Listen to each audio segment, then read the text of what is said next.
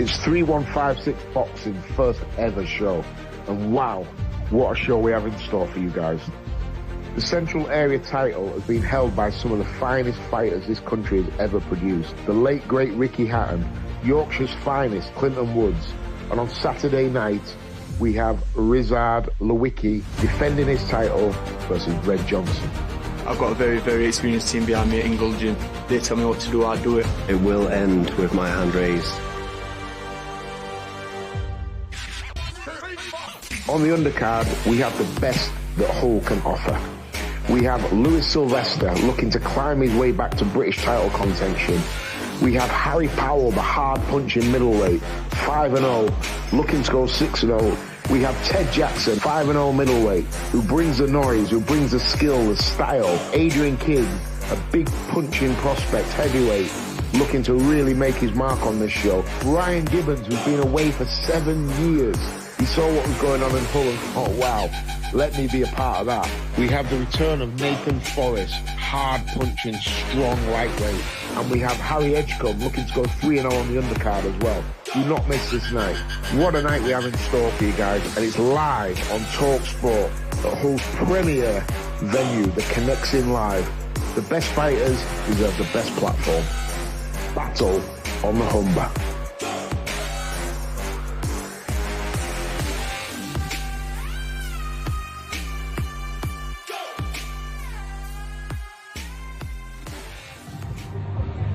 Hello and welcome to the Connexin Live here in Hull for what promises to be a very special evening of boxing. I'm your host Alex Maver, and joining me this evening is of course a legend, Duke McKenzie MBE, and the local legend, let's call it, Curtis Woodhouse. Curtis, this is 3156's first event. Tell us what we've got in store. Well, we've got an unbelievable night of boxing. I know I keep talking about it, but the headline fight is, in my opinion, one of the best fights that you can make, kind of at the level that we're operating at. If you could ask me to make any fight, it would be this one. It's a genuine 50-50 fight. Everyone I speak to is saying the same thing. As soon as I bring this fight up, they say the same thing. They all go, oh, wow, that's a great fight. So I can't wait to sit back and enjoy that one. And we've got some amazing local talent on the undercard as well. And you are, of course, talking about that Central Area title fight between Rizard Lewicki and Red Johnson. And Duke, we were speaking beforehand about the Central Area title fights and area title fights in general. They are special, aren't they? And often they're quite overlooked in the modern day. Unfortunately, area titles are overlooked, and they are really the it's like the flag-bearing sort of thing for any young and up-and-coming fighter now. This is where you cut your teeth. This is where you find out just how good you are and how you can potentially move on to the next stage. But the area titles, Central Area, Southern Area, that kind of title, they really, back in the day, meant a lot, and let's just hope they bring them back. Absolutely, and there's also a really interesting dynamic happening at 3156, because there's a lot of prospects who are both signed by 3156 and associated who are on the hunt for the British title. Yeah. Tell me about that. Well, nobody from Hull has ever won the British title, which is an incredible statistic. The amount of top fighters that have come from this city, the amount of top amateurs that year in, year out the city produces, nobody's ever won that British title. And now, in my opinion, for the first time in a long time, we have a batch of kids that I look at and think these have got a real chance. So yeah, the race is on. And leading the hunt maybe is Sylvester. He said that it is his dream to win that British title. Talk to me a bit about the Lonsdale belt, Duke, because it's such a prestigious belt. You know, the Lonsdale belt really is, in my opinion, the best belt that you can own. The Lonsdale belt. A world title belt is great, obviously, because you're world champion, but a Lonsdale belt really, it's an iconic piece of jewellery. It really is. And you know, let's just hope that somebody tonight wins the area title and goes on to become the British champion. And Curtis, look, talkSPORT, they are hosting this event tonight, and it's a massive partnership to be a part of. Just how much does it mean to you to be getting this kind of exposure so early on in your promotional career? Amazing. And when we have to sit down and negotiate with fighters and you know, try and sell our show to them, being partnered with talkSPORT, I've got to admit, it's been a huge pull. And hopefully tonight we can give them a show where they look at what we're doing and think, oh yeah, we want to be a part of that long term. We want to work with talkSPORT moving forward, and it's our job now to show what we can really do. And also your own career. Let's talk about that a little bit. I know you don't like to talk about it too much, but not only were you British champion, you're also a football player, a reasonably good football player, we can agree. What's a better feeling? A goal in front of the home fans or winning the British title? I always say nothing will ever top winning the British title for me. It was. Are you just saying that because we're at a boxing event, Curtis? Honestly, I mean, I don't mean this to sound arrogant, but when I was a young kid, I was always good at football. When I started as a professional boxer, I was ranked 189 in Great Britain out of 189, and I was there on merit. Yeah. It took me 9 years to become ranked number 1. So the amount of effort and desire I put into it, it just means so much more to me, you know. And I think the fact that we are in Hull this evening and there's so many local prospects on the card, it's such a big opportunity, isn't it, Duke, to be a local fighter on a stage like this in your hometown? Oh, it's absolutely huge. I mean, these guys will be walking down the road after tonight and people are going to recognise them, you know, as professional fighters, as champions. And for any young prospect that's coming through now, this is where you want to cut your teeth. Absolutely. And Curtis, talking about some of the local prospects we do have, just give me a bit of a rundown. Who should people really watch out for? Well, a guy that I train and manage, Harry Powell, a 6'7" middleweight, weighed in yesterday at 161 pounds, jumped on the scales this afternoon at 179 pounds. This guy's a freak. He's got real punching power, and he's got an incredible story himself, you know. He's a real prospect I'm really excited about. And we have Ted Jackson. There's not many better supported fighters in the country than Ted Jackson. You watch when he walks out today, the roof is going to come off. And again, we work with Sylvester, and he had one demand when we sat down and spoke to him: get me a crack at the British title. Really? So that's what we're doing, and we want to bring it back here. We have Ryan Gibbons, who's been out for 7 years, not boxed for 7 years, seen what we were doing, and was like, you know what, I think I want to come back. So we've got him on the card as well. You know, we've got Nathan Forrest. In my opinion, I said at the press conference, Nathan Forrest is the best fighter that no one's ever heard of.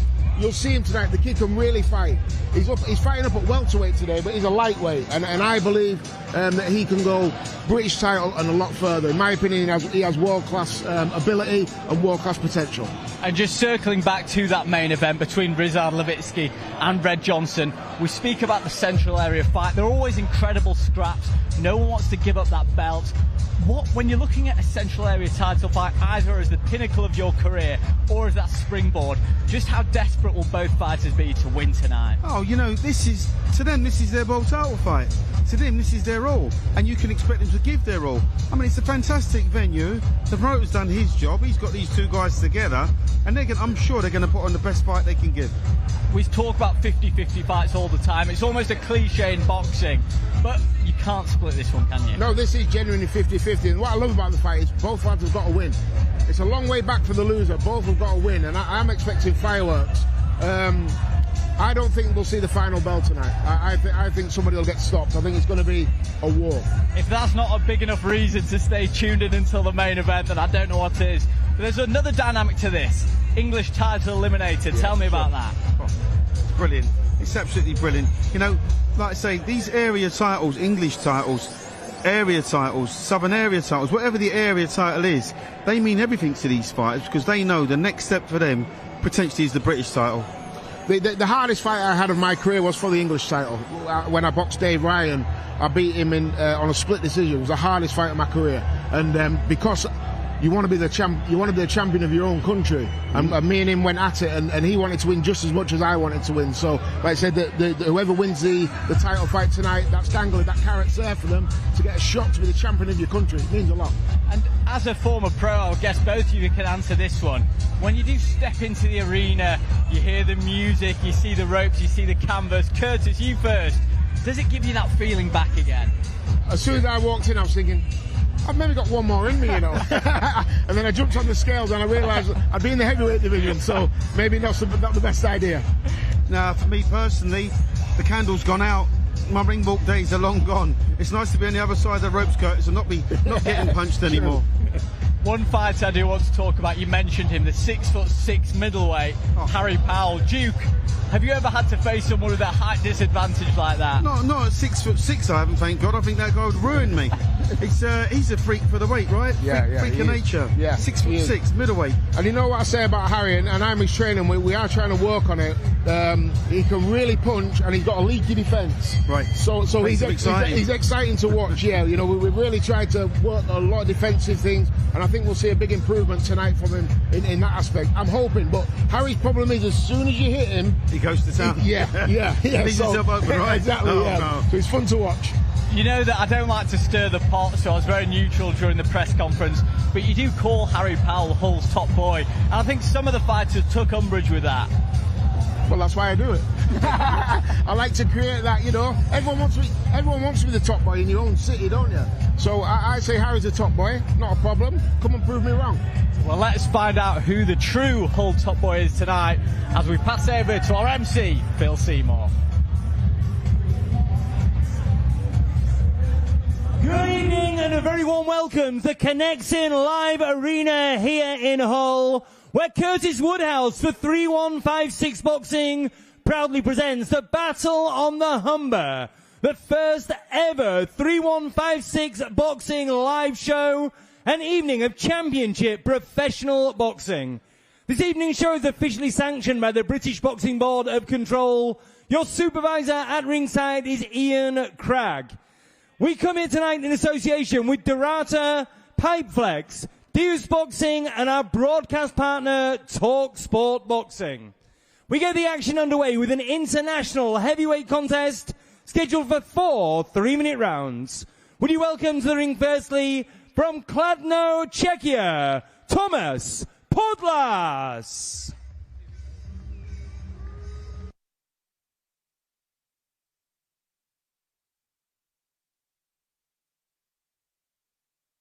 Welcome to 3156 first ever event here at the Connexin Live in Hull as Thomas Podlas from the Czech Republic makes his way to the ring. Duke, you told me about the arena beforehand. It looks pretty special in here. And his opponent from Newcastle upon Tyne, Stephen Disney Drago Robinson.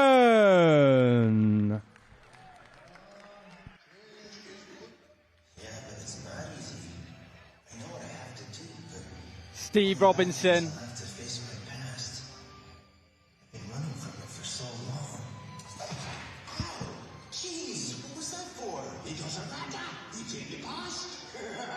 Steve Robinson making his way to the ring with a 6-3 record in that heavyweight division. Coming off a loss to Alan Babbage, so this is a real rebuild for Stephen.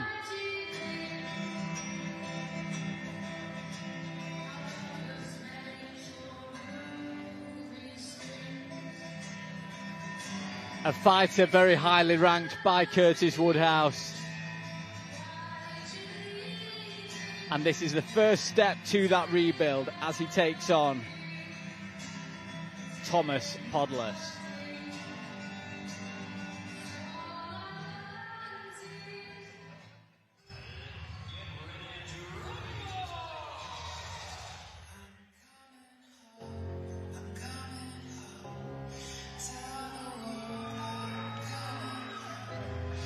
A great reception for Stephen Robinson as he makes his way into the ring to kick us off here at the Connexin Live in Hull.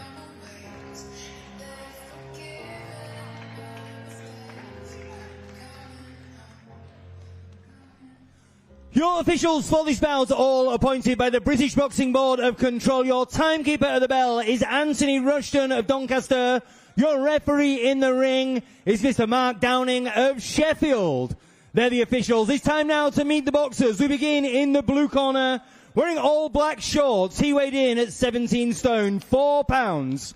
His record boasts 5 wins and 1 draw, all 5 wins coming by way of knockout.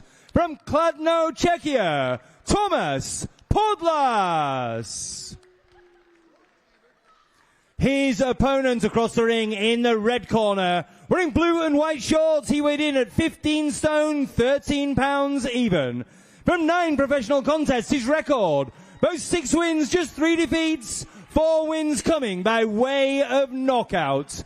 From Newcastle upon Tyne, Stephen Disney Drago Robinson. Your referee, Mark Downey, will give both boxers their final instructions. Thomas. Right, boys, you both know the rules. I want a good, clean fight. Listen to my instructions and make sure you protect yourselves at all times. Touch gloves, back to your corners. This is an international heavyweight contest scheduled for 4 3-minute rounds. Stephen Robinson on the rebuild, facing Thomas Podless. Duke McKenzie joining me this evening at the Connection Live. As we were saying before, Duke, this is the start of a rebuild for Stephen Robinson, coming off that knockout loss to Alan Babic. What is important to see as part of his team to show that he's getting back to the right track? Well, he's gone in with both hands. He's just gone straight onto the attack. So he doesn't look too shell-shocked at the minute. I mean, there's not too much coming back because obviously, you know, with Podlaz, he's just got his hands cupped around his head. He's not really offering too much. That was a good jab from him, having said that. Some good work in this opening round from Robinson. Podless does have a 5-13 record, but with that being said, all 5 of his wins do come by way of knockout. So there clearly is some power there, but not much coming back towards Stephen Robinson at this moment. Well, you know, listen, it's a 4-round fight, so, you know, they've got to get out the starting blocks really quick. Steve Robinson's got off to a good start. He's got both hands working. You know, he's got Podlaz backed up against the ropes. There's not too much coming back from him. No, he's really got Podless backed up in that corner. Another good jab there lands from Podless. Robinson keeps marching forward. Duke, in these 4-round fights, it must be important to really, when you're coming back to 4 rounds, to really try and make a statement here. Yeah, you've got to get out the starting blocks really, really quick because, you know, a 4-round fight is a sprint. You know, you ain't got time to think, really. You've just got to get your shots working, get your confidence really quick. But having said that, Podless just landed a really good right hand. Very good. The shots aren't, there's not an overwhelming amount coming from Podless, but when he does throw, he does tend to land. Yeah, he's landing on occasion. I mean, he's got his hands cupped above his head, whether he's waiting to, you know, just pot shot, but obviously Robinson's not giving him too much space. 2 big swings there from Robinson. Just catching Podless on the top of the head in these exchanges. But Podless does seem just to be waiting, maybe baiting, to get Robinson to bite on something. Robinson's telegraphing that right hand. I mean, he's absolutely, he's picked up the phone, he's dialed the number, and he's letting him know it's on its way. He should try and disguise it better. Come in behind the jab first. Use that jab to open him up. I think he must have heard you because he's using his jab now, and he used it just before to set up a right hand. Podless laterally moving around the ring. Robinson happy to follow and just try and hunt him down. Well, Podless has got to get going. He's got to get his hands working again because, you know, referee could step in at any time and stop this because it's totally one-sided. Another left hand lands from Robinson. Changes to the uppercut.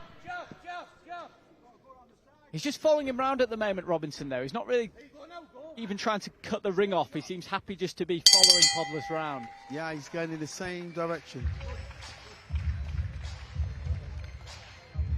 So in that first round, we saw Stephen Robinson walking Podless back up against the ropes, letting his hands go a bit, but we're not seeing too much coming back from Podless. I think that's fair to say. Yeah, I mean, listen, you know what? That was as one-sided first round as you could want. Good for Robinson, because this is how he wants to get his confidence back. He was allowed to dominate that round. He was allowed to just do pretty much, he had free reign, really. He was doing pretty much what he wanted because there wasn't a lot coming back. You would expect from Podless in this round, you know, to start opening up a little bit. So if he goes back again, that's 2 rounds down that it's going to need. You know, then he's only got 2 rounds to go, so he's going to have to really pull his finger out.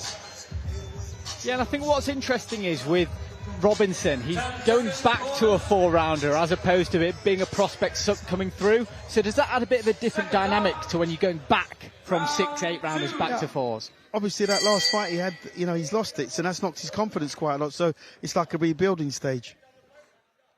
As we commence round number 2 of a possible 4, Robinson jabs into a right hand there. You know, the best thing Robinson can do is to measure him with that jab. If he just sticks it out and holds it on him before throwing the right hand, he'll get through. Because he's flicking the jab and there's no movement from Robinson on the way in or on the way out. He needs to put the jab out first and maybe hold it out for several seconds and throw that right hand right down the pipe, and he's going to get home. Yeah, good 1-2 lands from Robinson. But that Podless jab always seems to be on whenever Robinson overcommits himself in these exchanges. Podless just seems to pop out that jab. Yeah, that's the only thing he's doing right now, Podless. Is every now and again you get an occasional jab from him. He's doing a good job of survivals, Podless. Yeah, he's still surviving as we go into the 2 minutes remaining in round number 2 of this opening bout. So much action happening tonight at the Connection Live Arena, headlined by the central area fight between Rizard Lewicki and Red Johnson.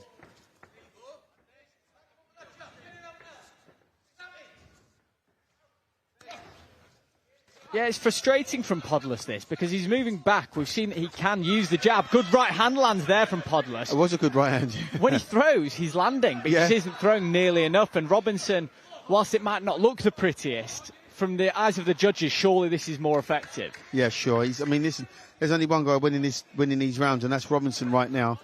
You know, work rate is high. His jab's not too bad, but he's walking in another good right hand there. Yeah, he's walking in quite recklessly.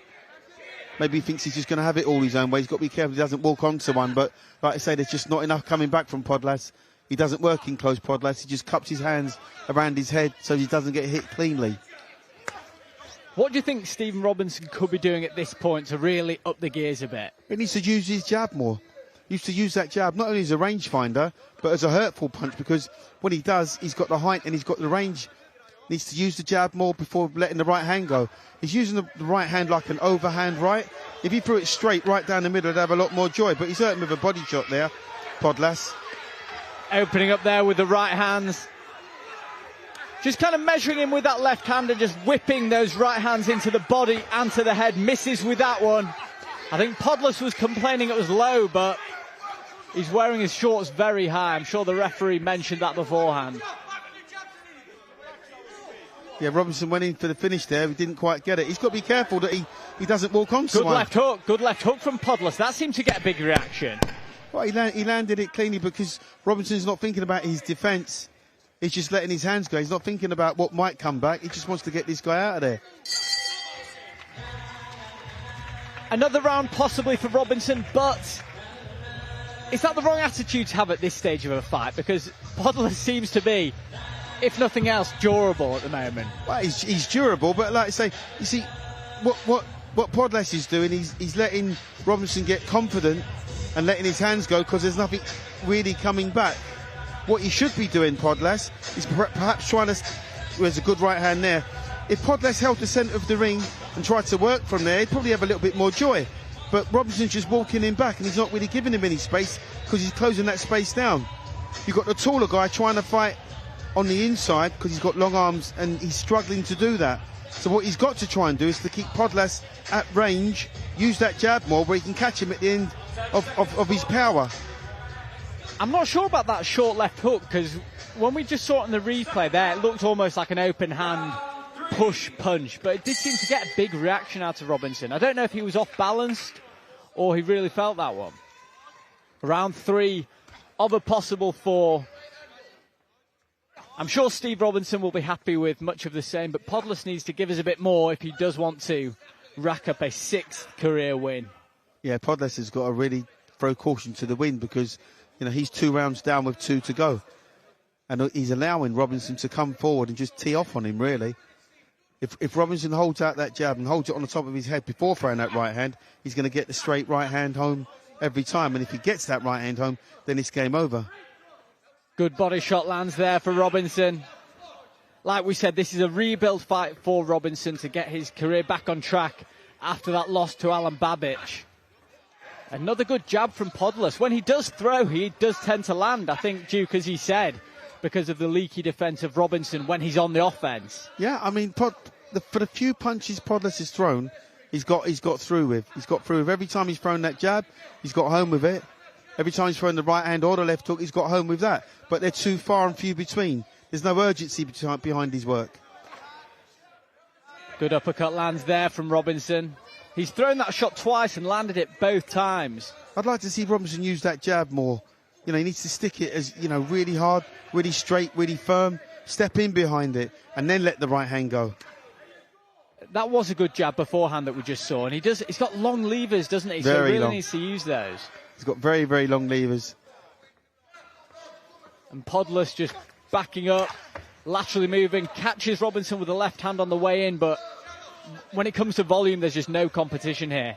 Robinson's letting his hands go a lot more. Double jab into a right hand, working the body. And Podolus doesn't like the body shots because every time he gets hit there, he almost turns away. Yeah. But then Robinson lets him off. Yeah, both fighters looked to the referee for a moment there. I'm not sure what that was about. Good work to the body this from Robinson. If he could shorten those punches up, Robinson, you know, turn those long sweeping shots into little hooks, he's going to get home. Good shot from Podolus lands, but a good right hand to the body from Robinson. Yeah, I think it was the right hand over the top. I think that was the one that did the damage. That was the risk that Podolus had to take to let his hands go, but he got caught by Robinson, who's pouring on the pressure now. Complaining of a back of the head shot there. Yeah, Podolus is looking for the trapdoor now. You know, he doesn't like what he's getting. He's not looking happy at all. That's the least of his worries, I think, taking that shot round the back of the head. Good work, clear round, 10-8 round for Stephen Robinson. It sounds like he must have heard your advice there, Duke, because when he did shorten up those punches, a bit less wild with them, getting in with his jab, then we saw what happened. So he's measured him with that right hand, with his jab. Tried the uppercut there, that didn't quite work, but he keeps measuring him with that jab. He's got free rein with that, really. If he used that jab more stern and pushed it right down the middle to open Podolus up and then put the right hand behind it, gets home. And that's just utilising his reach advantage here. Yeah, that right hand did clip him just behind the ear there. And then a right hand to the body on the way down. I think that was a matter of time because Podolus was leaving himself. Although seconds out high, for your fourth and final round. Inviting on pressure and inviting on shots from Stephen Robinson. As we head into this fourth and final round, the opening bout of the evening, and we've already had a knockdown, Duke. Well, you know, Robinson's winning everything. He's won every round completely so far. He's got the knockdown, so he's full of confidence. He started this fight very confidently, you know, and Podolus now is just surviving. Opening up well now, Robinson. Podolus just poking out the odd attack. Do you know, every now and again when Podolus does let that left hook go and he catches Robinson with it, it wakes him up. But Robinson has him exactly where he wants him, back against the ropes, heading into the corners. Then he can just unleash some attacks. Another good right hand lands. Podolus's punch accuracy has probably been very high, but he's only thrown about 5 or 6 punches around. Exactly. You know, he's not got a high work rate at all. He is surviving, but he doesn't have a high work rate, and he's not really interested in throwing too many punches when Robinson lets his hands go. That was a nice right hand to the body from Robinson. Got a big gulp of air from Podolus. Marching forward has been the theme. Left hook lands from Podolus, but Robinson lands another right hand to the body, then head, measuring with the jab. Senses a finish here. He's certainly putting it out there, Robinson. He's certainly putting both hands out, and you know, he's certainly trying to close this show. He wants to make a statement. He's brought some fans down from Newcastle. He's ahead on the scorecards, but in his eyes, and in a lot of the eyes of the people here, Podolus is there for the taking. Absolutely. He's absolutely there for the taking. It would take one good combination from Robinson, and I'm sure the referee would stop this one. Yeah, both men look tired at this point of the fight. Podolus more so. We need to see something back from him. I think the referee's taking a close look. Robinson just working to the body of Thomas Podolus. Yeah, Robinson just taking little chips, taking little bites out of him, trying to open him up. But Podolus won't do that. He's not playing ball. He's just cupping his hands and he's just surviving. Right hand almost got through, but Robinson's guard was up for that one. Yeah, we're coming to the end of the fight now, and I'm sure just one really good attack from Robinson, and the referee might even stop this one. Right hand lands from Podlas. Yeah, I think Robinson's complaining about some of the holding going on at this stage. Podlas does look very tired there. He just wants to see the end of the round, see the end of the fight so he doesn't get stopped. Which I think he might do. Yeah, nothing doing. Stephen Robinson will definitely be getting his hand raised after that one. It's a shame, really, because when Podlas did throw, he was landing, but what can you say? Yeah, he wasn't busy enough. You know, he did play the survival role quite well because he's got to the end of the fight. He's not, you know, he was hurt in the third round, but other than that, he wasn't any real trouble, Podlas. But Robinson, to his credit, just kept marching forward and trying to pick that lock, trying to open him up. The action is very much underway here at the Connection Live in Hull. 3156 Boxing Promotions debut underway, and so much action ahead of us. A lot of local fighters from Hull and the surrounding areas. We've got Ted Jackson coming up, Hull's top boy Harry Powell in action against Dmitri Prokunis.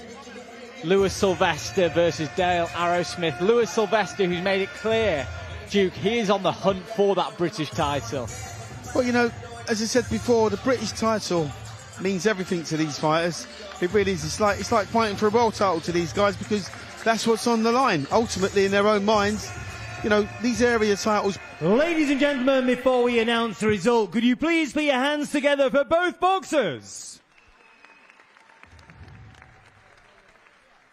After 4 rounds of action, we go to referee Mark Downing's scorecard. He scores the contest 40 points to 36 points in favour of your winner. From Newcastle, Stephen Disney Drago Robinson.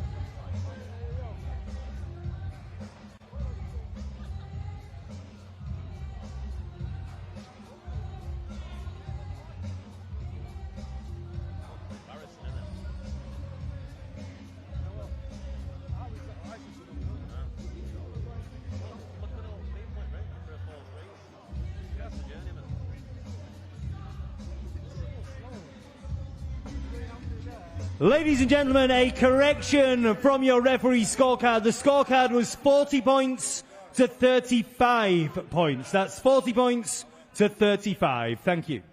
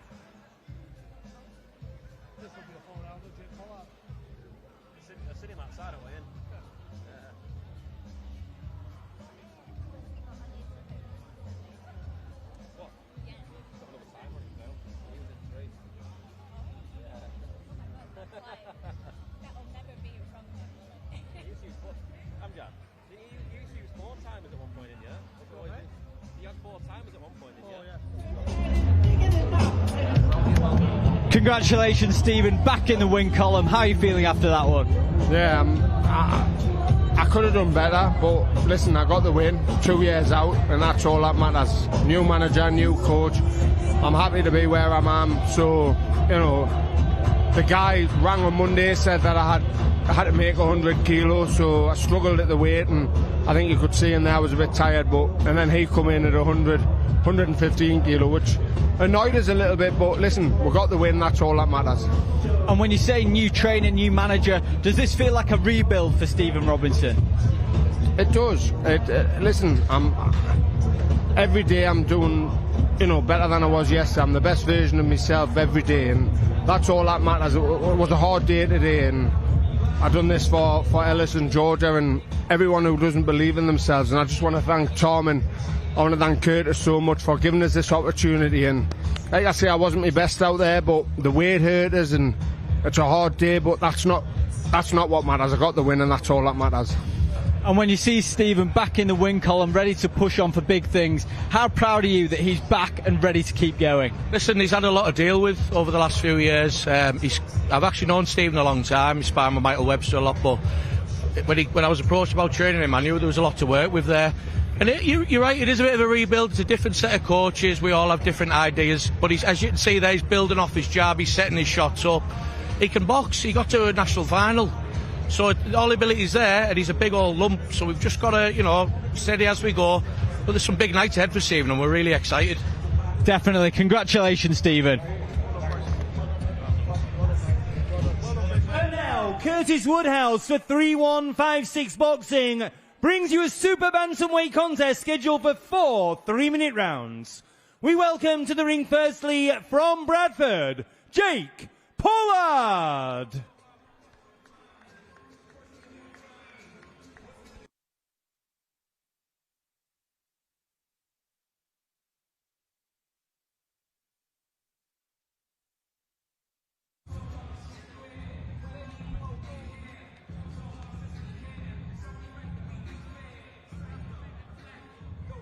And his opponent proudly boxing in his home city of Hull, Ryan Iceman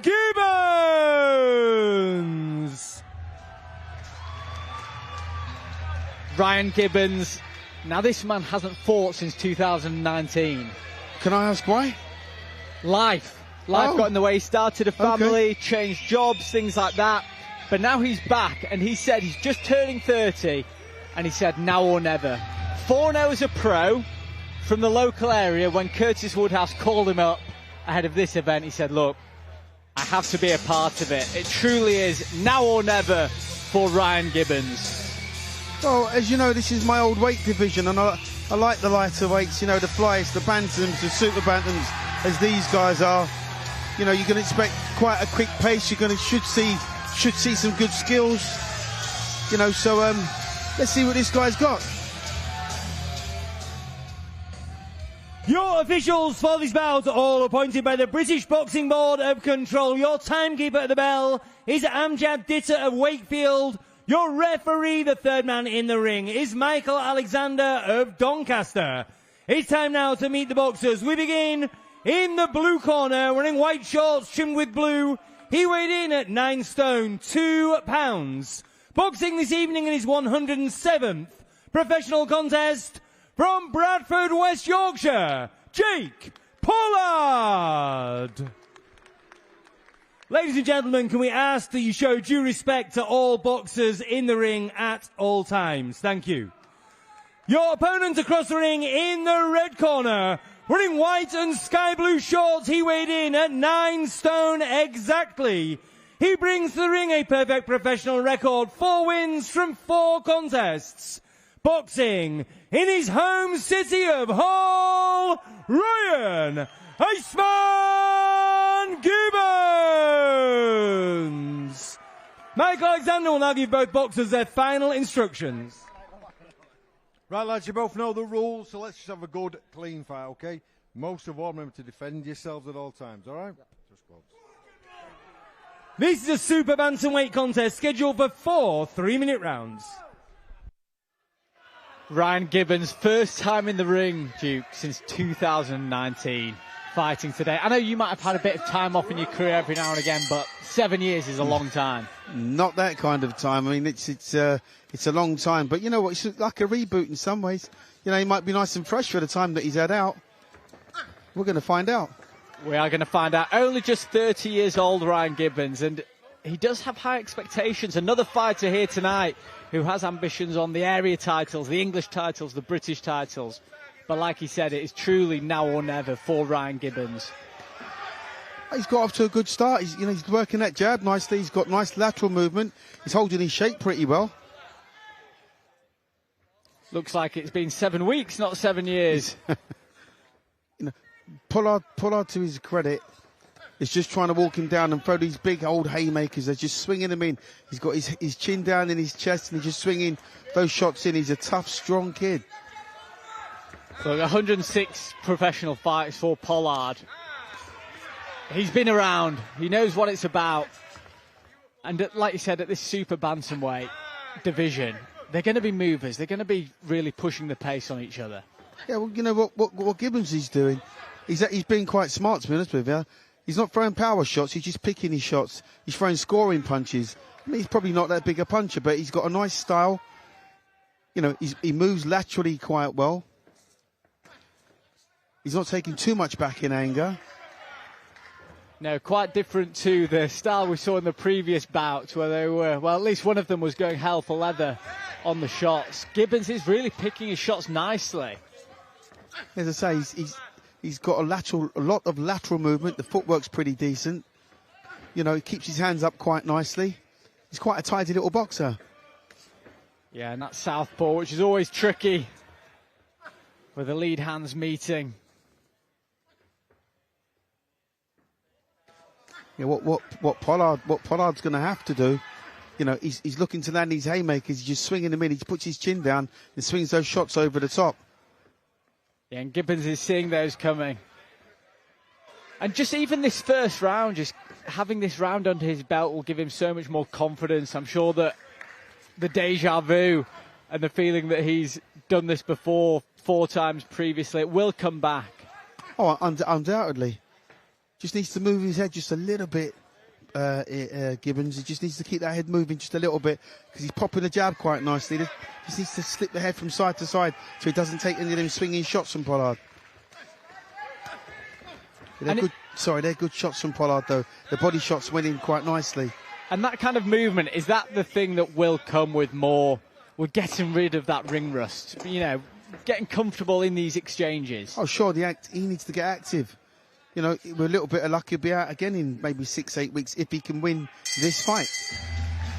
Good round there for Ryan Gibbons, his first round in the professional ring since 2019. Great to have him back here in Hull at the Connection Live, which is filling up nicely ahead of the main event, which is our Central Area title fight between Rizard Lewicki and Red Johnson. And talking about ring rust, because you can't really get rustier than 7 years out of the ring. How long does it take to get back to how you normally feel, you know, when you're a regular active fighter? Well, you know, you hit the nail on the head there. It's all about being active. You know, if either of these guys are fighting regularly, you know, every 2-3 months, then your timing comes back. You shake off ring rust, and, you know, your stamina increases, your timing improves. You know, it has so many benefits from just being active. There'll be absolutely no rust on Jake Pollard in his 107th fight, fighting every few weeks. And it is fighters like Pollard who are the backbone of this sport, who show up week in, week out, put in the solid rounds.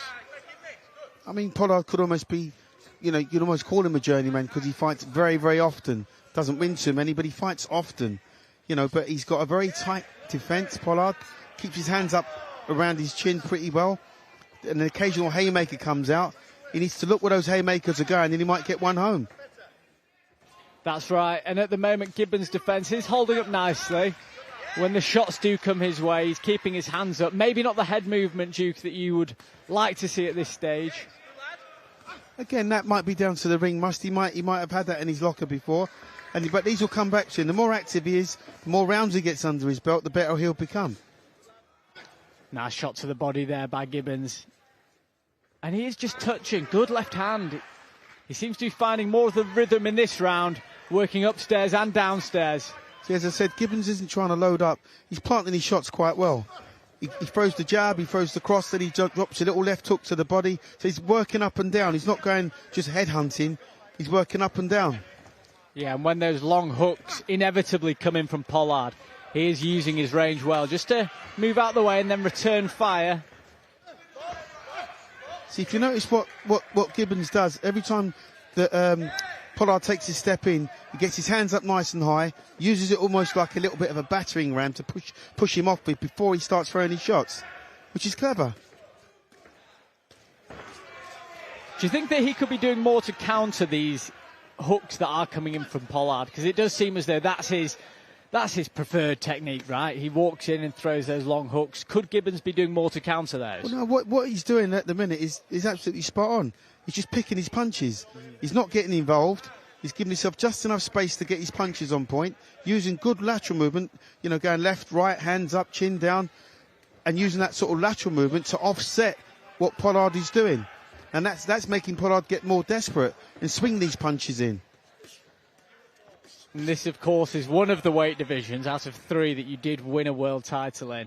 And it's a nice blend, super bantamweight, isn't it? Because they're bigger than the flyweight, so maybe you get slightly bigger punches, but it's always so fast. Well, you know, there's a lot of skill involved in these lighter weight divisions. And if you look at what Gibbons is doing, he's quite a skillful little operator. You know, he throws nice little clusters of punches. He's not a big puncher, but he works up and down. He works to the head, then he goes to the body.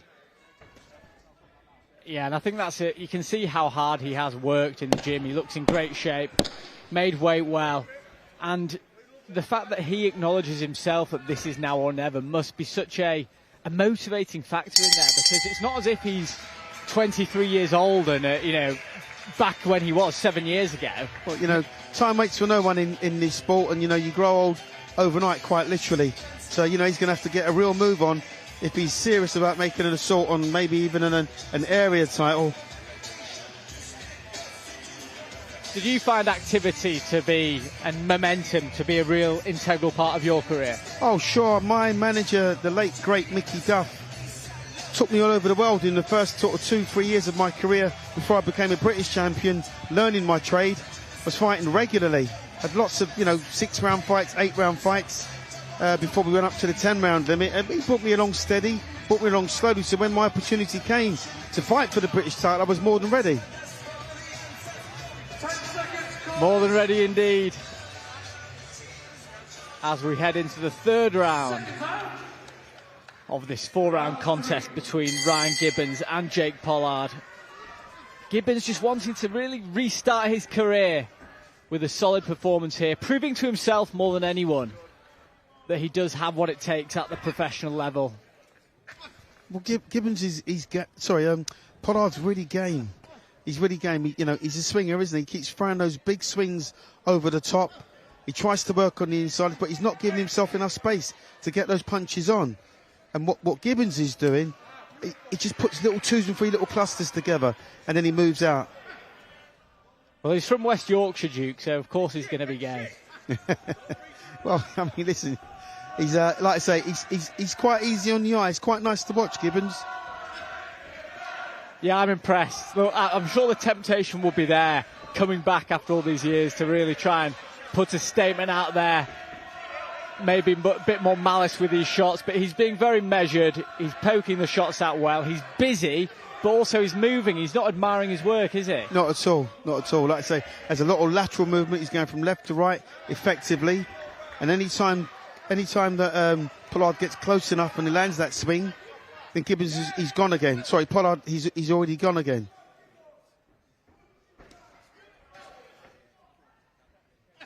Good work there by Gibbons, just moving out the way of the onslaught from Pollard. But I think as well, having these 2 and a bit rounds under his belt now, knowing what to expect from Pollard, who will just walk forward, playing to the crowd there a bit. He'll walk forward, he'll come forward with some big hooks, I think that now Gibbons knows what's coming his way, he can really find his rhythm. Yeah, well, you know, he's gaining confidence all the time, isn't he, Gibbons? You can see now he's got Pollard on the back foot. He's looking to plant these punches. He's throwing quite a hurtful jab. That jab's going right down the pipe. It's a good shot. And the left hand looks very quick. I've seen it just land on the nose of Pollard a couple of times now in the last 15 seconds. Good work there. Off-balanced Jake Pollard. His corner enjoyed that one. So Gibbons threw a beautiful sort of, we call it a screw shot in the gym. It's like a lead sort of a long uppercut, which he landed quite effectively. But he moves quite well, Gibbons. You know, he's quite light on his feet. He keeps a nice defence. He's got a decent work rate. This is the ideal sort of prep to get himself going again. Yeah, Pollard lands a good left hand there, but as it stands, should the next round and a bit continue like this is Gibbons' fight, right? Do you think it's maybe a case of him implementing a lot of the stuff that he'd maybe forgotten in the gym beforehand, getting used to working with his team again? Well, you know, it will come back to him. It's like muscle memory. The more rounds you get under the belt, the more your repertoire punches starts to come out. That's another round for Gibbons. And he lost 20 kilograms as well in this fight camp to get here. So during his time out, he hadn't been living the life like a boxer just outside of fight camp, but who knows, they might get called up at any moment. He'd put on the weight and he had to lose it. That could play a factor in not only moving forward if he can keep to that kind of dedication, but just shows what kind of professional he will be moving forward. Well, you know, I'm sure there'll be a reason for him putting on that amount of weight. Obviously, not fighting, not being in the gym, not being around these sort of like fellow sort of boxers and mixing that sort of circles. You know, you can live a normal life, and when you live a normal life, you put weight on. So I'm glad to see he's back. I'm glad to see he's got his weight under control, and it's quite a good performance from both boxers. 10 seconds, corners. Yeah, we did see a nice left hook land in that round from Pollard. Seconds out for your fourth and final round. And maybe that's just a little reminder to Gibbons that, yes, you're having the success, but I'm still here. I'm not going anywhere. Oh, yeah, listen, Pollard's fresh. He's still got lots of power, you know, going into this final round. He's still got a lot of power. So, you know, Gibbons has to be on his guard, and he's boxing quite well off the back foot. Keeps flicking out that little jab, and he shoots a little shot to the body. And then he gives him the lateral movement. He goes missing on him. No, the movement's been very impressive from Gibbons, especially given the time out of the ring. Yeah, it's a real decent performance. Like I say, given the time he's had away from the sport. Pollard has him backed up in the corner, just in front of our commentary booth here. Gibbons escapes through the back door. Yeah, these two are playing mind games with one another because, you know, Gibbons just give him a little wink there, and Pollard just give him a little nod of approval when he got caught with that shot. Yeah, there it is again. There's that straight right over the top there from Pollard. I like Gibbons just there using his jab whenever he sees those long looping hooks coming. Good work here by Gibbons, opening up a bit more. Couple of 1-2s down the pipe.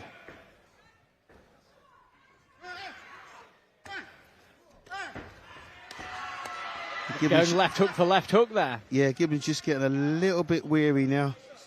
You know, just getting a little bit tired. He's worked so hard for these first 3 rounds. He's put a lot of work in, and you know, to his credit, Pollard, he keeps walking him down. He keeps coming forward. He's putting the pressure on. He's making him work. He's having to work for this victory. Make no mistake about that. With this lateral movement, that's a real difference maker, isn't it? An active fighter might not feel that over 4 rounds like someone who's had this time off would.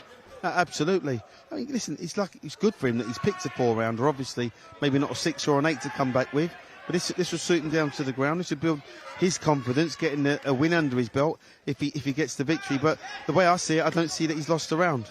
No. This is a closer round, but he's not losing the round. No, there's a couple of nice right hands landed there for Pollard.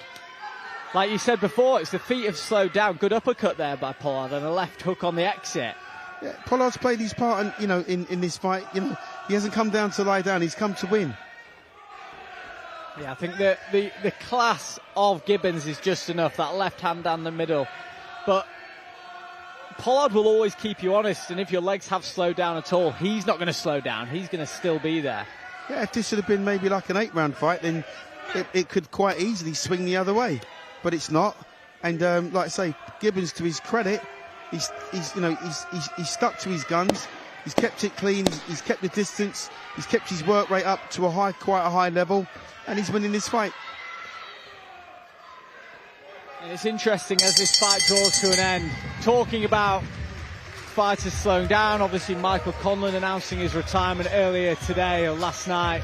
The legs are the first things they normally say that do slow down. Unfortunately, particularly in the lighter weights, once your legs go, it's game over, really. So, yeah, unfortunately for Mike Conlan, it's game over.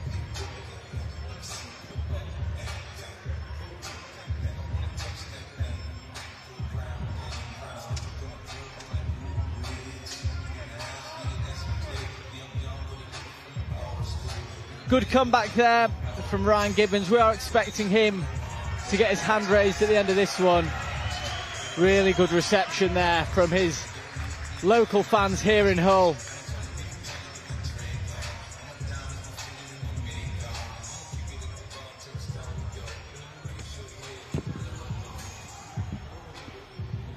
Ladies and gentlemen, before we announce the result, could you please put your hands together for both boxers? After 4 rounds of action, we go to referee Michael Alexander's scorecard. He scores the contest 39 points to 37 points in favour of your winner from Hull, Ryan Iceman Gibbons.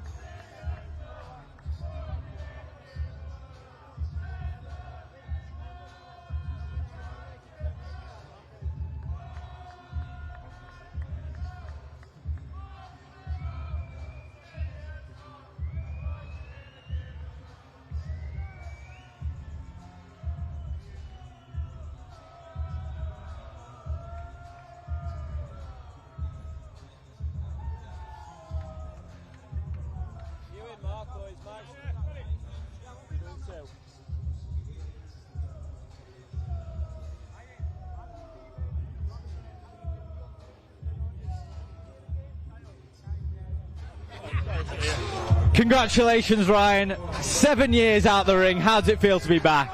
Amazing. I mean, so this journey started back in March time last year when I sat down with Curtis, up at 85, 86 kilo. Back then it was just the talk about there, and how quick this has come round is absolutely mental. It's fantastic to be back. I'm loving it. I mean, ring rust is one thing, but having 7 years out, did you feel the ring rust in there?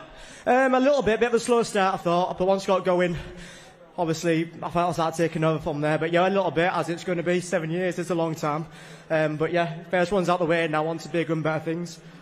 Before we speak to your team, I'm just going to get a quick word with Curtis. Curtis, what was the conversation like between you and Ryan before he fought here tonight? Well, we sat down and without making myself sound too old, Ryan used to watch me when I was boxing, so we've got a long relationship. And he sat down and said, I want to come back again. And I says, well, listen, let's make it happen. And listen, let's give credit to his opponent tonight as well. Jake came in at the right go, and I thought Ryan at times looked really, really classy. He's been out for a long time, 7 times, so we're going to build him slowly. We're going to do the job correctly. And 2027, we're going to go and try and get some titles. Amazing. What did you make of your man's performance? Extremely proud of him. Proud dad tonight. Very proud dad of him. You know, as I say, all literally over a turnaround in 11 months to have gone from 86 kilo down to 58 shows we all can lose that little bit of poundage, no problem. He's a testament to that. And full credit to Jake. We saw the best Jake Pollard tonight. He came and he tried to nick one on the road there, and he had to be on his game to do it. Great one to get the first one out of the way. Dead proud of the lad. Well done. Ryan, when we spoke the other day, you said now or never. Are you still feeling the same way? Exact same way, if not it's even more now than ever. I mean, we've got a 3-year plan with Curtis, as I mentioned to you the other day, and obviously there's a fair step on that road. Onto big things coming up towards the end of this year, definitely next. But yeah, get buzzing through it. Congratulations, Ryan Gibbons! Can I just say one more thing? I want to dedicate this performance tonight to a dear friend that we unfortunately lost a few months ago. Dan Allen, obviously, we'll love you, we'll miss you. I've got his beautiful family up in the tears. So I want to dedicate this performance here tonight. We'll love you and miss you, mate. Thank you. Beautiful words there, Ryan. Thank you.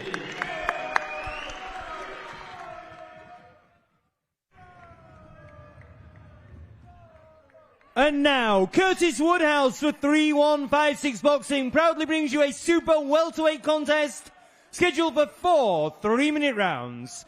We welcome to the ring firstly from Hull, Liam McMillan.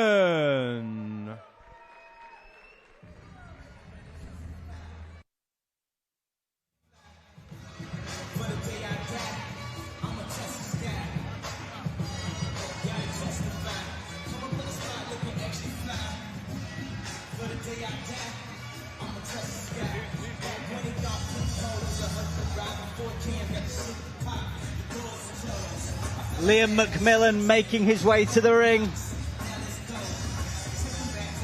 2-5 fighter facing Henry Cooper, a name you like very much, Duke.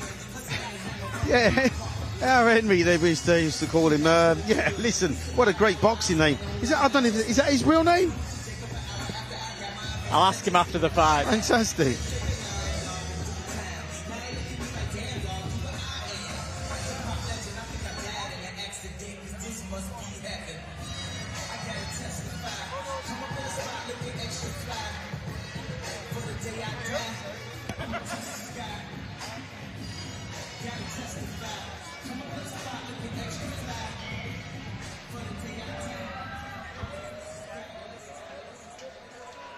And his opponent from York, Henry Cooper.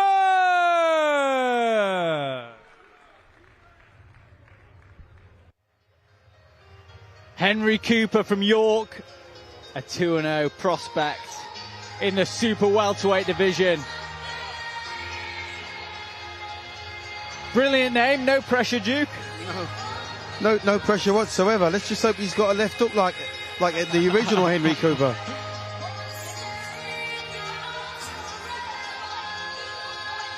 So good seeing fighters from the Yorkshire areas with a platform like this on talkSPORT at this fantastic arena, the Connection Live. And Henry Cooper looking to push on from his 2-0 record in a fantastic division. Your officials for this contest appointed by the British Boxing Board of Control. Your timekeeper at the bell is Anthony Rushton of Doncaster. Your referee is Michael Alexander, also of Doncaster. Now time to meet the boxers. We begin in the blue corner, wearing white and gold shorts. He weighed in at 10 stone, 8 pounds. His professional record boasts 2 wins from 7 contests. Hailing from Hull, Liam McMillan. And his opponent across the ring in the red corner, wearing beige and black trunks, he weighed in at 10 stone, 11 pounds. He brings to the ring a perfect professional record, 2 wins from 2 contests. Hailing from the historic city of York, Henry Cooper. Referee Michael Alexander will give both boxers their final instructions. Liam. Right, lads, you both know the rules, so let's just have a good, clean fight, okay? Most of all, remember to defend yourselves at all times, all right? Touch gloves. This is a super welterweight contest scheduled for 4 3-minute rounds. Here we go, Henry Cooper versus Liam McMillan. 4 3-minute rounds in the super welterweight division. We heard some good noise for Henry Cooper here, a 2-0 professional looking to extend that this evening.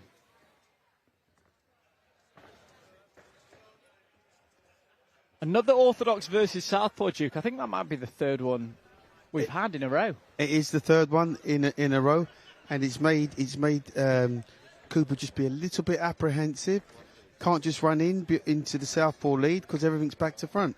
So to his credit, McMillan, he looks like he's got a nice style. He's got his hands up nice and high, you know, he's southpaw, which makes it awkward for Cooper initially. Cooper's got to keep going around to his left and popping that jab over the top. He looks busy though, Cooper, landing some good shots already. Really working at backing up McMillan. Well, McMillan returns fire with a left hook, which Cooper catches on his guard. I know, Duke, you just want to see a big left hook from Henry Cooper. Well, you know, I mean, listen, he's taking the centre of the ring. He's got McMillan on the back foot, which is exactly where he needs to keep the southpaw. He needs to keep going around to his left, popping that jab, try the right hand down the middle and come back with the left hook over the top. Sounds complicated, but there it is. He's just done exactly what I said. Good work to the body and then head. So what does Cooper have to do differently because McMillan is in opposite stance? Well, do you know, he's just done it. He's switched from left to right. Cooper, his stance, he switched from his right stance to his left stance. He's trying to confuse McMillan if he can. He throws a nice double hook, does Cooper.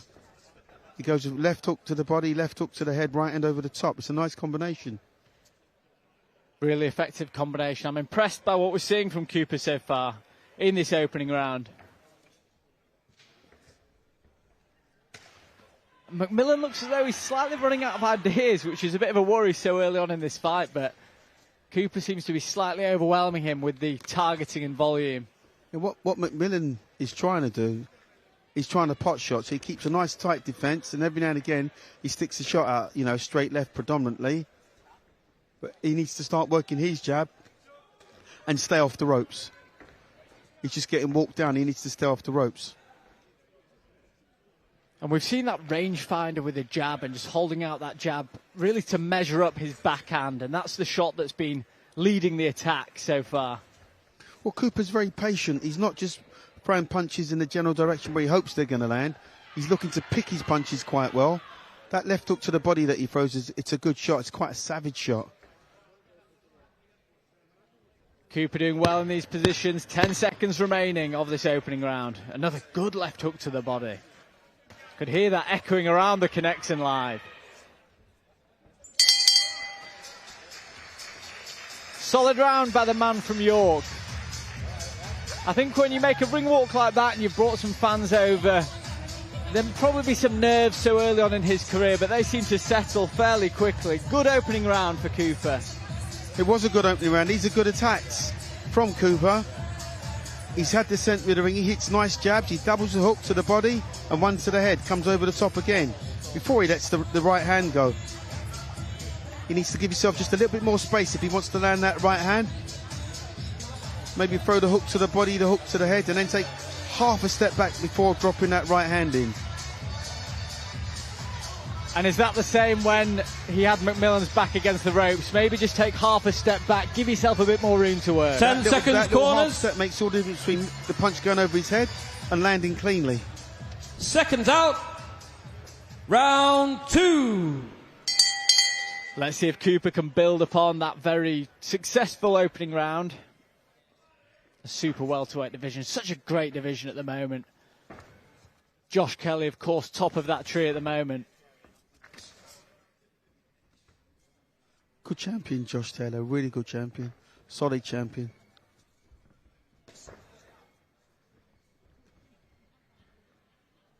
Very patient Cooper, which is so good to see in a young fighter. Well, listen, he'll need to be patient because every now and again, like I say, McMillan drops a straight left right down the middle, which is the only shot he's had any real effect with so far. Busy with the jab in the face of McMillan. I do want to see that right hand coming in again from Cooper. McMillan ducks just underneath it, but he seems a bit too close to really get the most impact out of that shot. Cooper needs to shorten those punches on the inside. When he hooks to the body and hooks to the head, if he shortens those punches up, he'll connect cleaner. There's the hook. Right hand, yeah. Once he drops that hook to the body, if he shortens that hook to the head, it's going to land. But it's a little bit wild at the minute. He throws a nice left hook to the body. The right hook comes over the head. It's too long. And with his arm extended like this, the way he just touches out with that jab, doesn't really let him have a power jab, but he's just keeping the distance, right? Keeping the range. He's pouring with that jab. He's just pouring it. That's like his rangefinder. He's using it just to find the range where he can land the bigger punches. Good left hand from McMillan. Gets a smile from Cooper.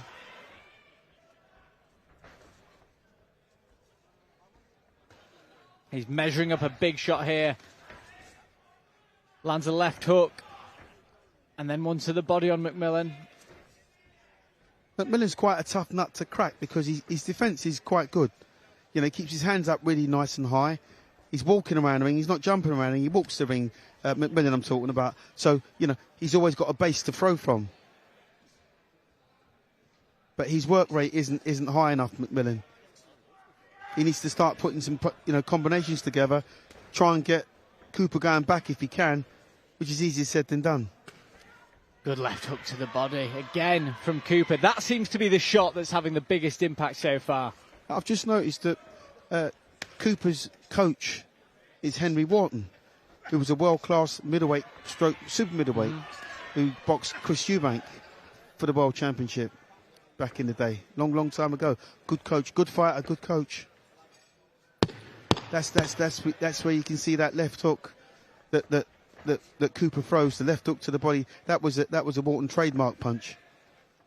Well, he's really been ripping it in that second round. Landed a good few times against the tough and durable McMillan. A good couple of rounds from Cooper there.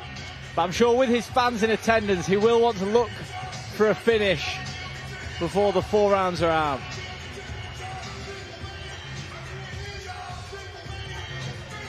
So much more action to come here at the Connection Live. Rizard Lewicki against Red Johnson.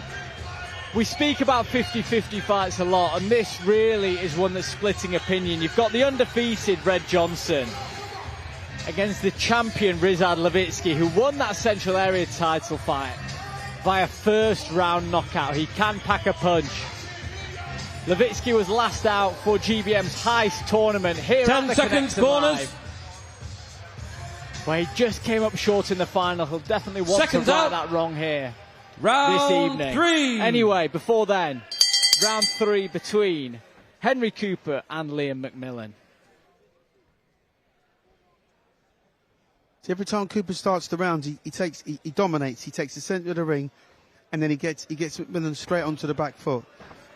If he uses that jab more, doubles it, triples it up, and then works that left hook to the body, left hook to the head, straight right, he'll probably get through because there's not too much coming back from McMillan. Yeah, good left hand there. 2 left hands there from McMillan to the chest of Cooper. Trying to deal with the pressure, the early, like you said, Duke, that early pressure, inevitable pressure from Cooper. You know, these fights, they're all learning curves. They really are. You know, in my eyes, there are no winners, there are no losers, because you know what? It's a short distance. And with that distance, you just got to get your shot on point. You've got to get off quick. So, you know, I mean, listen, Cooper's going to win this on work rate alone. Because, you know, for every one McMillan throws, Cooper throws 3s or 4s. So, you know, he starts this round at a deficit. You know, in order for him to get on top, or at least get a share of the round, McMillan, then he's got to let his hands go.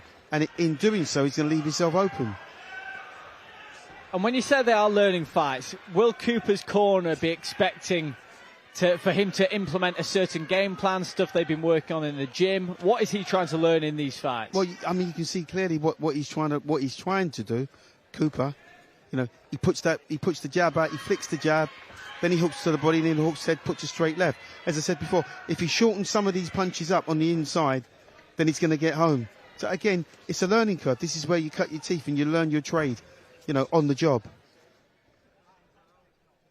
And against a southpaw, tricky operator in McMillan, maybe not throwing too many punches back his way, but still a problem to overcome at this stage of his career will be an interesting one for him. You know, fighting the southpaw at this stage in his career can't hurt him. You know, as he goes along and gets more successful, I'm sure there'll be 1 or 2 more southpaws along the way. So this is a good place to cut your teeth. A beautiful rip to the body that he does have. Really dips his weight into it. But McMillan's clearly got a durable body as he takes another one there. Like you say, the Wharton trademark out in full force this evening.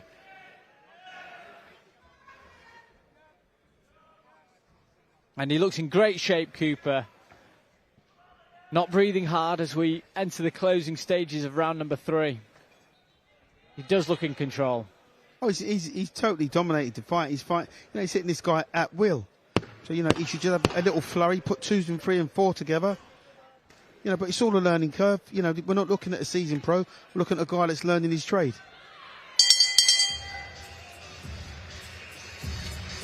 Another round in the bank for Cooper.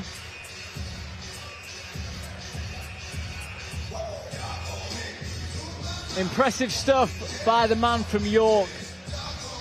As you said, Duke, he's in the driver's seat for this fight. I'm sure his corner will be asking maybe more from him, some different looks in this final round. Yeah, I'm sure, Cooper, if he just needs a little bit more variation. Again, it comes with time, it comes with patience, it comes with experience. Right now, he's doing everything that's asked of him. I'd like to see some more jabs from him, more solid jabs from him. Try and use that jab up and down, work that jab to the head and the body, because he's got time to use it. Not just as a rangefinder, but he needs to be more accurate with it, so he can put his right hand over. And how much of that experience is also for your fourth not only and fighting final round. 4 rounds where we want you to put in some stuff you've learned in the gym, you're also going to be live on talkSPORT in a big arena with lights and music. That's all part of the experience as well. It's all part of the experience, yep. But he's taking this experience, he hasn't seen it as pressure, because he's very, very relaxed, he's very, very calm. Still pouring with that jab, needs to flick that jab right harder, more solid. Drop it downstairs and then put the right hand over the top. Then drop the left hook in. Smiles exchanged in this final round. McMillan just feinting a bit, looking for that left hand, which he has landed, particularly on the chest of Cooper. Yeah, unfortunately for McMillan, when he throws his straight left, he's just a little bit out of range. Bit of grappling there in the final round, a bit of something different. The UFC's on in London, not in Hull, this evening. Yeah, McMillan's just a little bit out of range because he's finding the height and the reach from Cooper. That's offsetting him. He's not getting his shots on point. I'm liking these feints from Cooper there. We didn't see as many in the earlier rounds. Just trying to get McMillan to bite on something, I think. Listen, if he's going to feint, then he's got to put something behind it. There's that left hook again. Good right hand there from Cooper. And a couple of jabs upstairs.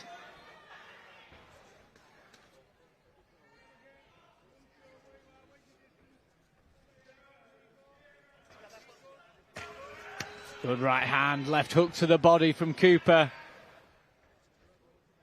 It's been the tale of the fight, hasn't it, Duke? Oh, Cooper's only going to improve because, as you cut your teeth on these 4-round fights, the 6-round fights, you put little combinations together. And when you get a longer duration, you start going from 8 rounds and then potentially 10 rounds. All of these little tests that you have early on, they come to fruition because you get muscle memory creates itself. And once you rely on that, then you can up your work rate. Couple of good right hands landing there from Cooper. And like you said, Duke, he's just that bit further away now, so he's fully extending those shots before they land. Yeah, Cooper's having a lot of fun in there now. He's sort of like going through the gears a little bit, if you will, particularly with his sort of like footwork. He's very comfortable where he is. I just like to see him put a nice little combination together. 2, 3, 4, 5 punches to the head and then go to the body. The output from McMillan has really slowed down with 30 seconds to go in this final round. Misses with a left hook there. Good right hand from Cooper. Taking those little half steps to close the distance. Right hand partially lands. Good left hook from Cooper.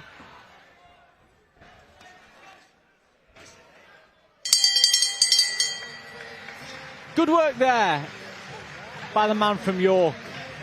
McMillan, a tough adversary, but not enough in my eyes.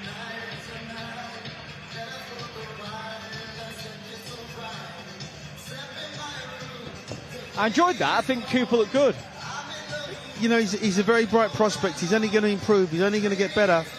Like I say, when you cut your teeth on these little 4-round jobs, then, you go to 6, then you potentially go to 8 rounds. that's when you're really going to see the best of this boy. Brad didn't keep his weight under control. You know, he's a big lad for the weight. And you mentioned about being comfortable in there, and he clearly was in that 4th round, and that kind of experience is so invaluable as you do go up the ladder. Well, you know, like I say, he's hardly breathing, so you know there's a lot left in the tank. It's a nice victory. It's a nice one to get, you know, it's a nice victory. It's nice to get another win on your belt, and the show goes on. The show goes on indeed, as we hand over to Phil Seymour to make this one official.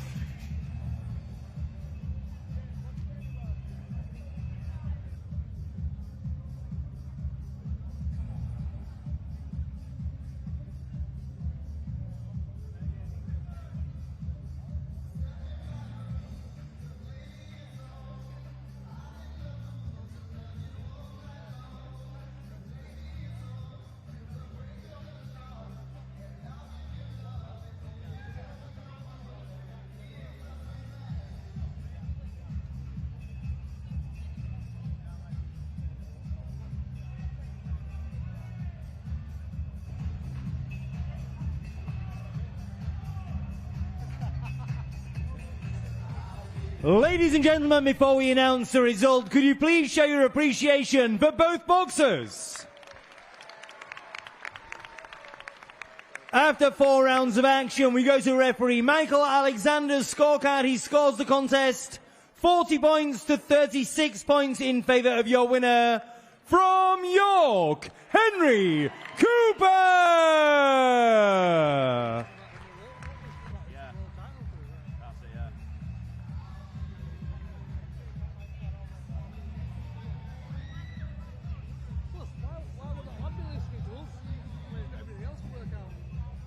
Said to him over there? Yeah.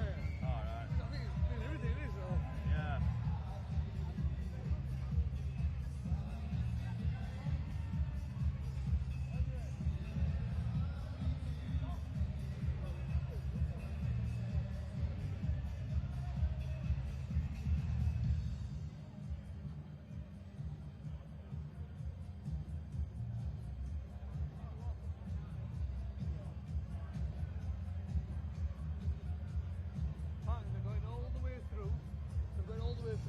Apart from Harry Powell's fight, the rappers coming out. Is that what it is? Was the support act for Coldplay last week? I hear someone saying. When's Harry Powell on? Is he last? I think I've got his fight 8 rounders. Oh, okay. So that's 3rd fight. So after your next one. Oh, okay. Right.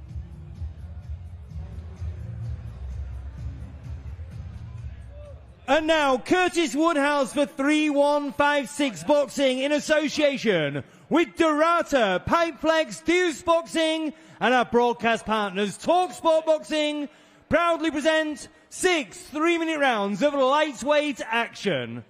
Would you welcome to the ring firstly from Southampton, Matthew King.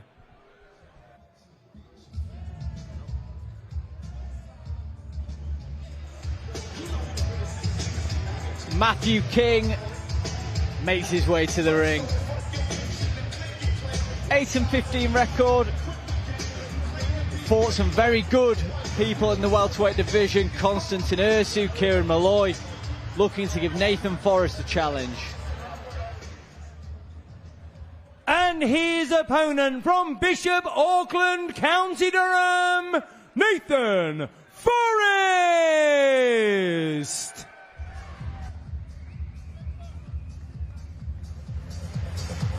Nathan Forrest returns to action after a year out of the ring.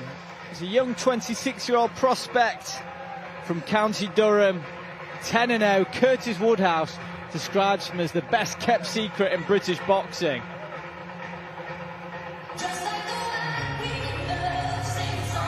Really wants to kick-start his career, starting this evening.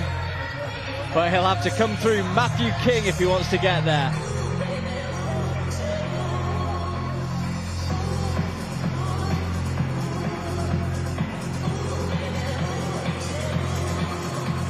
The connection live, bubbling up nicely now.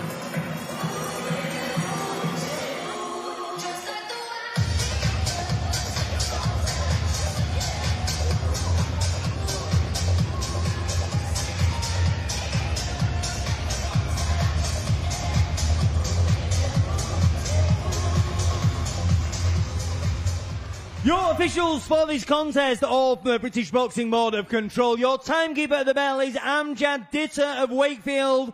Your referee is Mark Downing of Sheffield.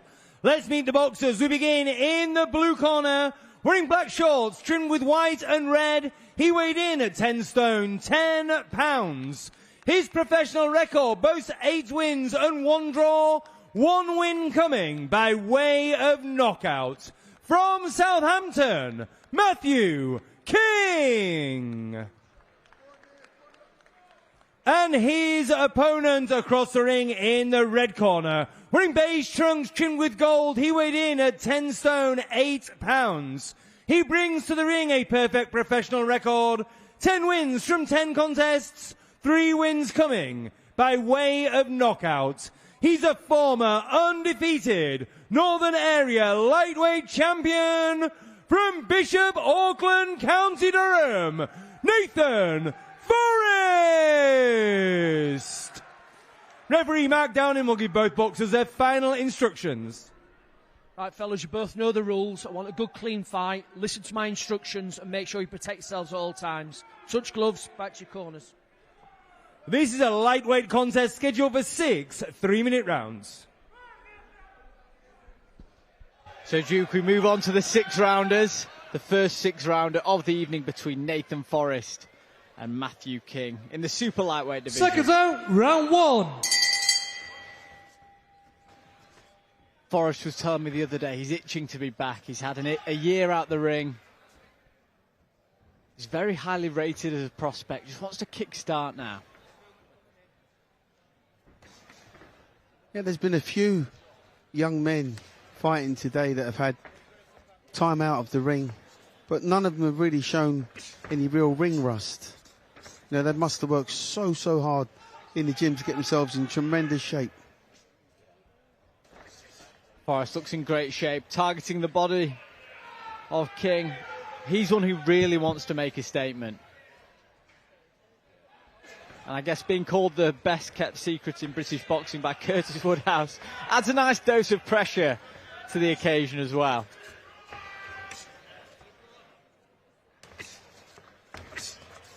Nice 1-2 down the pipe by Forrest. Forrest just a little too eager to impress. And he's looking for that perfect shot. He's looking for that big right hand over the top. Wants the sensational knockout, but he's got to have to work for it. Because King's quite elusive. You know, he's got a high guard. He's tying him up on the inside. He's cut. He's cut. King's cut. He's got a bad cut over his left eye by the looks of it. Right eye. We'll have to take a look back at that. Could have been a clash of heads. Good right hand, left hook from Forrest. He's doing nice work here.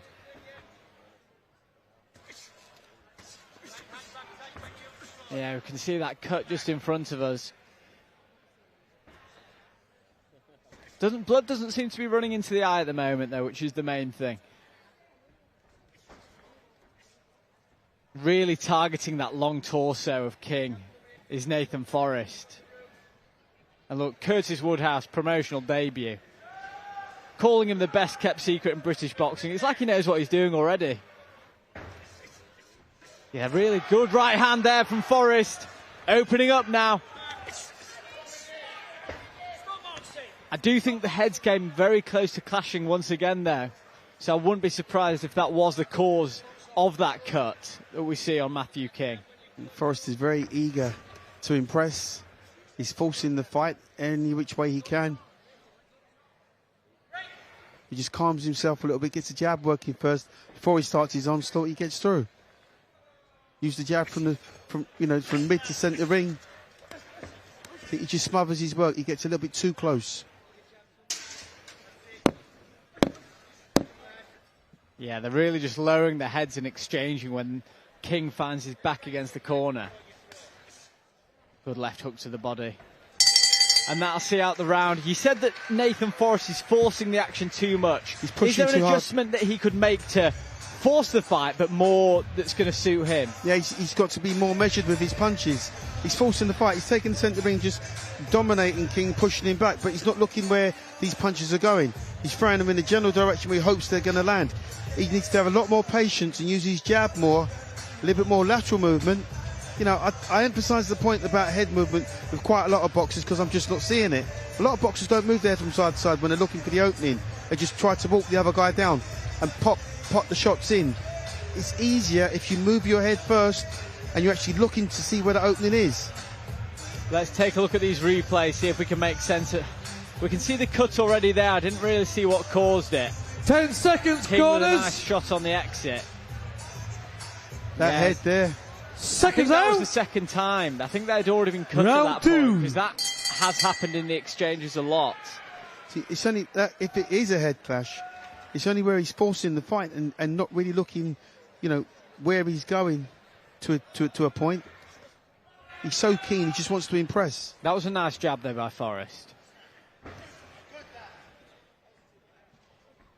He's liking that jab to set up the right hand to the body. It's worked so far. But he just needs to make sure he's not smothering his work, because that's what happened quite a few times in the first round. Good right hand from Forrest. I say Forrest he's very aggressive. You know, he's on the front foot, he's looking for the openings, but he kind of telegraphs that shot on the way in. If he puts the jab from there, works because he's got a taller opponent in front of him, throws the jab to the head, to the body, and then puts the combination together. That closes the range and he gets a lot more success. And King right now seems content to shelling up and then just throwing a shot out and getting out of the way. And that's going to frustrate Forrest. Sure, and also, you know, King, he's cut, so he's got to protect that cut. He doesn't want to get stopped on that cut. So he's doing a good job of sort of jabbing and moving and trying to smother Cooper's work. Forrest's work. That was a good right hand, though, from Forrest before, as they get a bit tied up now. I do think we're seeing moments of quality from Forrest, but he's just, like you said, I think he's just trying to rush things a little bit. Good right hand to the body. Well, you know, when the promoter's saying you're the best kept secret in the country, then you know you got a price on your head, so you want to go out and perform. And there's nothing wrong with that, but it puts pressure on you, and he's trying to live up to that pressure. So he walks onto that shot there. He's forcing it, and he walks onto that one. Good shot there from King. Right hand to the body from Forrest. Yeah, when he does have King retreating, you're right, he is rushing in, and then he's not really in a position to throw a shot. Yeah, he's smothering his work. He's getting too close to get his hands on point. Good jab to the body, right hand to the body there. Yeah, they're good body shots. He sunk them in beautifully. But then he needs to capitalise by coming straight back with the headshots. That looked a bit more patient from Forrest, but then got tied up by King.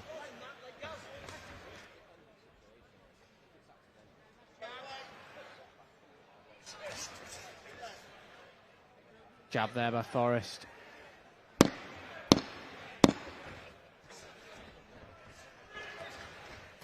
Right hand misses from Forrest. Good left hook to the body. The right hands, when he's been targeting the head of King, King just doesn't really seem to be there for him. They're missing either going over the top or hitting a glove. Well, but the work to the body and the jab seems to be landing. Yeah, King's doing a good job of frustrating Forrest. Because, he, like I say, you know, Forrest is getting close enough, but he's smothering his work. He needs to give yourself another 6 inches or so those punches actually land, if you see what I mean. And what King's doing, every time Forrest takes that little step in, King takes that little step back, so he's not allowing him in the right space.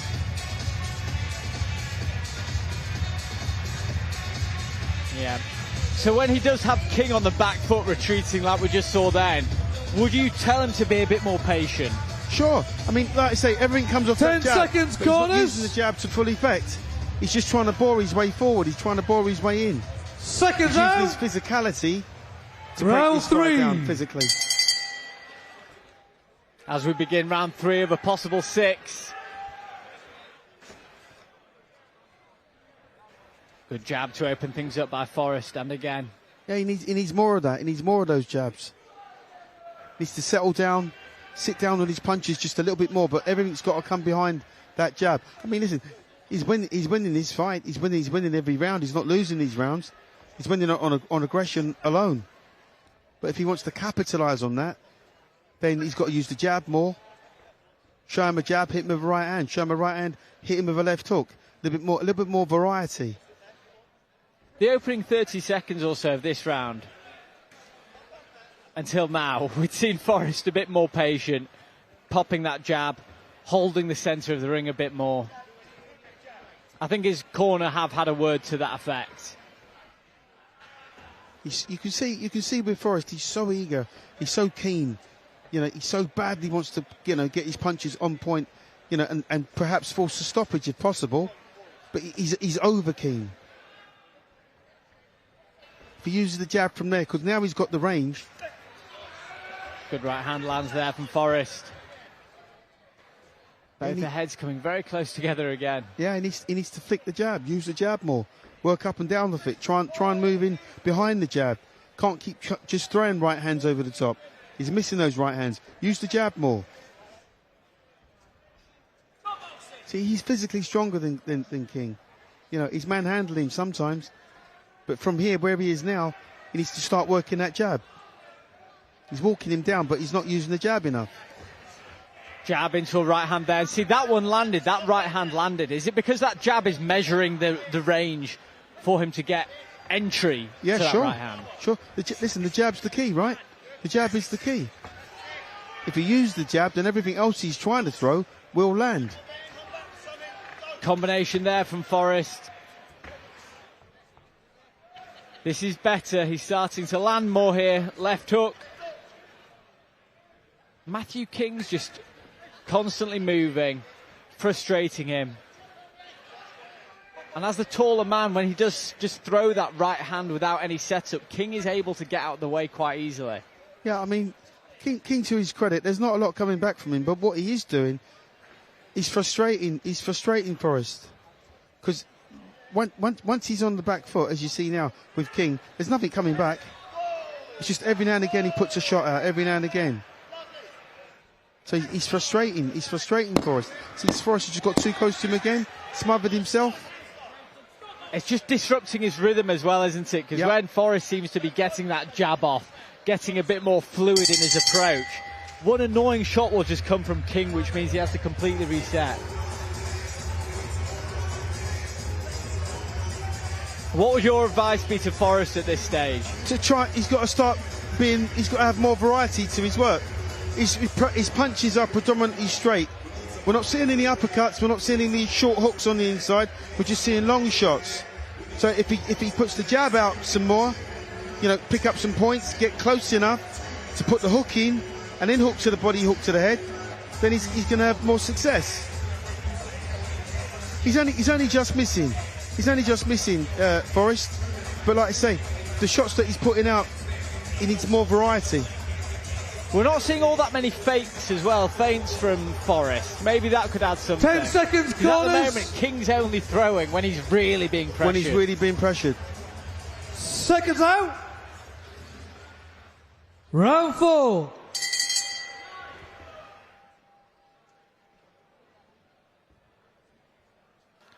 It's the referee asking.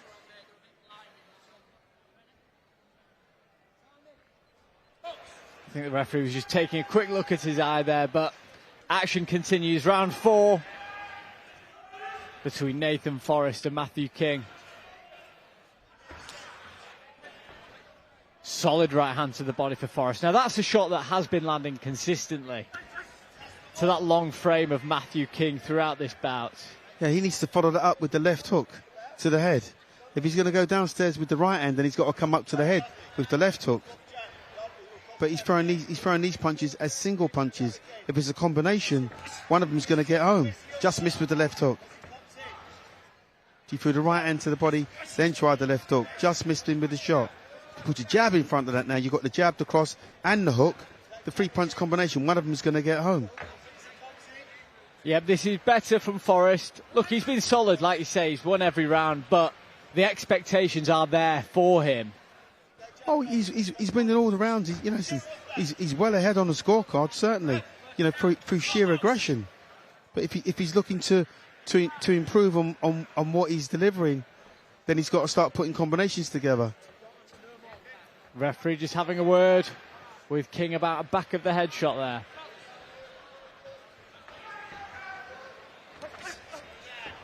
See, the good thing about Forrest is that he's compact, he hits hard. That was a good right hand that did land. Maybe King's starting to slow down at this stage because Forrest threw a right hand with no setup and it landed flush.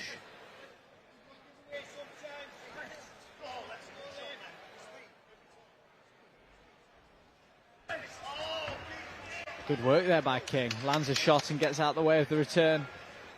Yeah, and his corner are quite animated. They're quite pleased with the work that King's doing at the moment.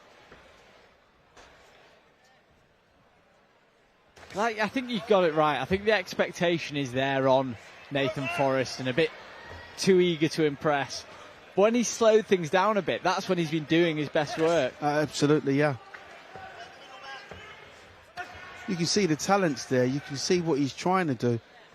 He's just a little bit too keen to get his shots on. Needs to use the jab more. Not look for that one punch KO. Put the punches together in combinations. Yeah, good round this from Forrest. Like I say, Forrest is winning the fight. There's no doubt about it. And remember, he has been out the ring for a year as well. So there is that factor. I know, look, ring rust pales in comparison to 7 years out the ring like we had earlier with Ryan Gibbons, but it's a year out nonetheless. Oh, listen, any amount of time, like you say, like 12 months, that can hurt any fighter.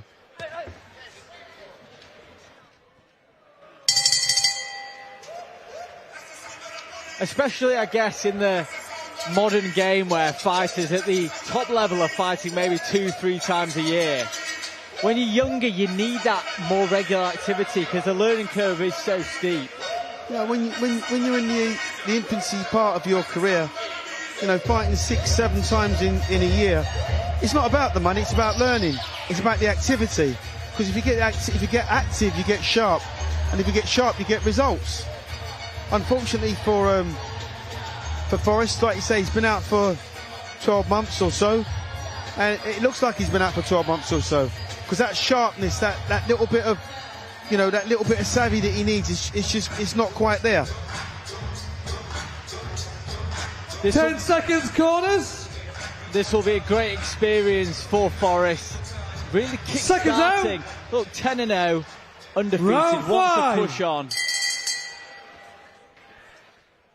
This has been a great start for him as we begin round number 5 against the elusive Matthew King.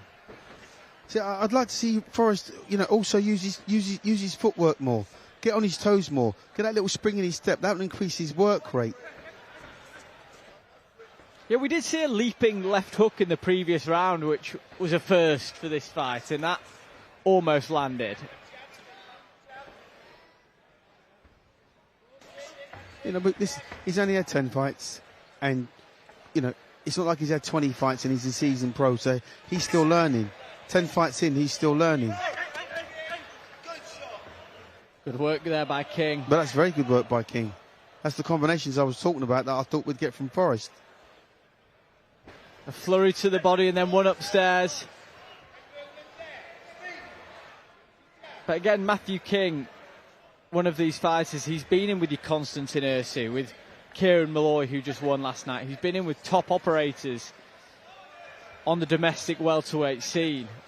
And I think that's what Nathan Forrest is up against, someone who knows their way around the ring, who knows to avoid shots for the most part, and it's up for Forrest to figure him out.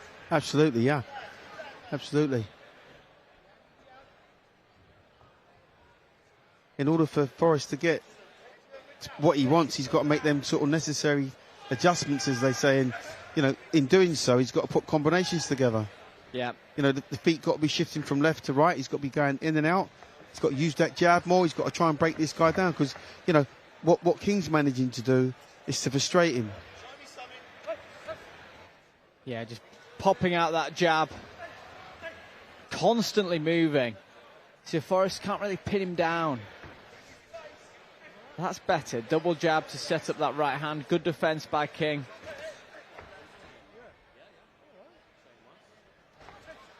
Forrest has got to find a way to take away that jab from King. Because King just, that's his best shot to date, is his jab. King. His best shot's been his jab. It's another good shot by King. Good left to the body from Forrest.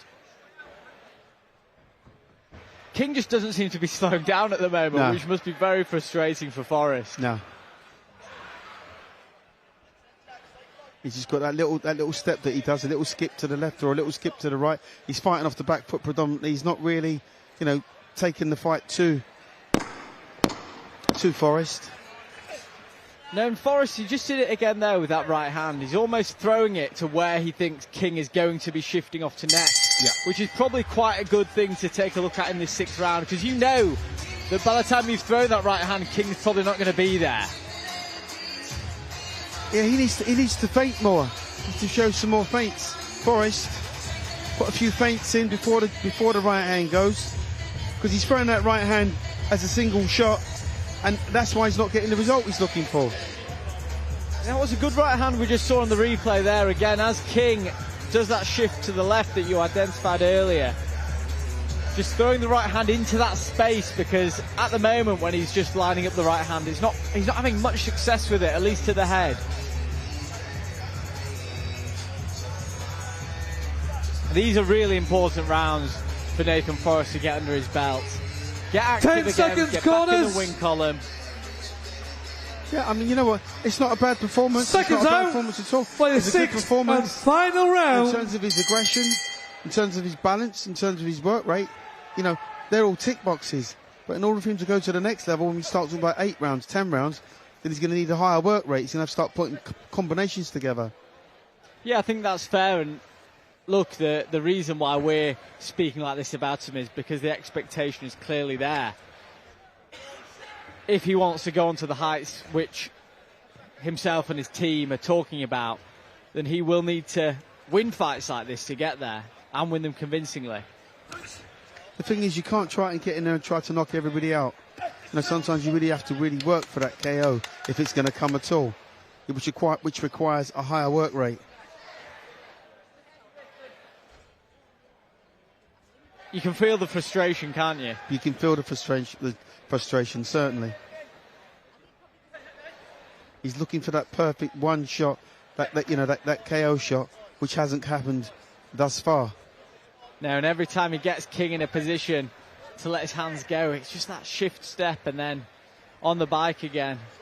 You feel like King could do this for 15 rounds.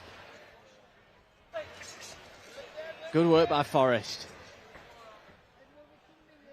Landing those shots to the body. I like Forrest more when he's on his toes. I like him when he gets on his toes and he starts putting that jab out. He looks more classier. He looks like he can actually close the distance better. When he's on his toes, he's not looking for that one shot.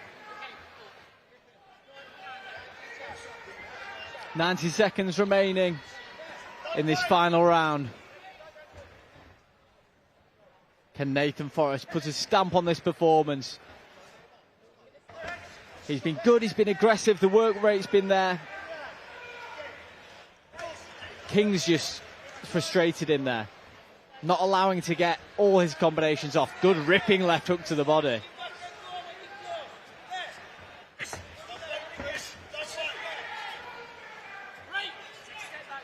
He's tired now, he's King, because every time Forrest takes that little step forward, he's just tying him up. Yeah, well, I imagine his calves will be burning because he has been moving. He's done a few laps of the ring so far. Yeah, not much.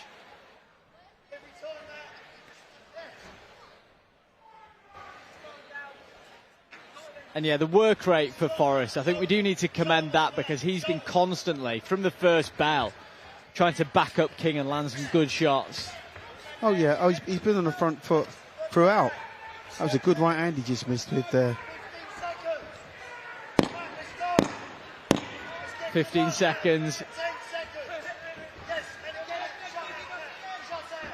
King's corner, asking him to pour it on now. There we go. Nathan Forrest versus Matthew King comes to an end. What did you make overall of Forrest's performance? It's a good performance. There's nothing really wrong with his overall performance. Again, it's a learning curve. You know, he showed good spurts of aggression. Occasionally, once he got his footwork going, he looked quite classy. The right hands were good. Not enough jabs for my liking. But again, it's a learning curve. He's only going to improve. He's only going to get better. Absolutely. Only 26 years old. 10-0.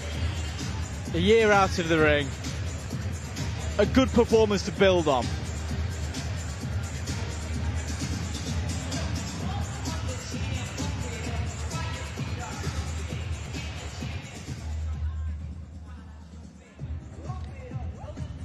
Ladies and gentlemen, before we announce the result, could you please put your hands together for both boxers? After 6 rounds of action, we go to referee Mark Downing's scorecard. He scores the contest 59 points to 55 points in favour of your winner from Bishop Auckland, Nathan Forrest.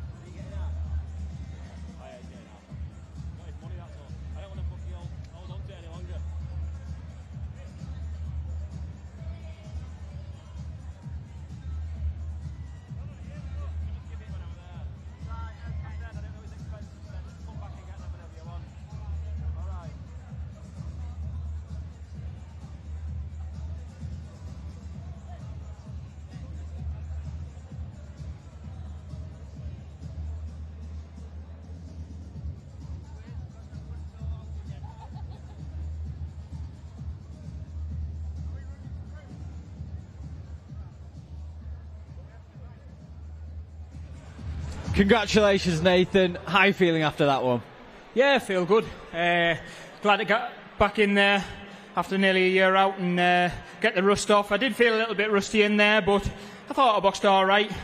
Boxing a little bit heavier than I wanted to, really, and obviously weighing in on the day. But I thought it was an all right performance. I can definitely do better. But the rust's off now. We can get the ball running again. And you said you really wanted this to kick-start where you were beforehand at 10-0. Do you feel like you're doing that now? Yeah, I feel like I'm content in my life. Like you say, I've had a baby, I've got married, I've bought a house. There's nothing else in my life that I need to do. I can focus on my boxing now.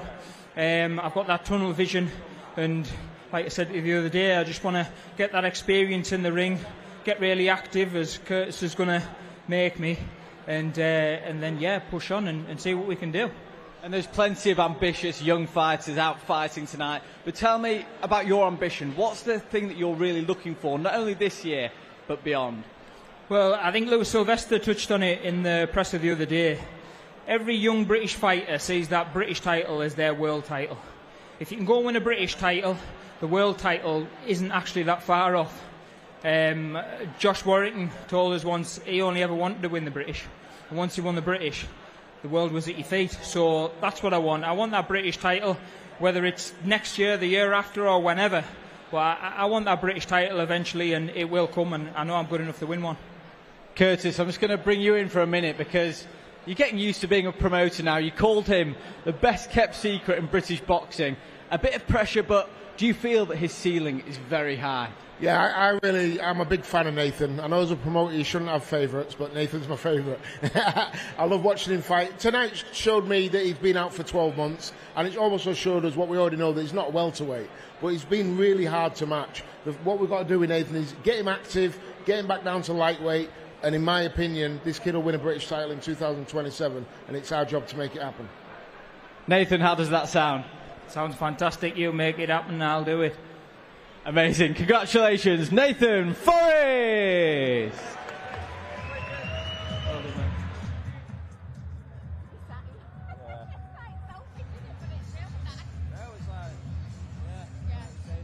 And now the action continues. Curtis Woodhouse for 3156 Boxing proudly presents an international super middleweight contest scheduled for 6 3-minute rounds. Would you welcome to the ring firstly, originally from Moldova, now based in Romania, Octavian Grati.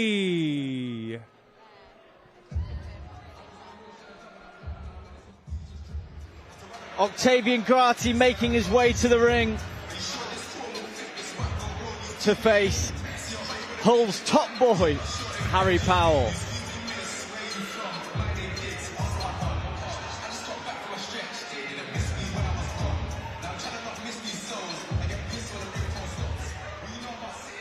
And his opponent boxing in his home city of Hull, Ted Jackson!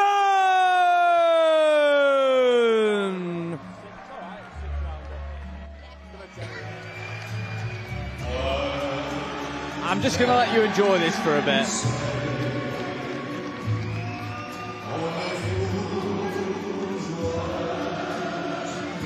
Ted Jackson, the boy from Hull, at the Connection Live Arena in front of his home crowd.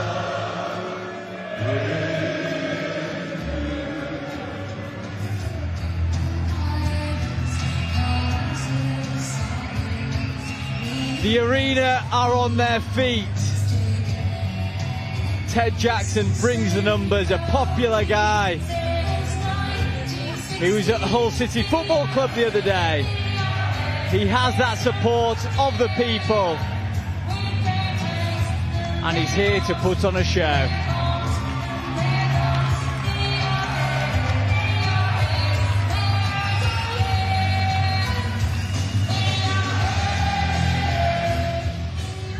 Your officials for this bout, appointed by the British Boxing Board of Control. Your timekeeper is Anthony Rushton of Doncaster.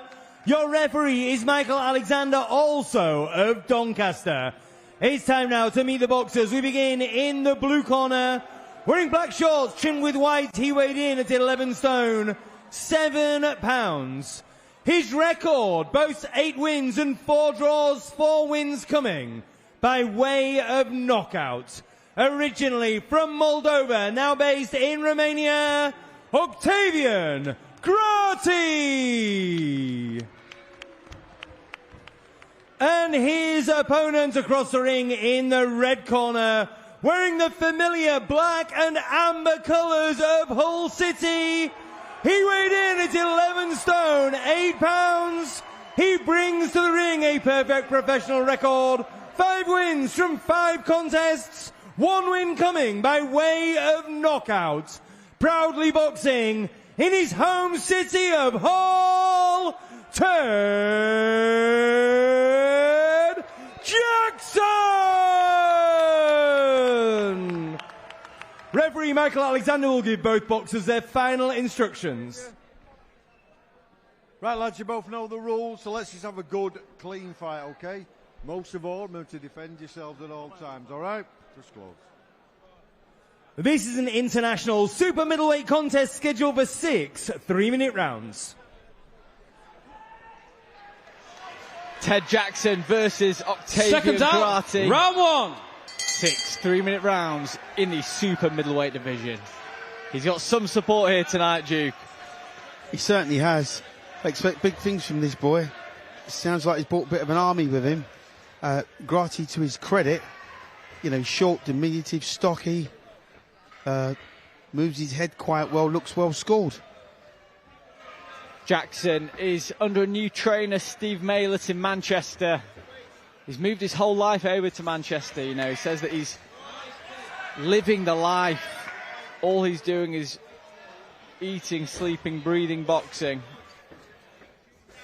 And he admits that he had to get used to the changes of a new training camp, the demands, all the little adjustments as well. And he wants to put it into practice tonight. Yeah, I mean, listen, Jackson's...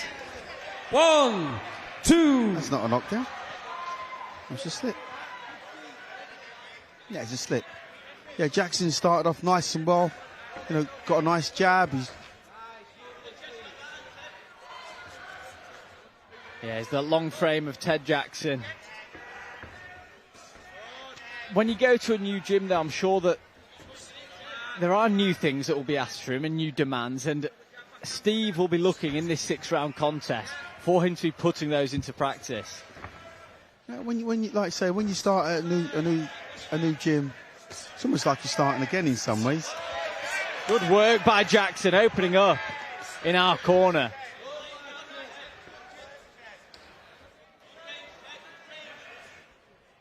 He's nice and loose, Jackson. He's nice and composed. His shoulders are nice and loose. He's got his chin tucked down quite nicely. He's not rushing anything. Nice little combination. Good straight punches down the middle. This isn't the easiest opponent to nail with a clean shot because, as I said, Grati, he's small. He's small for the weight. He's built like a brick outhouse. Hey, look at his shoulders. I mean, listen. Like your shoulders. Maybe now, not in my fighting days. But yeah, he's short. The right hand of Ted Jackson cannot miss at the moment, though. No. He's lining up really nicely. Like I say, he's nice, he's loose, he's patient. Jackson, he's got nice footwork. He's got a nice composed style. And he did say that. He said when he moved over to Manchester, it was footwork, footwork, footwork. All the drills, all the fundamentals. Relearning that.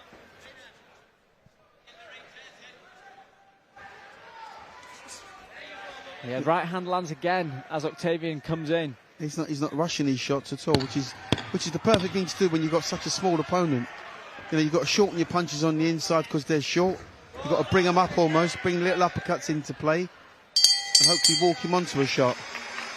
Really good round there from Ted Jackson. You're right, Duke, because last time he was here, another incredible ring walk, great performance, but he didn't look as cute with his shots as he does now. He looks as though he's not rushing stuff, he's just lining up the shots well and picking them.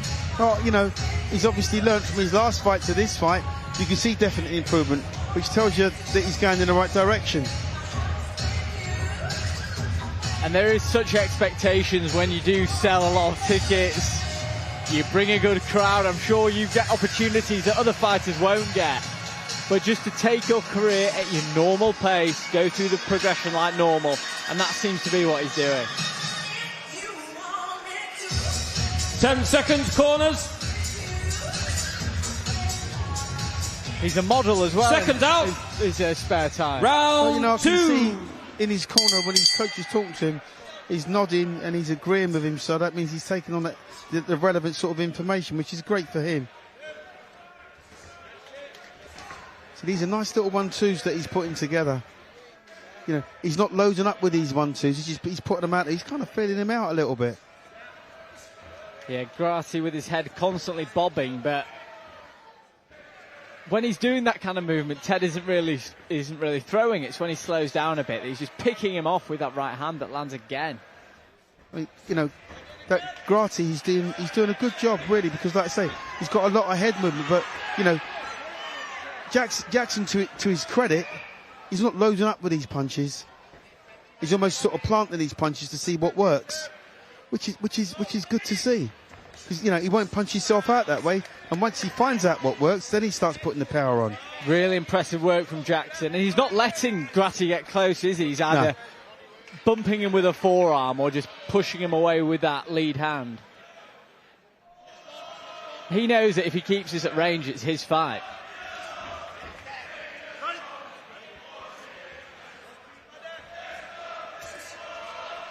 Grati wants to make it a bit messier, a bit of a close affair. Good left hook lands from Jackson. Really good work. Marching him down. Yeah, did you see what I mean? He's not loading up with these punches. He's priming these punches really well. See, right now, Grati hasn't really got an answer to it. His punches are thrown on a wing and a prayer because he's short and he's got a taller object in front of him and he's just swinging these shots over. But what Jackson's doing is quite intelligent, really, because he won't punch himself out, in other words. And every time Grati does step in, that right hand just seems to be there. That snappy jab was beautiful. Really good work by Jackson. See what Jackson did there, he threw a long jab and then he threw a short jab as Grati was coming forward, and that's the shorter shot. It's the sort of shot you have to throw with the smaller man. You've got to shorten your punches. Good right hand to the body. Grati seems to be enjoying it, but he's eating a lot of shots. Left hook narrowly misses for Jackson. Good shot by Grati. Gets a smile from the man from Hull. Yeah, Jackson just got to, do what he's been doing. He's obviously going to get caught with one or two because he's a lot taller. But, he's boxing really well. Nice combinations. Hook to the body, hook, uppercut to the head. Right hands over the top. That's his round. You enjoy those combinations, don't you? Mixing up the levels. I like to see variety, and that's exactly what he's producing. Variety in his combinations. And again, Jackson, it could be the case that is a more powerful puncher than he's letting on here, but he's opting to pick at his shots and poke out that jab rather than really swinging for the fences. Again, with the shorter man, you have to expect him to be able to take a reasonable shot because of his stature. He's like a little bulldog, is Grati. So what Jackson's doing, he's not loading up with his punches. He's putting them out there and he's picking his punches quite well. 1 out of 3 might be hard. 2 out of 4 in the combination might be hard punches. But the others are just, sort of just measuring 10 seconds, corners. Measuring him. That's always the case, isn't it? Because when you're long and lanky, even if you take a half shot, it can look like a massive shot sometimes. Absolutely, yeah. And also, what Jackson can't afford to do is to punch himself out. If he loads up and starts trying to take this guy out of there, could run out of steam quite easily. So he's boxing a very intelligent fight.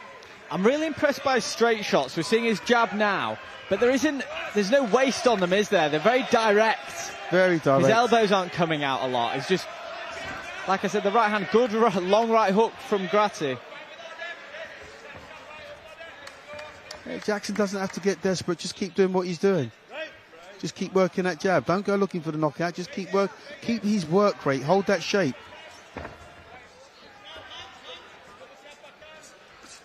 There you go. Really good punches here. The improvement that I'm seeing from his last outing, which was on the heist here back in November, is really remarkable. Because he looked good then, but he looks a lot more confident in himself in this fight. More complete, I think. Yeah. Probably more complete. Which tells you whatever he's been working on the jab, he's listening to the coaches and he's putting it together. Big reaction out of Grati from these shots landed by Jackson.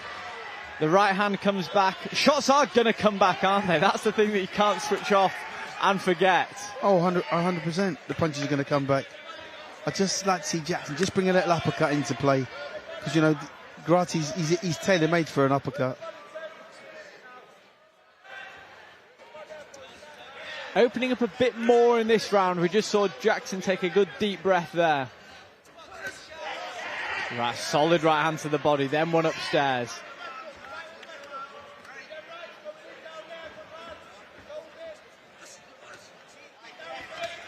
I think this place would erupt if there was a knockdown. I think Grati's got a reasonably good chin. He looks solid, doesn't he? Yeah, he's taken some good shots up until this point. Hasn't looked like he's going down. Nice check hook on the way in. These straight shots from Jackson, I know we've said it before, but on the money every time. Nice left dig to the body. See, Jackson doesn't have to get involved on the inside because he's not going to win that argument there. He just has to keep it nice and long. There's the uppercut. He's tried it. Yeah. Turned him quite nicely there. Drop the uppercut in again and he'll get through. Right hand. As he's moving away, Grati calling him onto the corner there. Yeah, a bit of gamesmanship. Nice uppercut lands. As you predicted, you.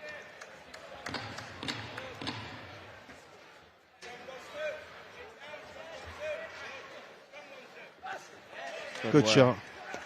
Really nice. Another solid round for Ted Jackson. Very impressive. Yeah, he measured that right hand quite beautifully. He lined him up with a jab and just popped the right hand right down the middle. And he's landed a few nice shots to the body as well. We'll probably see those. Is there a risk as the taller man going for the body of a shorter man? Yeah, there's always a risk. There's always a risk. You know, I've always been taught that shorter people, shorter men can fight better on the inside, purely because they've got shorter arms. However, what you're seeing with Jackson, he's throwing a looping long right hand to the body. He's pierced him with the jab every time, held him off beautifully with that jab, and then hit the right hand over the top. I like Jackson, he's looking good. I think you could almost be forgiven for expecting a bit more of a slower, more learning approach from Jackson, but he just seems to have taken it to another level. His first fight with a new team, really impressive. Good jab to open up. Into round 4 of a possible 6. So far, Ted Jackson has looked fantastic. He's looked very measured, hasn't he? He's not wasting anything. He's picking his punches really well. You know, the timing's good. You know, he holds his shape really well. He's trying to throw that jab like a hurtful jab. Now he's putting more juice on that jab. He's almost stabbing it in. I think so. He's opened up when he's felt like he can open up, but the rest of the time just direct 1-2s through the middle. It must be so frustrating for the shorter man. Good double jab there on Grati.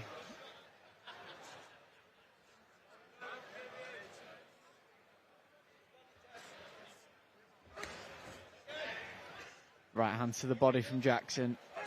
Just measuring these shots really well. Pouring with that left hand.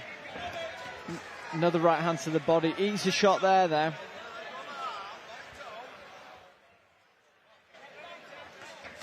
See, Grati's a little frustrated because being the shorter man, he's swinging these shots over the top. You know, he's only landing on occasion. I mean, listen, it could take just one shot to put your lights out, obviously. But he's swinging these shots over and he's not getting too much joy.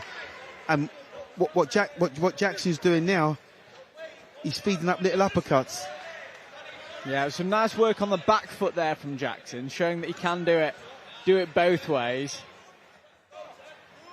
So I think tonight we've seen a lot of fights where it's the front-footed fighter being the one landing the shots, but to be able to land on the back foot as well gives you options.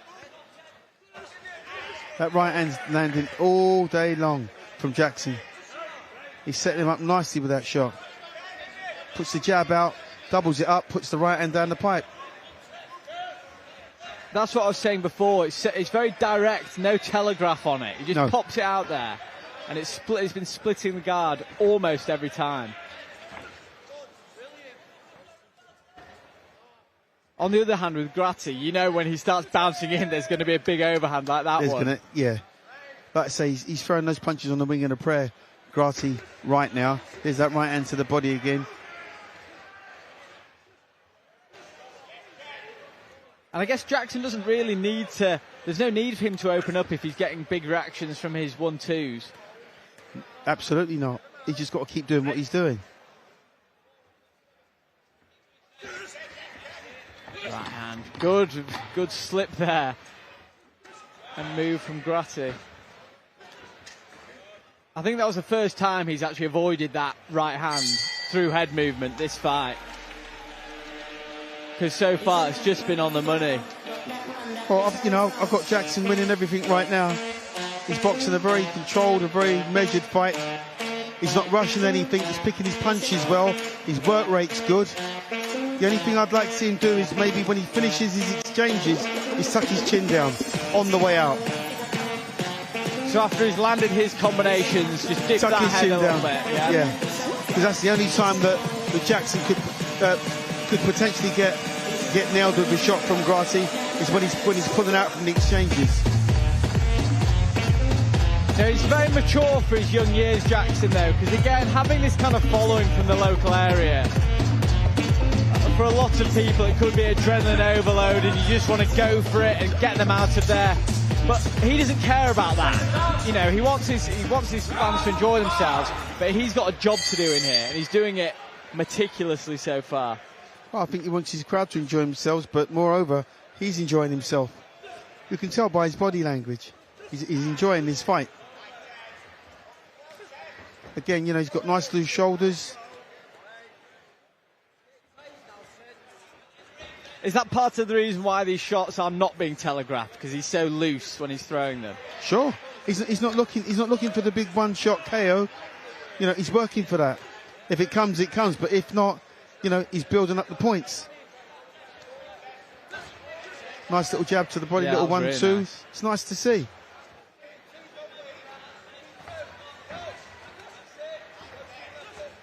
There it is. There's the uppercut. A check left hook and an uppercut on the back foot by Jackson.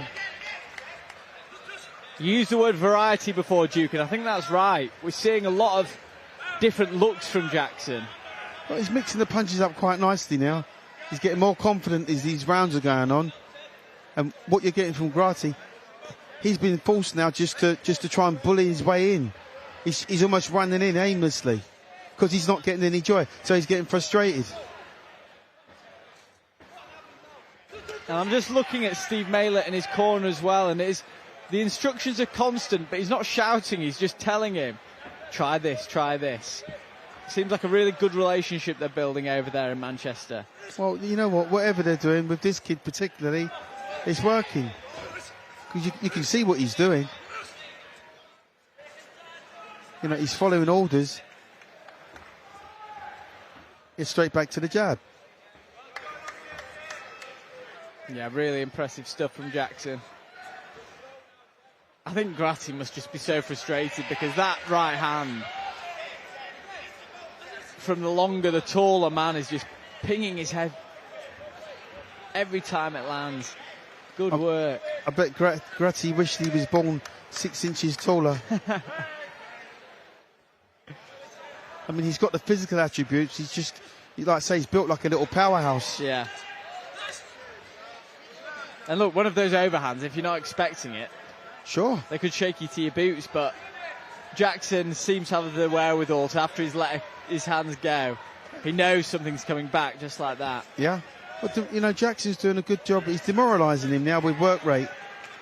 Not hard punches, just work rate. It's 2 good left hooks landed by Grati, and that is a worry. Jackson, he doesn't really tuck his chin. You mentioned it on the exit, but he doesn't really tuck his chin all that much anyway. Again, that's part of the learning curve, because if he gets nailed with a shot, then he'll keep his chin down. Yeah. But, you know, particularly when he pulls out from these close exchanges, just tuck your chin down as you take that step out.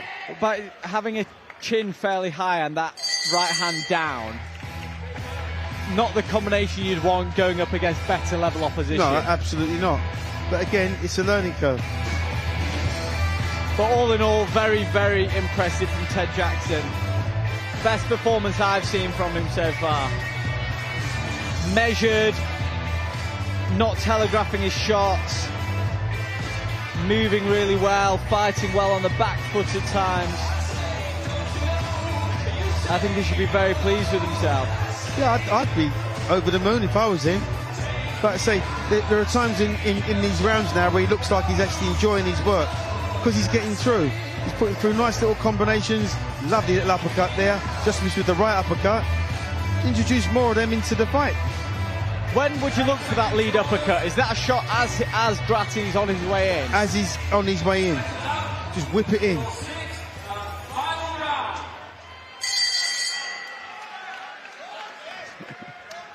Some mutual respect there between Grati and Jackson. They had a bit of fun at their weigh-in yesterday. All Jackson's got to do, just keep doing what he's doing. Stay switched on. Don't take no chances.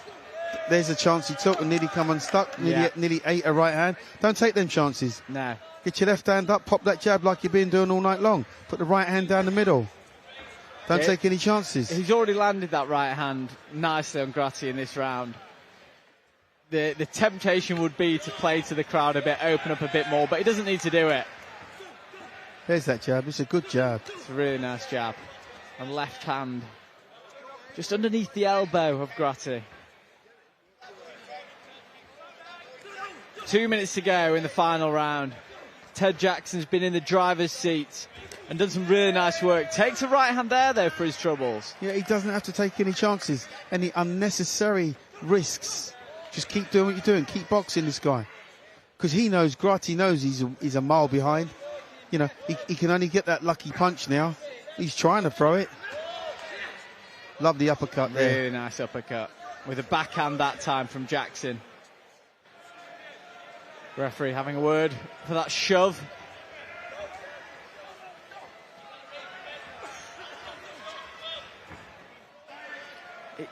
You completely hit the nail on the head when you said he's not loading up on the punches.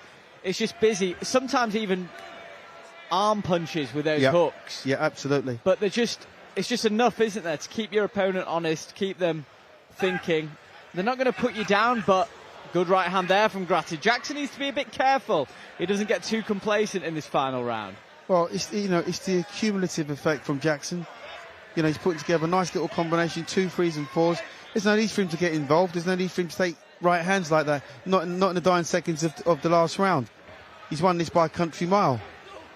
Do you think it's after having such a good 5 rounds where those overhands really haven't been landing that he's maybe a bit tempted to put on a bit of a show? Yeah, I mean, he's done just that, though, hasn't he?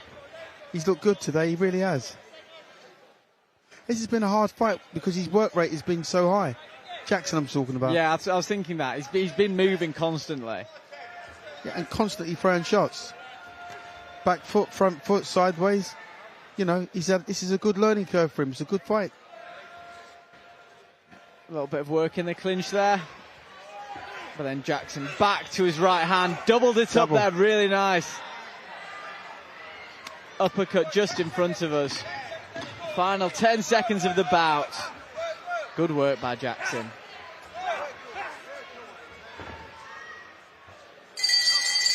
Really impressive by the man from Hull.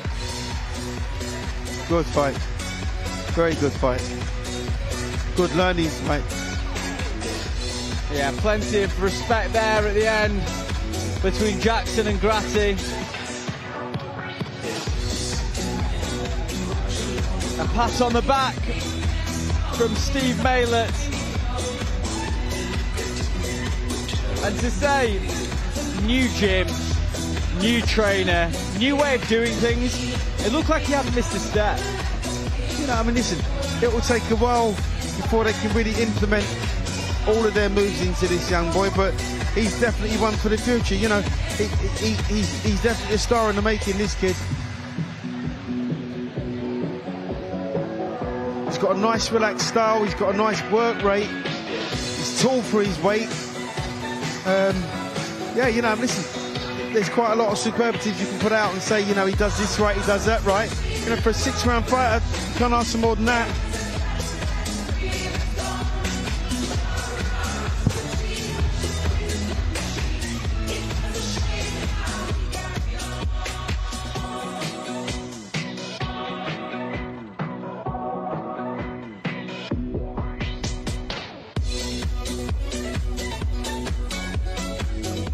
Ladies and gentlemen, before we announce the result, could you please show your appreciation for both boxers? After 6 rounds of action, we go to our referee, Michael Alexander's scorecard. He scores the contest 60 points to 54 points in favour of your winner in his home city of Hull, Ted Jackson!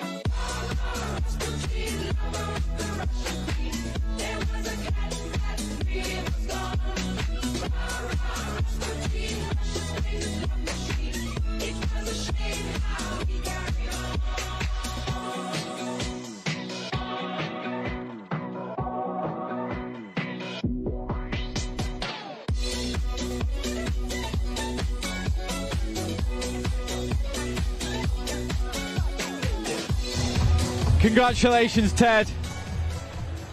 Congratulations. How are you feeling after that performance? Yeah, I thought it was a good performance. It was a frustrating one for me. It's hard to fight an opponent that boxes that way. But when you start seeing me step up, that's when you'll see me perform at my best.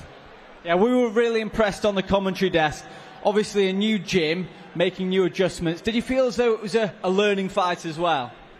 Yeah, I was just trying to listen to Steve's instructions and what he'd said to me before in the changing room, so I was just trying to adapt to that. But yeah, I felt like I was a little bit, but definitely more to learn in the gym.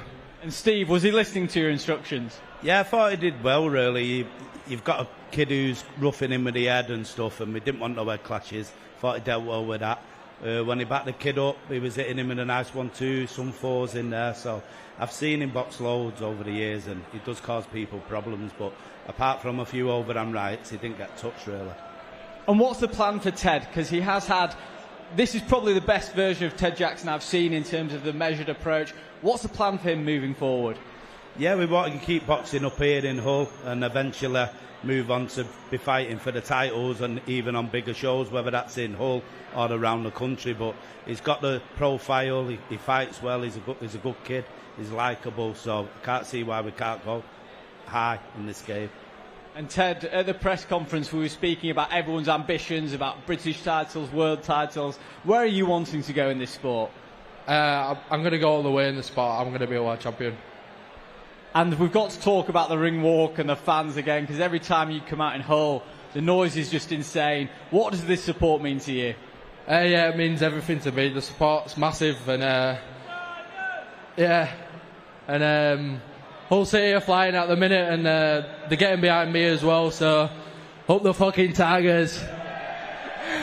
Amazing! Congratulations, Ted Jackson! One more thing as well. I want to dedicate this fight to my granddad, who it would have been his birthday today, so that's dedicated to my granddad and also my sister, who's in labour today. Amazing, Ted Jackson! Okay, Hull, we have 4 more fights left for you this evening. Before then, in a few moments' time, we're going to have a very, very special performance here in the Connecting Live. After that, though, we'll have Hull's very own Harry the Sauce Powell in the ring. After Harry Powell will be our main event, the Central Area title fight. Red Johnson taking on Lewicki for the Central Area title. After that, we will have the return of a Hull favourite, the Thrill from Gypsyville. Sylvester will be in the ring before James Precious of Bridlington rounds the evening off. Just to let you know, around the arena tonight, we've got some people with buckets collecting. Sylvester's coach, Ray, his daughter Gigi's been diagnosed with cerebral palsy. We're trying to make their lives a little bit easier. If you can be as generous as possible, we'd really appreciate that. That would be marvellous. Ladies and gentlemen, we'll continue with something very, very special in 2 minutes' time.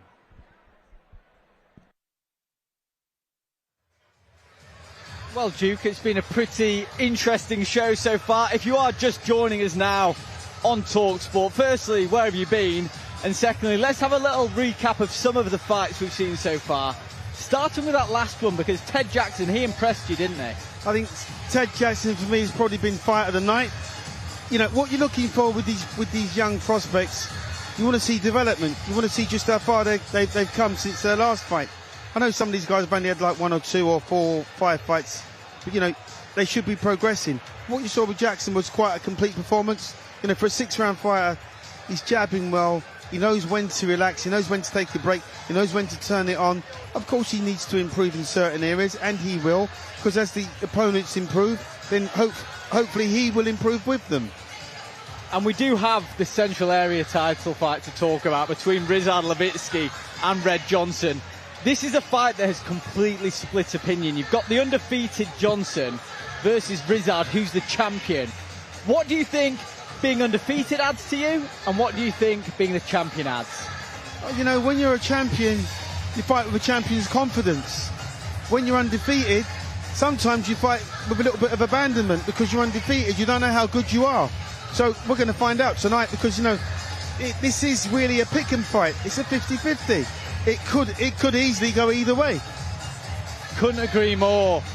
And I cannot wait for that fight. Truly so excited for that one that is coming up soon. As we pass back to our MC, Phil Seymour. And now, Curtis Woodhouse for 3156 Boxing brings you something very, very special. A performer who last year supported Coldplay right here in Hull. Later this year, he'll be in Leeds supporting the Streets. But right now, he is here in the Connecting Live. Please put your hands together for Chedu Araka, a.k.a. the Black Yorkshireman. What we saying? Are we good? Yeah, man. Big up Hull City every time. Big up the Connecting Live. Let's go. Tell them D's. Yeah. Chedu Araka speaking. Big up you know D's kid, my guy. The Misfits. With my guy D's kid. Shit. Lockdown room 73. Yeah. Come join us. Shit. Anything goes, so don't tell me to stick to a shoulder. Don't tell me to stick. Don't limit yourself, don't let anyone out here look ya. Authentic rapper, so that's why most times I'm somber. I don't walk with them guys. My path's a place you can't wander. My road's a place you can't drive. Be yourself or you won't survive. I'm the same guy in the booth. And I set it up when I'm live. I don't want a song for a buzz. I want my full career in a hive. I'm built different inside. Cause I'm from a place that's the prime. North Hull. I'm not a road man, I'm a champ mixed with a little hipster. One day I'm in the Lord Nelson, next day I'm sat in the barista. You can buy your views on YouTube, but you can't buy this charisma. I got freedom of speech, you're a part of the machine that makes you a prisoner. The Black Yorkshire man, let me put it in context. Stop maths and science, man, let's not make this complex. I might be biased, man, none of you guys are content. I'm the flyest, man, about time that I confess. Let's confess. The Black Yorkshire man, let me put it in context. Stop maths and science, man, let's not make this complex. I might be biased, man, none of you guys are content. I'm the flyest, man, about time that I confess. Some of my closest ones don't post under my pictures. Oh well. So it makes me laugh when certain artists cry like some bitches. Yo, dudes. All these likes and comments won't make me the richest. So I gotta make tracks that I sing alongs like crazy titches. Feel like Robin Williams, the way you locked up fire. You're not an A now, hush your mouth, you're such a liar. Liar. Give me advice, but I don't know what you've done prior. What have you done? Don't claim to know it all, but I know God loves a trier. He does. Yeah, still outside of my hands and my trousers.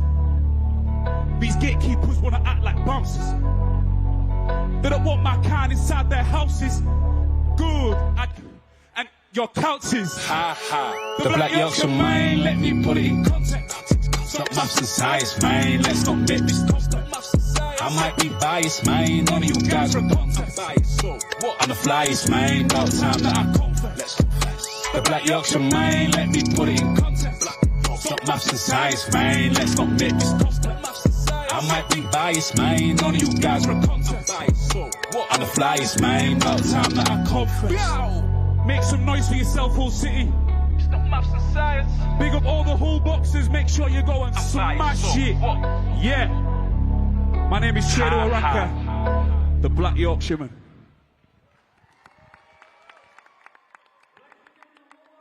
Chedu Araka, a.k.a. the Black Yorkshireman.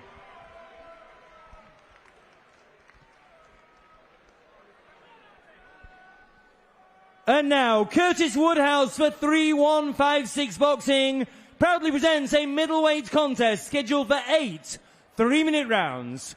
We welcome to the ring firstly from Narva, Estonia, Dmitri Prokunis.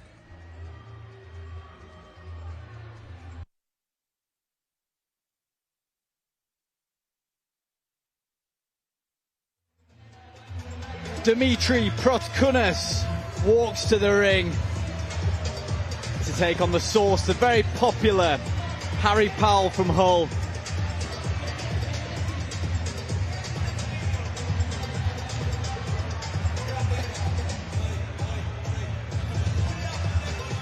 And he's opponent, boxing proudly in his home city of Hull, Harry the Sauce Powell.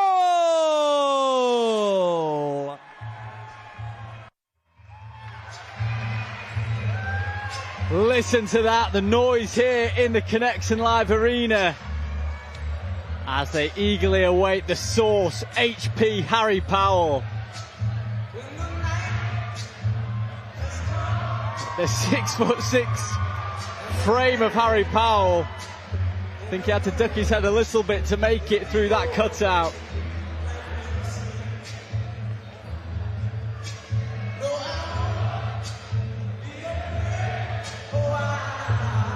Great to see him embracing this moment. The fans are on their feet singing along.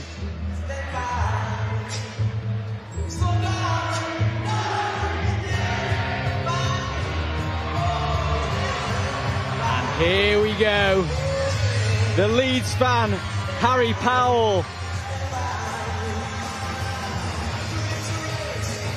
giving a little nod to the Leeds fans and a tribute to Josh Warrington there.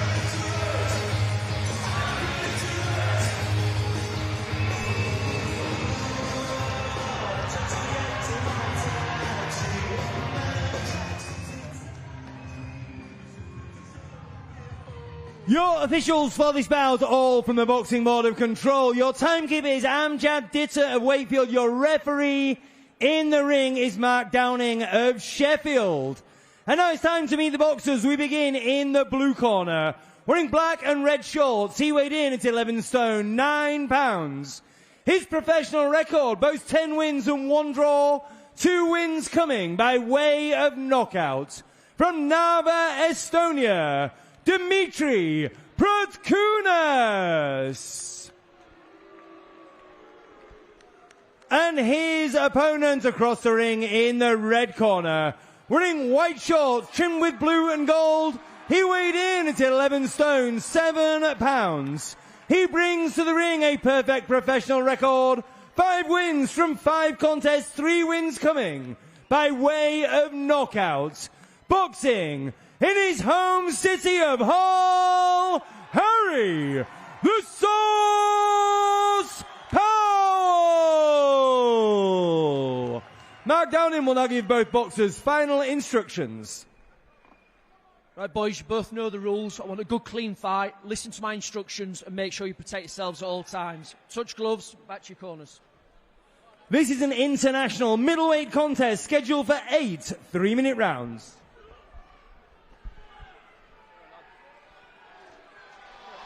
Curtis Woodhouse takes his promoter's hat off, puts his corner hat on because he is in the corner of Harry Powell. HB Sauce with a huge following here in Hull. 8 3-minute rounds in the middleweight division. The 6'6" frame of Harry Powell. Such an advantage in this weight division.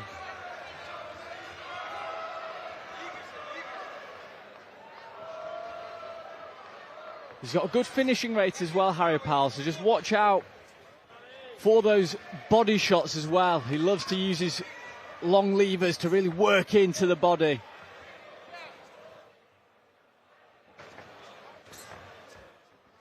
Good jab from Powell.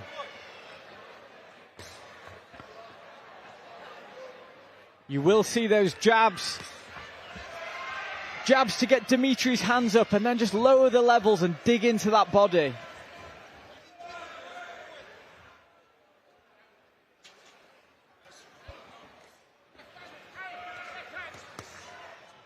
Duke, the 6'6" frame of Harry Powell. He's going to be a problem at middleweight. God, he's a freak for the weight. I mean, when we was told about him earlier on by Curtis, I thought he was joking, to be honest with you. This guy, he's a beast for the weight. I was just saying, Duke, we'd seen Curtis sitting on promoter's row enjoying himself, but now he's very much in the action. Right. The fighter that he talks so much about, Hull's top boy, Harry Powell. And he does love a body shot. Well,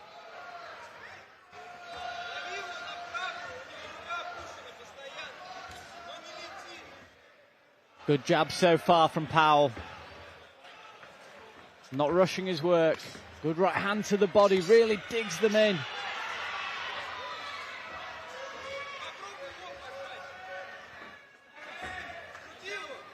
And Curtis was saying himself that he's exciting because he's aggressive, he's powerful, but slightly leaky on the defensive side. So I'm wondering if that's going to play a part in this contest. Well, hopefully.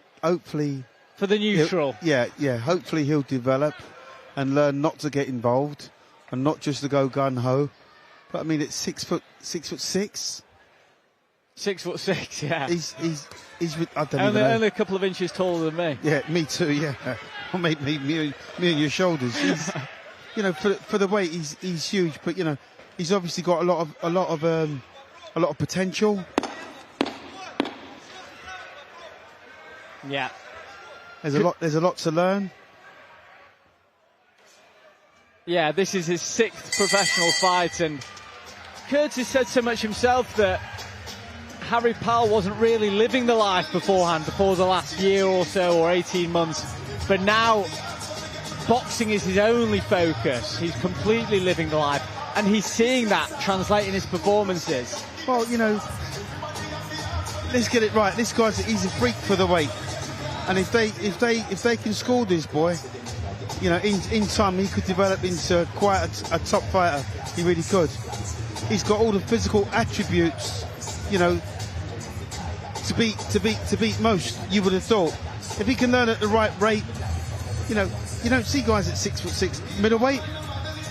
It's ridiculous. And is it about also being able to use that reach advantage? Because we do see sometimes tall fighters not fighting like tall fighters. Well, you know, I mean, again, I don't want to be too overcritical, but you've got a 6'6" guy trying to roll on the inside and fight on the inside. There's really no need for that. And then maybe that's what Curtis alluded to earlier on. He takes unnecessary risks. You know, he should stand tall, use his reach, use his height, hit these guys at the end of his punches. That's where his power is, right at the end of those punches. He's got quick hands as well. He snaps with quite a lot of spite. Yeah, especially when he lowers that level to the body. He really, there's no touching going on there. He really digs in. He digs them in, doesn't he? He really sinks these shots in. He's got quite quick hands as well. Yeah. Recent stoppages coming by way of body shot. And I think sometimes when you get a couple of stoppages via one way, it becomes all too tempting to think you can do that every time. Sure.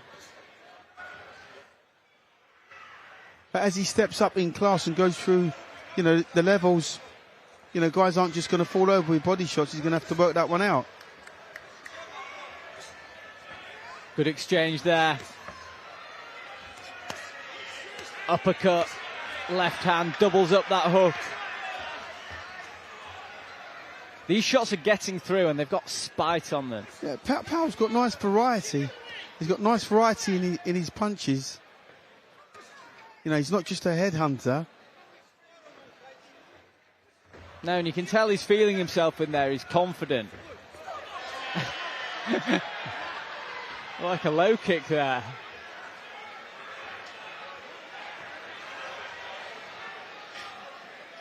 I'm enjoying him, trying to see him reason with the referee for this one, because, you know what, he could have just been off balance and his leg came up, but it did look like a bit of Muay Thai in the boxing ring. I like how busy Powell is with the jab as well. Oh, he flicks the jab really well. He's trying to measure this guy. He's got nice variety. He seems to be reasonably patient. He's not, you know, he's not just sort of like racing in, rushing in, trying to knock this guy out. Got quick hands, holds his balance quite well. And the thing about his opponent as well, Prokunis, is that he's moving around the ring, but then he kind of stays still for a bit to be hit, rather than constantly laterally moving and not allowing yourself to be a static target. Yeah, Prokunis is too one-paced.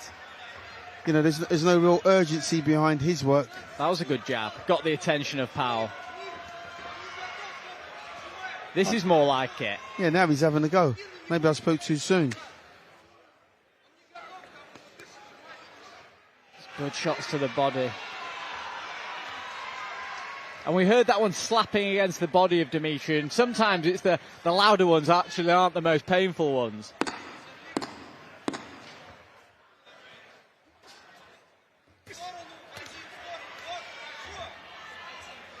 Roll on the inside there from Powell. Look, I think it's impressive. We're seeing good stuff, good variety from Powell at the moment. A little flurry from Dmitri. But what can Powell do to really put it on him now in these next few rounds? You know what, he's just got to keep doing what he's doing. He's got to be patient to a degree, because what he doesn't want to do is to walk onto one. You know, there's nothing worse than when a fighter's hurt and wounded, they just come out swinging. You know, Prokunis, he's got one hope of winning this fight, is throwing a haymaker and potentially landing it. So, you know, that's the only thing really I see that Powell's got going against him. He's just got to be careful of that haymaker. But he seems to be reasonably patient, Powell. He's got nice variety in his work, puts his combinations together really, really well. Second round. And we've spoken about expectation and the prospects on this card. And being given the moniker of Hull's top boy by Curtis, a bit tongue-in-cheek, but he truly believes that with all these fighters on the race to titles, area titles, he thinks Powell can lead the charge. You know what, I'd be inclined to agree with him, to be honest with you. You know, he's only going to improve, he's only going to get better. And in doing so, then he could quite easily become the hitman of the middleweight division because of his freak height. As if he can hold on to the middleweight limit, but even as a super middleweight, he's still going to be quite a specimen. Yeah, it's the fact that he uses it occasionally when he's using the jab, but also seeing him roll on the inside and attack the body the way that he does. Yeah, good right hand there from Prokunis. Yeah, that's when it becomes risky for him. Is when he gets on too close. He needs to be able to use his jab more, use his height, use his reach, open this guy up from range. He doesn't have to get involved and stay in the pocket. No, and it's quite strange to see because he's really having to crouch to get his forehead against the forehead of Dmitri. But, you know, as I said before, there's no need for this guy to close him down. You know, Powell, what he needs to do is to use his height, use his reach, measure him, put him on the end of that jab and then put the right hand over and then bring the uppercut up because he's got quite a nice variety of punches.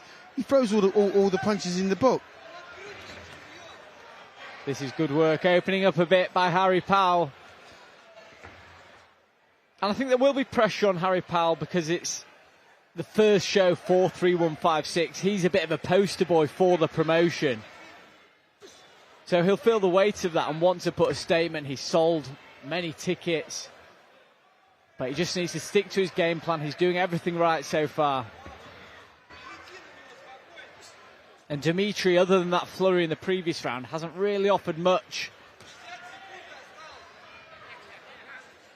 Yeah, he's a tough nut to crack, Dmitri. Misses with that left hook. When Dmitri's been using his jab, it's actually got through to Powell. Maybe a bit of a throwback to what Curtis was saying about a leaky defence, but it's just not throwing nearly enough. And Powell is showing that variety that is going to open things up down the stretch.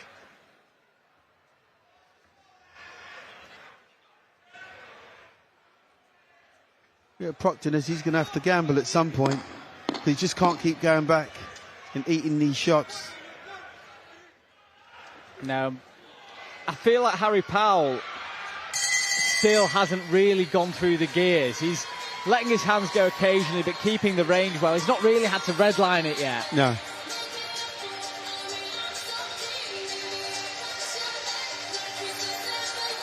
And when do you decide that that's the right time to actually start upping the gears? Well, when you start hitting the target more, when you start, you know, like I say, prizing with the jab, instead of prizing with the jab, sticking that jab in, you know, really starting to mean it. Once you start hitting that target, then you up your game. You can start dropping everything.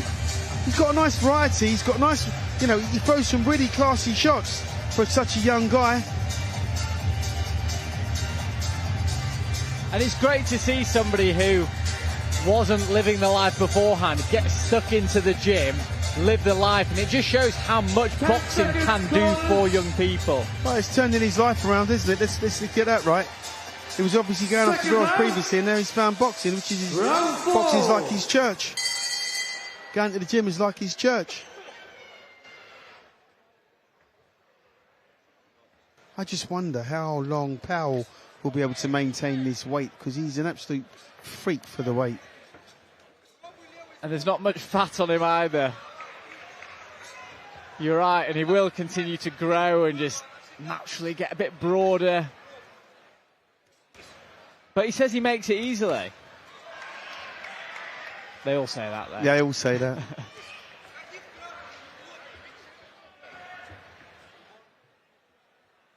Yeah, it's always a different story after the fight.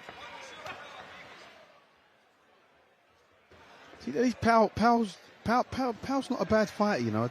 I promise you that. Because what he's doing, he ain't doing he's not doing an actual bad job, because he's offsetting anything that Prokunis is trying to do. He's getting offset, because he sticks that little jab out. He shows him a right hand, and then he flicks a jab in his face. He flicks a jab in his face, then he hits him with the right hand. Then he switches a body shot in. The right uppercut just missed there. The right hook landed. The right hand down the middle, that landed. So there's a nice variety with Powell. There is a good variety to his shots, but he is letting Dmitri constantly circle the ring. Could he be doing more to cut it off and really pin him up in the corners? Oh, sure. I mean, listen, anytime Dmitri steps right, he should step left, and vice versa. He steps left, he should step right. And in doing so, when he does that little step over, bro, let your hands go. Lovely uppercut. Yeah, really nice rip to the body before then, and an uppercut. Headbutt. He jumped off the ropes there, that Prokunis with a headbutt. Yeah, the referee didn't see that. It did look a bit naughty there. We'll have to take a look at the replay. Maybe he has done MMA before or something else, because that was quite blatant for me. Good work by Powell, just small jabs, gets his back against the fence, the ropes, I should say. I'm thinking of MMA now. Jab from Powell.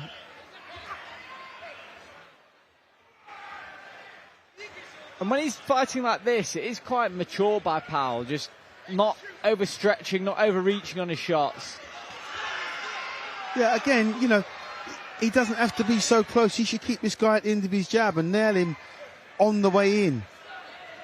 Keep him at the end of that jab, and as Prokunis takes that step forward, just nail him with the right hand. I'd like to see Prokunis firing a bit more back, because right now it's all Harry Powell, but because he's so shelled up, he's not really allowing that much to get through to his head.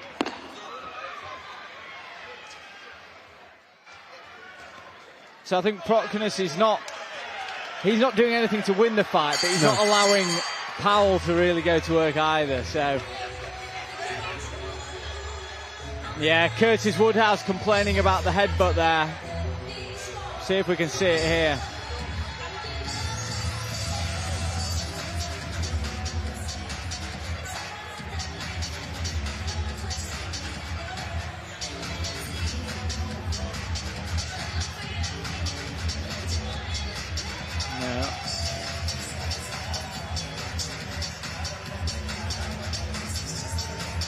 Good rips to the body there by Powell. Yeah. It did look intentional, definitely. Curtis picked up on it as well, clearly. Powell didn't complain. No. That didn't catch him cleanly, but it could have done. When you couple that with the half kick that the kid did earlier on, well, you know, that's not really cricket, is it? He's not playing the game. No, especially against a young prospect. Fight hard, but fight fair. Nice uppercut again by Powell. Good jabs there from Dmitri. And despite the high hands of Powell, those jabs are getting through. Oh, sure they're getting through. He just kind of lowers his head, doesn't he, and runs forward. He's quite frustrated, his Prokunis now.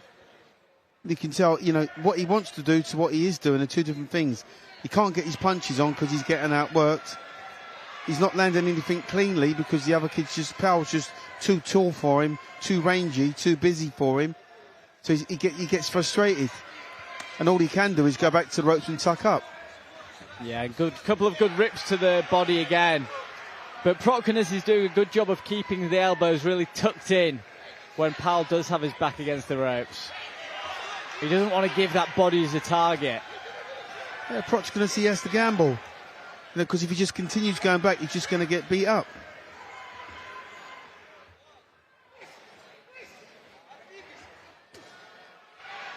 Curtis Woodhouse barking instructions from the corner. Good uppercut lands for Powell.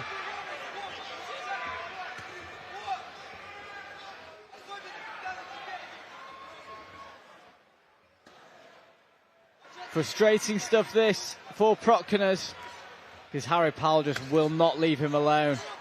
Another good rip to the body, followed by an uppercut. Nice movement by Powell. Now, I'd like to see Powell maybe just take a step back and invite Prokunis onto him. Give him a little bit of confidence. Let him step forward. Let him let his hands go. And then he'd probably get caught on the counter. Because he's stalking him and he's backing him up, but he's not getting his shots on point. Powell, I mean. He's not hitting him with clean shots. So in order for him to open this guy up, he's got to allow him to free his hands up. He's got to let his hands go. If Prokunis does that, then I'm sure Powell would get him with a counter punch. Good left hand to the body. He's tried that uppercut a few times now. That one partially landed, but before then, they kind of just been skimming off the gloves of Prokunis. Yeah. Is that because he's reaching a bit for the shot? Yeah, well, no, because Prokunis is keeping his hands up, cupped around his head. He's just not getting through with clean shots. See, that's another one on the gloves from Powell, I mean. He's catching him on the arms and gloves a lot. I mean, he's hitting him around the arms and gloves all day long. But in order for him to open him up, if he takes half a step back and allows Prokunis to come forward and catches him on the counter, then he'll have a lot more success. It's the game. We're seeing a lot of pouring with the jab from Powell. Not all that many feints.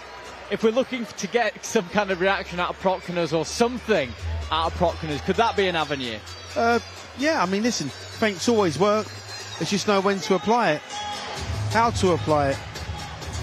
You know, he's better off feinting in the middle of the ring, like I say, and trying to draw Prokunis, try and draw his lead, let Prokunis lead off and then counter that punch. Good work again from Harry Powell, comfortably winning every round so far. Let's take a look at some of the replays from this round. The rips to the body, then another uppercut. 10 seconds, That's corners. what we're talking about when he is shelling up. Yeah. The uppercut has nowhere to land. Seconds Absolutely. out. Round 6. He's got to make Prokunis. He's got to make him cooperate. And in doing so, what I mean by that is he's got to allow him to let his hands go. It's okay him having his hands up across his head because he's not getting hit cleanly. So he's got to draw that lead. He's got to let him throw first and then counter that punch. Is that on the assumption that Prokunis will play ball, and if Powell stands off him? He'll play ball. Listen, if Powell goes back, then Prokunis has to take the step forward because he hasn't been allowed to do that all night long. There's a good short right hook there from Prokunis in the corner. Powell doesn't need to get that close. No, absolutely not. He gives up his advantage. When he closes Prokunis down, when he closes him down, he's given up his advantage. He loves targeting that body, as we just saw there. Another right hook, left hook, rip. I mean, Powell's winning these rounds clearly, comfortably, work rate alone. But in order for him to get the potential knockout or the TKO, then he's got to open this guy up. Now, he hasn't been able to do that thus far because, he's almost playing into Prokunis' hands. Prokunis just keeps going back with his hands cupped around his head. He's happy there. Good work there by Prokunis opening up. And it's at that point that Powell should trade back with him. Once he starts to trade and unload, throw back with him. He almost took one too many steps back there, but good work here from Powell. Complaining about the headbutt again.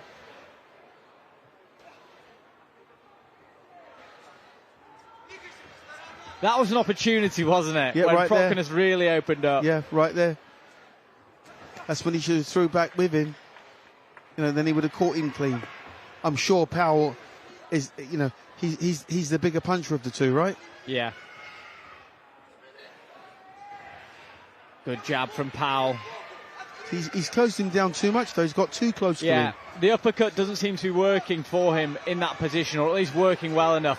See, now Prokunis is opening up but missing, but allowing Powell the opportunity to let his hands go. Let his hands go.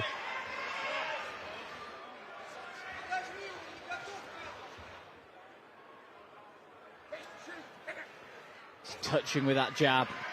But he's, you know, he needs to let him come onto the shots. He's supposed to back up from the shots. He's not going to get through cleanly if he's got him on the back foot, because he goes into that little shell for Prokunis and he won't let him in. So just take that little half a step back as you jab, invite him in, and then hit him with counters.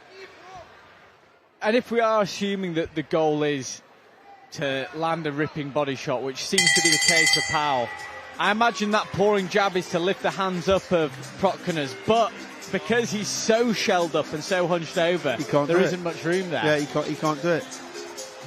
That says, you know, Prokunis has to play ball. That was a little flurry that he had, but in doing so, there wasn't enough coming back. See, Prokunis isn't letting his hands go when Powell's throwing punches at him. He just keeps his hands cupped up around his chin. It's at this point where Powell should have traded off with him. What would you do in that instance? Because they were very close together. Obviously, Prokunis landing some good shots. Does Powell need to create some distance in those moments? Well, yeah, like I say, if he allows Prokunis to come onto him, Powell, and then starts ripping in and little up. 10 seconds, corners. He's going to get through because the other guy's letting his hands go. And see what kind of effect that has on him. Seconds out. But all the time, Round 7 has got his hands cupped up around his head. He's not going to get the KO.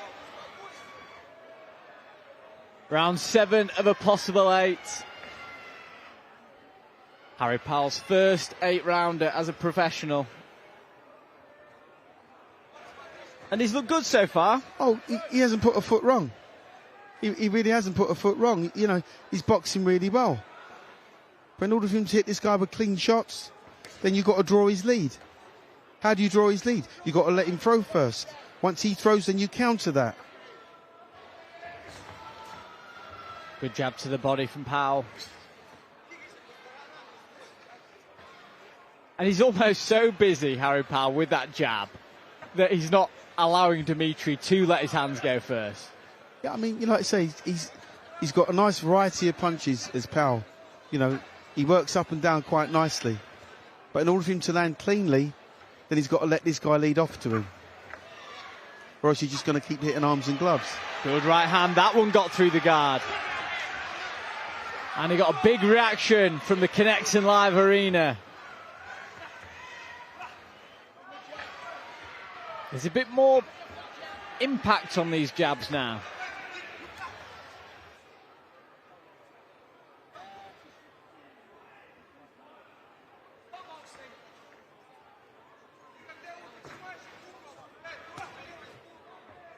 Powell rips another one to the abdomen of Prokunis. Sense a bit of frustration in Powell. Yeah, because he's not getting through cleanly. Prokunis is doing a good job in frustrating him because he's surviving, isn't he? You know, he won't let his hands go. He'll step right, he'll step left, but he's not letting his hands go. He's just taking all these shots on the arms and gloves. He can do that all day long. Yeah, you can see the reddening on the biceps of Prokunis. It tells a story that he has been shelling up and taking a lot of shots on the arms. But they can do some damage as well. Well, yeah, I mean, listen, of course he can do damage there, but, you know, in order to get what you're looking for, you've got to hit a clean target, right? So, in order for him to open him up, in order for Powell to open him up, not leaning on him like this, take half a step back and let the other kid throw. As he throws, then you counter that. Take a little step off to the right and try the right hand round the side. Because you know he's walking him back in straight lines, right? He's not He's not walking him back at an angle. He's walking him back in straight line. So just take a little step to your right. Try the right hand from a different angle. Take a step to your left. Try the left hook from a different angle. Shoot that jab down into his chest. And then throw it back to his head. Again, saying it's one thing, doing it's another. Another round in the bank for Harry Powell as we head into the 8th.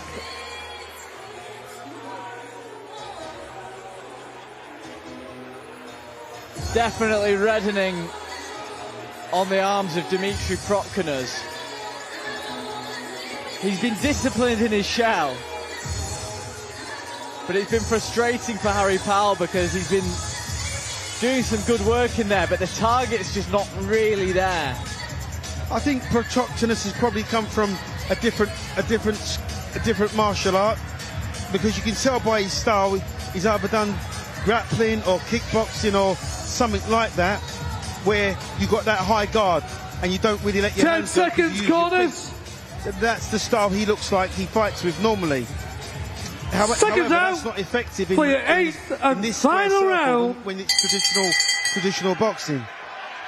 No, I think that's a great spot there, Duke, because his stance is fairly square, very disciplined with the guard.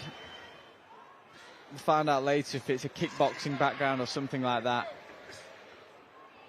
I mean, Prokunis isn't getting the living daylights beat out of him. Far from it. Yeah, because he's not getting hit with clean shots.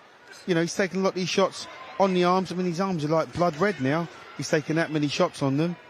If half those shots would have hit him on the chin, this fight would probably be over. But again, it's a learning curve for Powell. How to break guys down. Good jab. That one got through. Split the guard of Prokunis. He landed a right hand, just took a half step back as if he was expecting something to come back his way, but it didn't. But it's not a bad habit to get into, is it? No, it's not a bad habit. And I'm thinking even of the corner from Curtis. He's probably wanting a bit more coming back towards the way of his man. Well, again, it's down to experience. He'll obviously would have learned from this fight going into his next fight if he has a similar style to deal with. I'm enjoying these jabs, though. These jabs are nice. The jabs are nice. There's nothing wrong with his variety, Powell. You know, he's got enough variety. It's just the actual game plan needs tweaking a little bit. And that low lead hand for someone with such a high shell, it's harder to see those shots coming. Yeah, absolutely. Crowd getting behind him now. Maybe that'll lift him a little bit. Not that he needs lifting. I say, Powell's winning this by a country mile, right? You know, there's nothing wrong with what he's doing. But to get that clean shot on, he's got to be able to draw the other guy's lead. Of course, and I think he is finishing strong, putting a stamp on this performance, and his fans making huge noise here. Powell, a huge Leeds fan as well. Is the Arsenal, and you know, like the Arsenal in the final of the championships tomorrow against Man City, so hopefully they win. I think they will.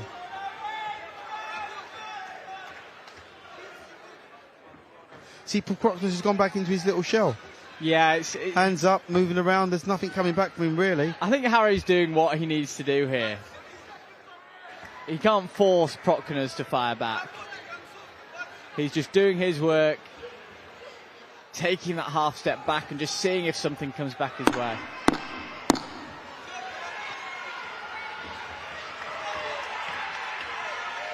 But really, as we head towards that final bell, a clean sweep for Harry Powell.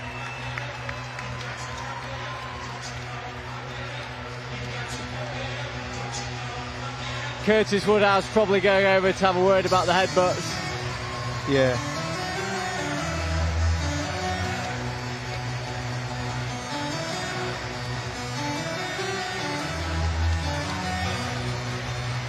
But this guy, 6'6", is going to be a problem as he goes through the ranks, because there's not many that height in the middle. There's not many that height in general, but especially in the middleweight division.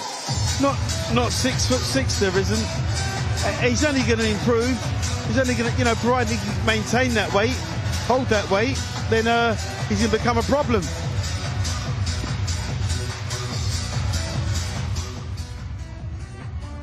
Ladies and gentlemen, could you please put your hands together for both boxers? After 8 rounds of action, we go to referee Mark Downing's scorecard. He scores the contest 80 points to 72 points in favour of your winner. From right here in Hull, Harry "The Sauce" Powell.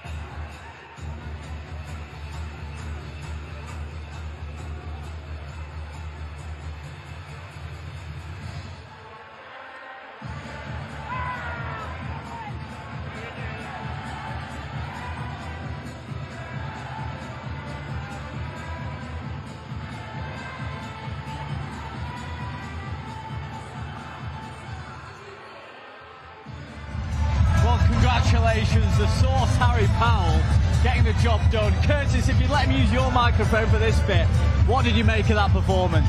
Yeah, it was a good performance. I enjoyed it. Obviously, it's my first 8 rounder, so it was good to go get the experience in there. And he was a tough kid as well. He took some good shots and he had a good defence. So, yeah, I'm happy with the overall performance. Duke, you were saying it might be a bit frustrating for Harry at times because not all that much was coming back from Prokunis. Yeah, it must have been quite frustrating for him being so tall, trying to work on the inside against the guy that was trying to survive. It's hard to break those guys down. With those guys, you've got to show him little feints, you've got to show him a shot, hit him with another one. But this is all a learning curve for him. He'll learn over time. 6'6" is incredible. I don't know how you make the weight, mate. How do you make the weight? I don't know. I don't know, if I'm honest with you, I don't have a clue. Listen, keep doing what you're doing, because you know what, you're only going to improve. It's only going to get better. Yeah. But my advice would be, don't try to fight these little guys in the pocket. Because he was in there to just keep his head, not get hit. Obviously, you've got to show him a shot, hit him with another one. And Curtis, you've told me so much about the Sauce before, Hull's top boy. What did you take from that performance? Well, the reason why I match Harry with this guy is we need rounds, because the first 5 fights we've had, ideally you want him to win, but you don't really want him to be knocking out 3 in a row. And I wanted to show him tonight that you can't knock everybody out. And that guy was a tough guy. And them 8 rounds were really valuable because he came back after 6 rounds and he was blowing a little bit. He had to get his second wind and he had to realise that I'm going to be okay without panicking. So this was a really good learning fight for him, and fair play to his opponent. He didn't throw much back, but he's a tough old boy. Yeah, congratulations, Harry. We're going to let you go now, so go relax, enjoy yourself. But I want to speak to Neil because you're the partner at 3156 as well with Curtis Woodhouse. You've got some exciting things going on in Portugal. Can you just tell us a bit about that for the fighters? Yeah, we've got the AJW fight camp, which is solely down to the 3156. and just for our fighters that fight for us. It's a fantastic facility that we've got out there. Yeah. It's unbelievable, you know. We've got everything that you possibly want for the fight camp. We've got an 18-foot ring there. We've got all the spawn, we've got all the equipment. It's dedicated to my son who passed away in 2021. So it's dedicated to him. And thankfully, Curtis came across last year, about 7-8 months ago. Yeah. And me and Curtis, you know, just got on like a house on fire. And we said during that conversation, imagine one day we'll put a show on. Yeah. And this is where we are today. You know, Harry's performance tonight, I've seen Harry from 8 months ago to today. And that was a polished professional performance. The best I've seen Harry. He could have got a bit excited with himself, he didn't. He just took his time, he was honest, he was professional. Down to this man here, because I tell you what, he makes these guys what they are. And it's fantastic work with Curtis. I'm learning more and more about boxing. And get the AJW fight camp involved with 3156. It's one big family, and it makes one hell of a group of people that we've got, and a fantastic facility for these lads. Brilliant. And let's take a look at that fight camp now. We are in the middle of the Algarve in Portugal at the EJW fight camp, which is exclusive to all 3156 fighters. We have this amazing facility. We've sparred here, we've done the circuit work here, the bags, the pads, everything you can do in a boxing gym, we can now do over in the Algarve, brought courtesy by Willa the Gorilla. We've got a partnership that all the boxers that fight for us come out here and fight and train in the memory of my son Ellis. And AJW stands for his name, Ellis Jack Wilson. So it's built in his memory. I met Will about 6 months ago. I had a fighter came over here to spar Stephen Robinson, Adrian King. We came and did a week sparring here, and I was blown away at the facility. And me and Will hit it off like a house on fire, and we remained in touch since then, and everything just progressed from then, really. He's very much like me. He does what he says he's going to do, and you don't come across many people like that are genuine, you know. And I think sometimes you meet people in life that's just on the same wavelength. And he was definitely on the same wavelength as I was, and, you know, we get on great.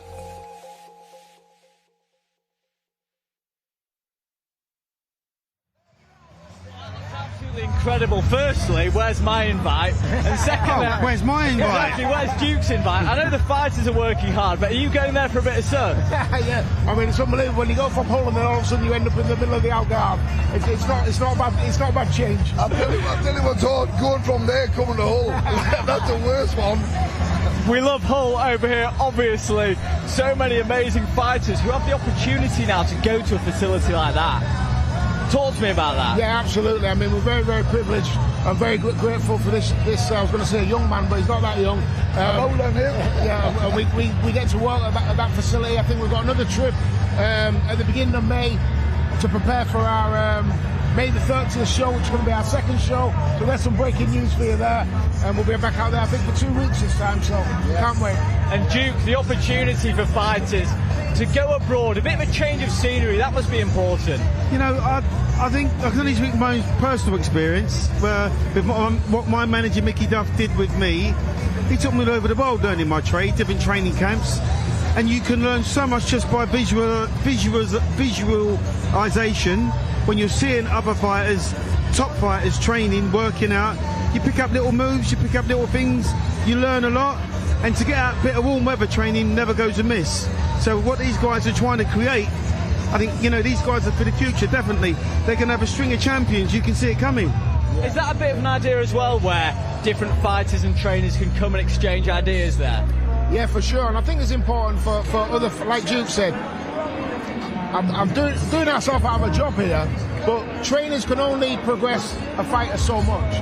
Good fighters become great fighters by being around other great fighters, and that's what we're doing. We're looking to build something where we're all together, and we say all the time, we don't care who gets there first. Once you get up there, your job is to help everybody else up there, and that's why we want to move together. And as a team, there's going to be 12 of us out there. So it's going to be interesting. Amazing, Neil. Well, congratulations to you, because it's amazing what you're doing there. I'm going to let you go back and take your seat. Enjoy yourself. But great to see you. And we are going to be speaking now. You're saying it, Curtis. You're saying it, Neil. Thank you. Curtis, you can't get away from me that easy. Sorry, I keep forgetting what role I am. Come on.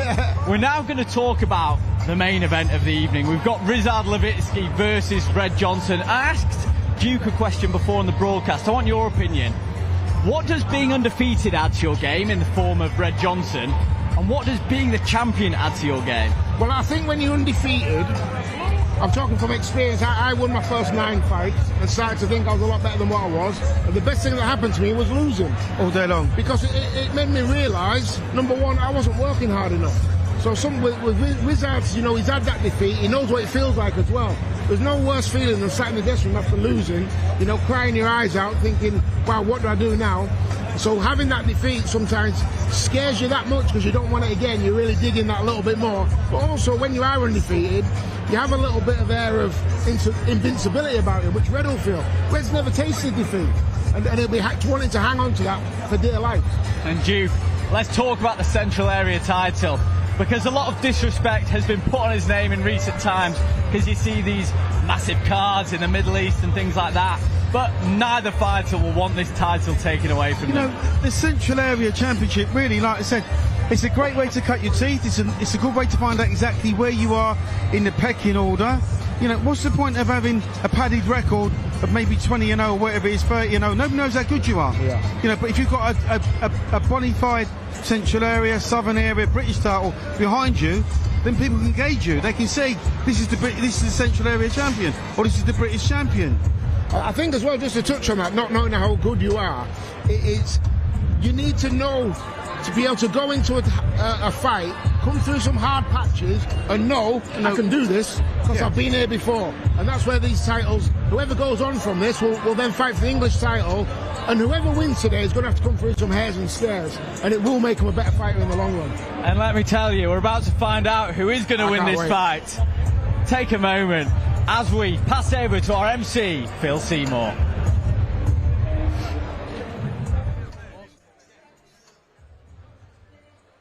And now, ladies and gentlemen, with 3 bouts left this evening, we come now to the main event. Curtis Woodhouse for 3156 Boxing proudly presents 10 3-minute rounds for the Central Area Super Middleweight title. Also a final eliminator for the English Super Middleweight Championship.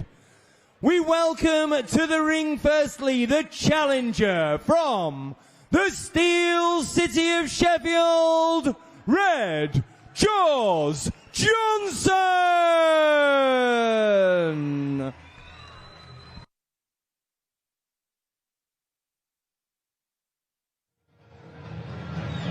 Red Jaws Johnson making his way to the ring. Undefeated and hungry to win his first title as a professional.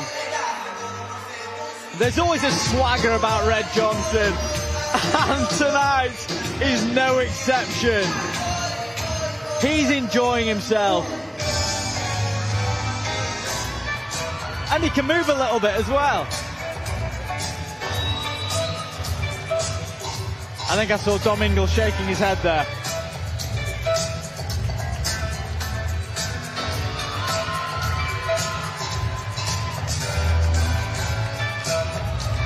A huge night in the career of Red Johnson.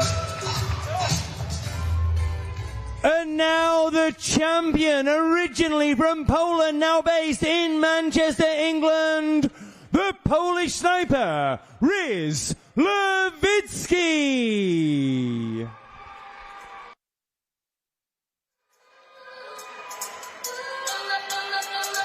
Rizard Lewicki, the champion, prepares to make his walk to the ring. He won the belt by a first round KO, and he tells me he's back here in Hull to make his statement.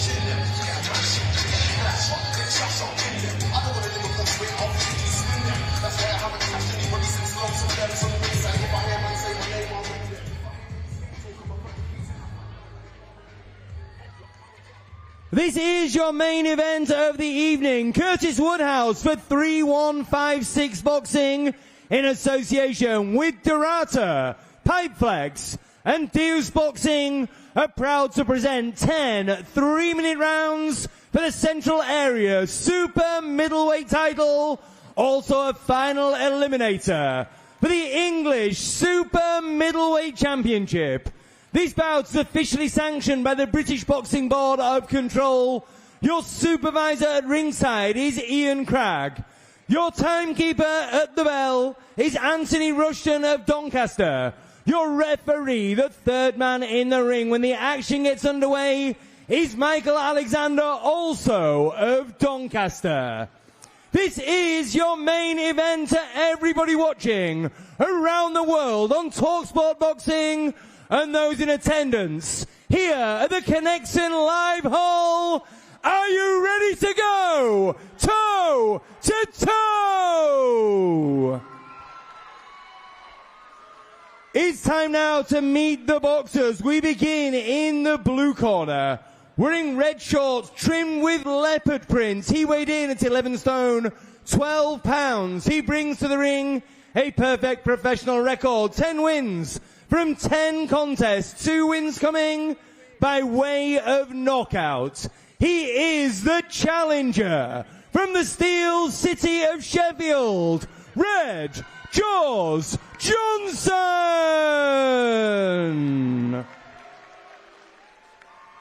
And now to the red corner, wearing black and red shorts. He weighed in at 11 stone, 13 pounds. From 17 contests, his professional record boasts 12 wins, 3 draws, just 2 defeats, 5 wins coming by way of knockout. He's the reigning and defending Central Area Super Middleweight Champion, originally from Poland, now based in Manchester, England, the Polish sniper, Rizard Lewicki. Your referee, Michael Alexander, will give both boxers their final instructions. Right, lads, you both know the rules, so let's just have a good, clean fight, okay? Most of all, remember to defend yourselves at all times, all right? Just close. 10 3-minute rounds for the Central Area Super Middleweight Championship, a final eliminator for the English Super Middleweight title. Here we go, the Central Area Super Middleweight title between the holder Rizard, the Polish sniper Lewicki, and Red Jaws Johnson. I was getting goosebumps in the build-up there. Johnson pacing up and down, Lewicki looking laser focused. This is an unbelievable fight between the undefeated Johnson and the champion Lewicki.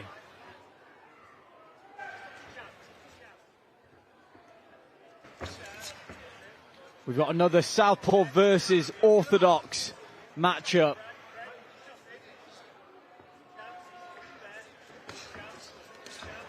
Nice jab from Johnson. He looks strong in there. Really big legs and shoulders.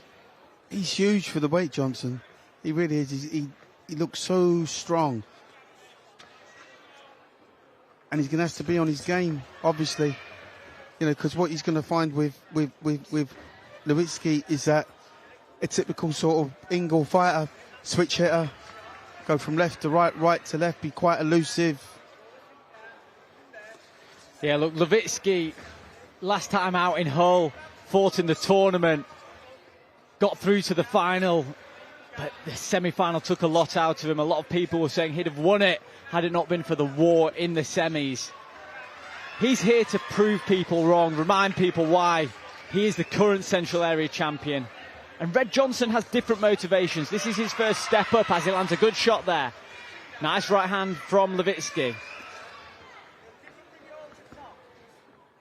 As both fighters switching stances.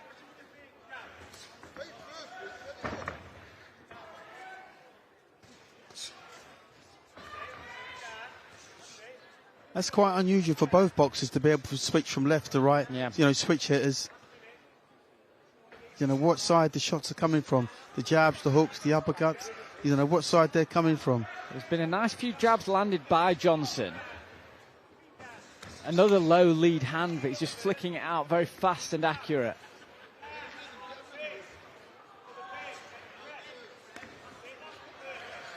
And a short hook. Good shot to the body there from Johnson. He's landing well in this opening round.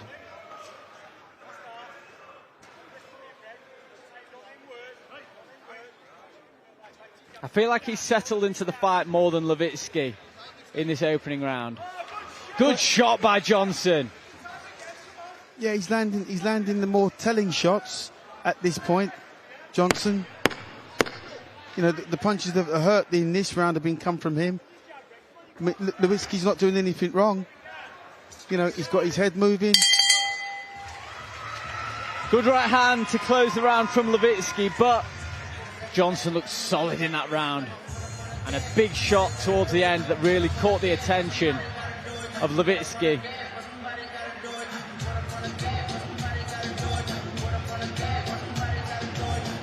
Take a look at some of these replays. Nice uppercut. Backhand uppercut from Johnson. Lewicki worked to the body.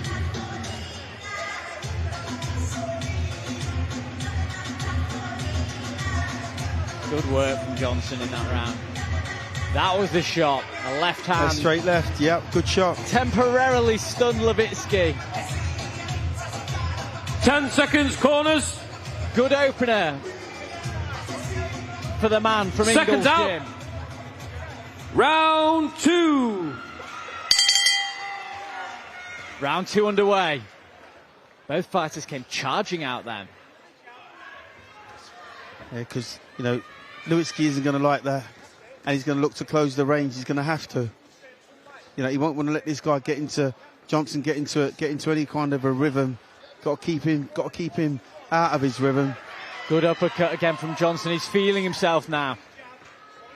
His jab from the southpaw stance is really working at the moment. It certainly is. He's nice and he's loose, Johnson. He's not loading up, he's just getting his hands together, making them work. Pulling in and pulling out. Couple of rips to the body there from Lewicki. But he's just struggling at range at the moment, isn't he, against Johnson? Yeah, but I think Lewicki's probably the stronger on the inside at the moment. Because, you know, he's whipping in them hooks and that, you know, if he continues that, they're going to come to some good effect. But Johnson's, he's been quite cute. He's pot shotting. Good jab and a left hand. Short left hand there caught the attention of Lewicki. Nice shots there from Johnson. Doubled up, trebled up on that jab, put a hook in there as well. He definitely seems to be favouring that southpaw. Just as I say that, he turns to orthodox.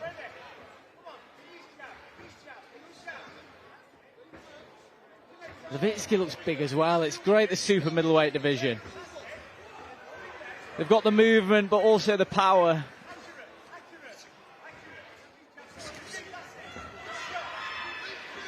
Both fighters landing jabs in that exchange. Good work. Better this from Lewicki. Right hand partially lands. Yeah, that shot from Lewicki just buzzed Johnson there.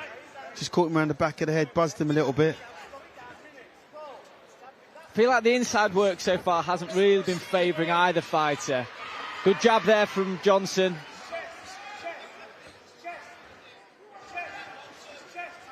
Another good jab from Lewicki. He's finding his range in this round. It's a better round from his evening it up so far. Really, some really good exchanges this early on, which is really positive signs for a good 10-round fight. Lewicki bit on that feint from Johnson.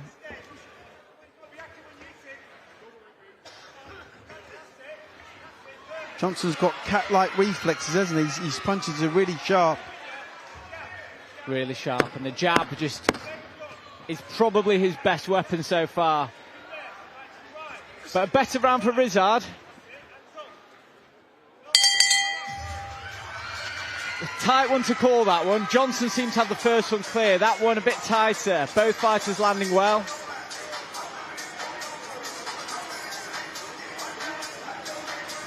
Yeah, I think that'll be one apiece. I think that's one apiece, because I think the bigger shot certainly for me would come from Lewicki. That was a good left hand from Johnson. And missing in that one. Solid jab there from Lewicki. Put everything into that one.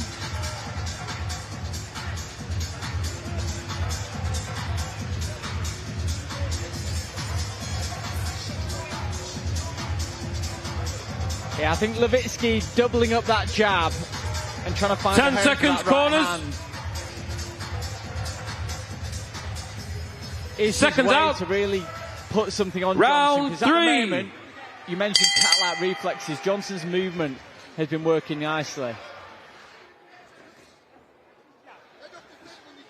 But he does have that low lead hand, which can at least look as though it's inviting a shot through the middle. Good combination. Well, the fact that both of these two switch from left to right, you know, really effectively, like I say, you don't know what's coming. No, it's confusing for us as well. So what Johnson's doing now, he's trying to put more distance between him and Lewicki by switching from left to right and getting on his toes a little bit more. He's obviously tasted that power and, you know, he didn't like it, so he's changed his game. Mm-hmm. Good shot from Johnson with the left hand. Johnson in southpaw against the orthodox Lewicki.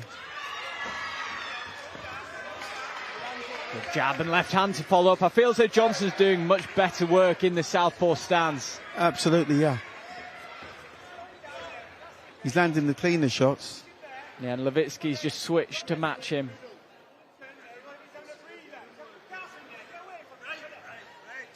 Ingles corner, thinking that Lewicki might be tired at this point of the fight already.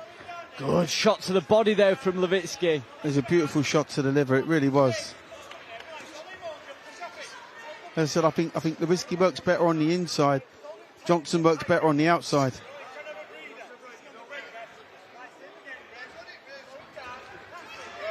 Good work by Johnson. Those shots got through.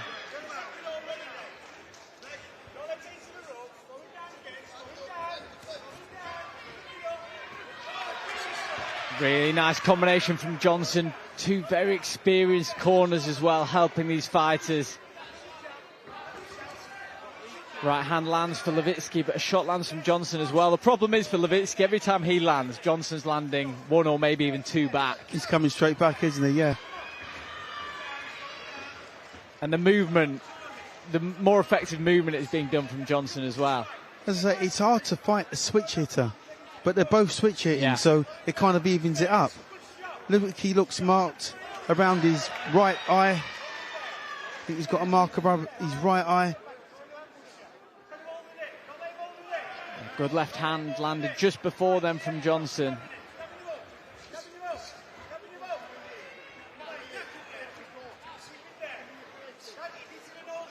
Getting a little bit messy now with 20 seconds to go in this third round. Good shot to the liver from Johnson. Solid left hand, really fast hands here from Johnson. Right hand then a left hook, good work. Well, they were punishing punches. Yeah. They really were. Lewicki's just holding on to the rope as he goes to his corner. Now you might look for small signs, but those shots did seem to definitely get through. Oh, they absolutely got through. He stopped him in his tracks there. That straight left right down the middle from Johnson, right on the money for me. That right hook was beautiful. Spun off it quite nicely. The guard of Lewicki doesn't seem to be doing much to deter the shots from Johnson, because the hooks are going round the guard and the straight shots are going through the guard right now. Well, as I said, they're both switch hitters, so once one of them takes the ascendancy, the other one takes it straight back. But for me, that was Johnson's round. That was a good left hook from Johnson. 10 seconds, Definitely corners. Got the attention from Lewicki. And at the moment, Seconds out. Duke, it does seem as though Lewicki's a step round behind 4. Johnson based off of that last round. At the moment, that sort of check long lead hook from Johnson is finding the target, finding a home on the chin of Lewicki. Good jab from Johnson.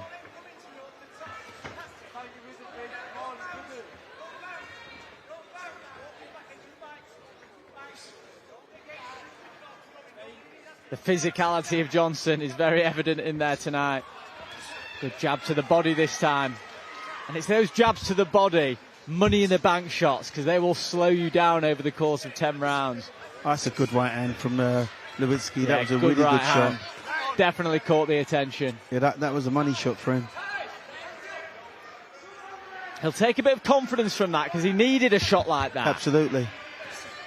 But the jab of Johnson is back in full effect. Oh, he walked right onto that jab, Lewicki. Johnson jabbed it right in his face.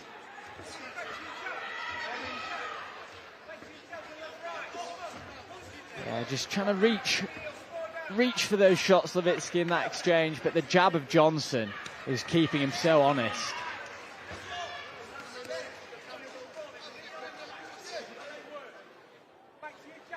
Would you be telling Rizard to fight on the inside at this stage? Because that jab is just so punishing. Yeah, he's going to have to. He's going to have to move his head more like he did in the first round, because he stopped doing that now and he's taking shots pretty cleanly. When Johnson's landing, he's landing pretty cleanly. Because, Lewicki stopped moving his head. It's a really nice 1-2 from Johnson. And they seem to be having a big effect on Lewicki as well. Left went through the guard as well there. Lewicki needs to be busier. Right hand to the body there from the Polish sniper.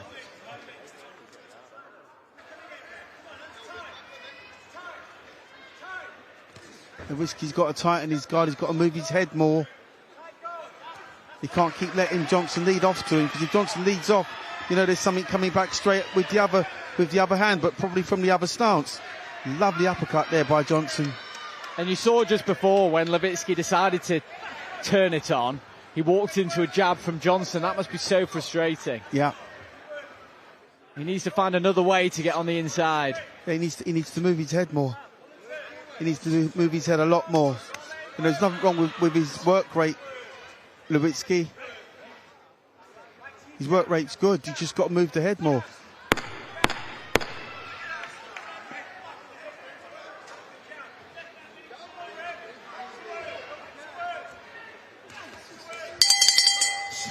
It's like he's just waiting for Rizard to come in and then firing that jab. And like you said, it's not a touching jab, is it? No, it's a very hurtful jab.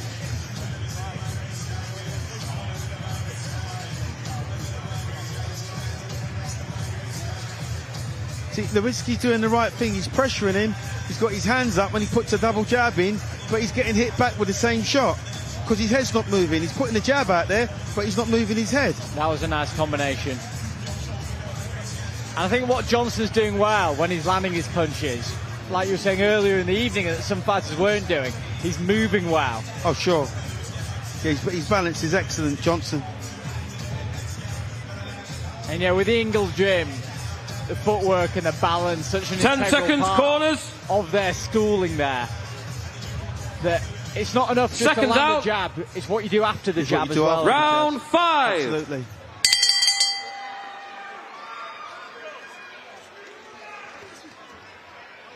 Every single round has started with Rizard moving forward and a check right hook from he's Johnson. walking onto the same shot every time. He needs to go in behind the jab. He needs to get his jab working. So Red just switched to orthodox and Rizard matched him. I want to see if that's going to be a pattern throughout, because I wasn't picking up on who was leading the dance there. Good right hand from Johnson and a jab.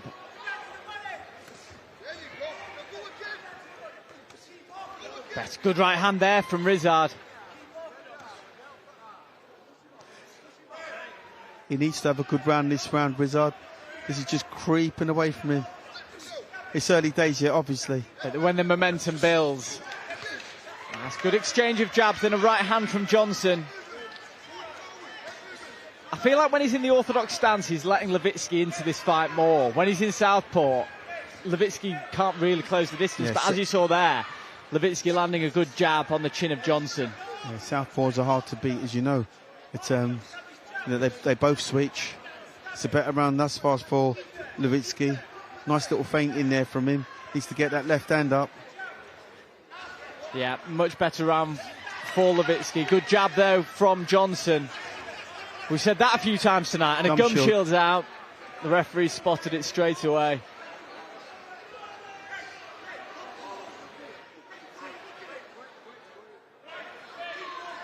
Strong instructions from the Ingle corner for Red Johnson.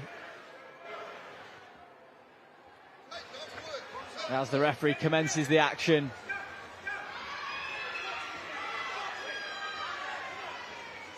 Both fighters in the orthodox stance. Good right hand partially lands for Lewicki. Definitely having much more success this round. Good jab. Like you say, this has been such an even money fight so far. Both their styles complement one another. Definitely. And with Lewicki, I've noticed it's never his first shot that's landing, really. So that jab, he went for a double jab just before, and it was the second one which clipped the chin of Johnson. I think Johnson's movement's so good that it is going to take a flurry to really hit the target. Oh, you know, sure. I mean, yeah, he's a good combination puncher, though, is Lewicki. He puts his combinations together really well when he's on point. But, you know, Johnson's offsetting him because he just keeps switching. Look, he's gone back to orthodox now. Yeah, he spent the majority of this round in orthodox, but Lewicki seems to have a bit more success here. Don't get me wrong, Johnson's still landing some solid shots. But I just think the better work he's done so far has been in southpaw. Good rips to the body from both guys. Oh, good shot there by Lewicki. Really good shot from Lewicki. Good shot. That could give him a lot of confidence at the end of that round. Absolutely. Closed that round really well. There's not a lot in it. That jab hurt him. And that right hand hurt him. He's getting through just a little bit too cleanly there, Johnson. But Lewicki finished that round really strong. Really strong. And look, 5 rounds down, 5 to go. How are you scoring it at home? If you're watching on talkSPORT YouTube, let us know how you're scoring this one halfway through. But I'm sure we've got it pretty close. Probably 3-2 Johnson, maybe 4-1 Johnson. But it's a close one so far. Johnson, when he's in that southpaw stance, 10 seconds, corners. Real problems. That last round was mainly orthodox versus orthodox. Seconds although out. Johnson was still having success. Round 6. We saw more from Lewicki. Yeah. It was a much better round for Lewicki. He's come out with a real purpose in this round. Really nice uppercut there to meet him. Johnson's got to go back to doing what he was doing. He's got to just keep that little bit of distance between the two of them where he can get those shots on and just keep switching, popping those shots in. Definitely, but we'll see how much confidence. Good right hand from Lewicki. Johnson returns fire. The more that Lewicki hits the target, the more confident he's going to get. I think it's as simple as that. Well, he's physically stronger, you would feel. He's marginally bigger, right? So he looks like he's carrying more power. But what Johnson's doing, he offsets him because he switches from left to right effortlessly. Yeah. So just for a split second, it will offset Lewicki until he switches. Yeah. But you can see what Lewicki's trying to do now. He's trying to impose his will. Yeah, and he's landed a good few shots to the body in this round. Yeah. On Johnson already. Yeah, he's imposing his will on him now. And I wonder if this is part of the plan for the back half of the fight, to try and drain that gas tank of Johnson. Yeah, he's using his physicality. Lewicki's using his physicality more. So he's making this fight more physical. Seemed to pull that right hand a bit, although it looked as though it was going to land. Johnson looks more tired now, for sure. Jab to the body from Lewicki. Good right hand there from Johnson, which has Lewicki on his heels. This is a physically taxing fight, isn't it? They're not giving each other any room to breathe. There's not a lot in it. You know, they're both landing quite cleanly. When they do land, they both land very cleanly.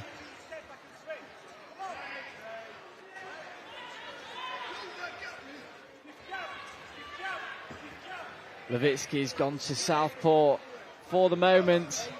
Let's see if Johnson reacts. Nice work with jabs. that lead hand of Lewicki. Johnson fires a sneaky one under the arms to the body.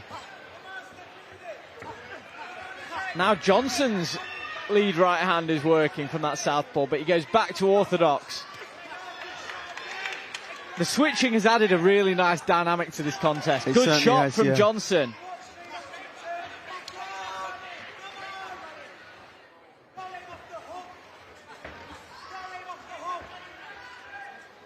Both guys in southpaw now. He's tied red is the call out of the Ingle corner. I think they're both feeling the pace of this one you there. took the words right out of my mouth. They're both feeling the pace.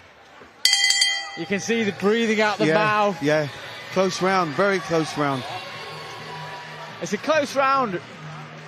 Lewicki is just edging his way. Look, rounds 2 and 3, you thought Johnson might start to run away with this. But now Lewicki's he keeps chipping away, doesn't he? He keeps chipping away. Just when you think he's lost that round, he pulls it back. As we said earlier, this is a 50-50 fight. It could still go either way. Yeah, and both guys lead hand from the southpaw positions, having good effect, but that was a nice combination from Johnson. What I liked from Lewicki in this round was the work to the body of Johnson, because that's what's going to slow him down. This has been a really... We knew the Central Area title fights were going to be good, but this has been so 10 seconds, corners. Seconds out. Round 7. You've got two good pros plying their trade. And there is a contrast of styles. While they both switch it, you would say that Lewicki's the more sort of upright with his style, and stylistically the more sort of traditional boxer. Where you've got the more sort of flamboyant switch hitting, dropping the hands from Johnson. I think that's fair. I think, as we said earlier, Johnson prepared to land his combinations and get out the way. Lewicki happier to stay in that pocket for a bit longer.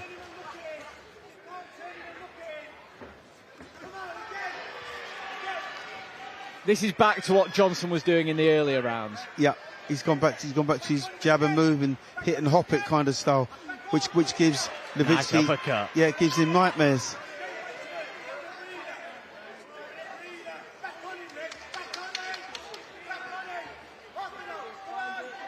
Orthodox was the shout from Ingle's corner, but Red Johnson hasn't taken heed yet. Seems to be reacting to every time Rizard goes into that stance. Red Johnson looks to match him. Good work on the inside this from Rizard. Like you said, Duke, using that physicality. You can see him just leaning, weighing on the shoulders of Red Johnson. Yeah, he's trying to use his physicality to slow him down. If he can't get him with the punches, using his body weight to try and slow him down. Good jab there from Johnson. And the right hand, left hand to the body though from Rizard, which did seem to get the attention of Red Johnson.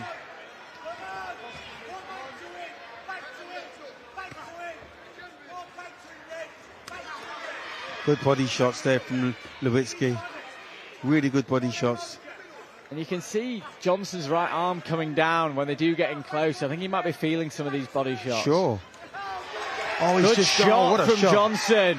That's turned it back in his favour, isn't it? It's like punch for punch, isn't it? Really is. And again.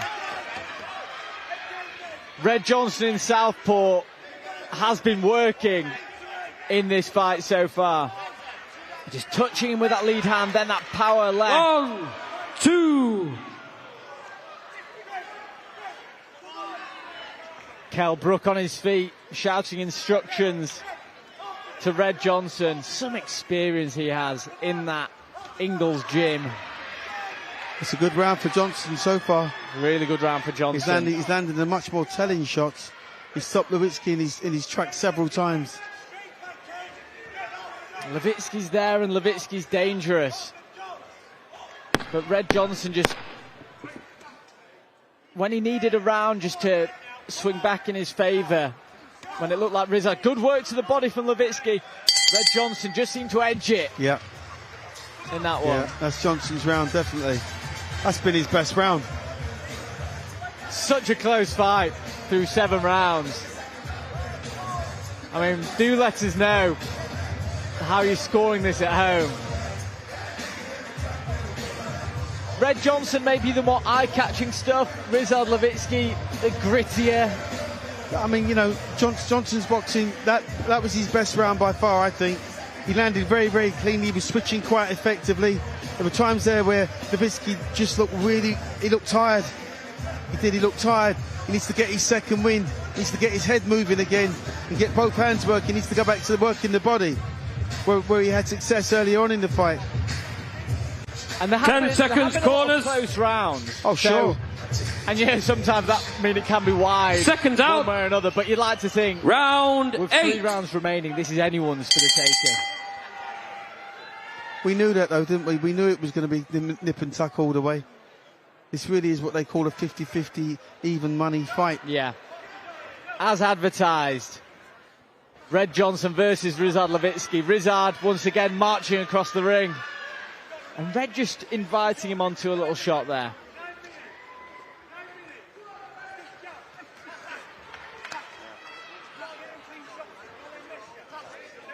When Red Johnson is hanging around in these exchanges, he is allowing Rizard to land some shots of his own. Sure.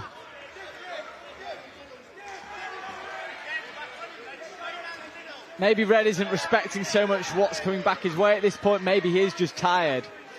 I think they're both just a little bit arm weary. The output's been good. They both, you know, delivered lots of shots from different angles. Jabs, crosses, hooks, uppercuts.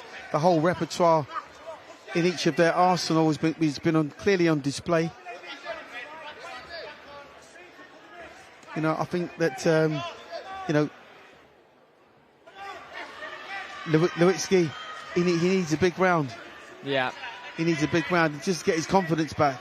I think so too. And Johnson just got to keep doing what he's doing. He's had moments though, Lewicki. It's not as though he's not, but nice sure. combination there again from Johnson. Hey, Johnson just got to keep doing what he's doing. Just keep pot shotting. That was a lovely shot, like a bit like Nassim Hamed. Little uppercut. Nice shot. Sneaky uppercut and then moving out the way.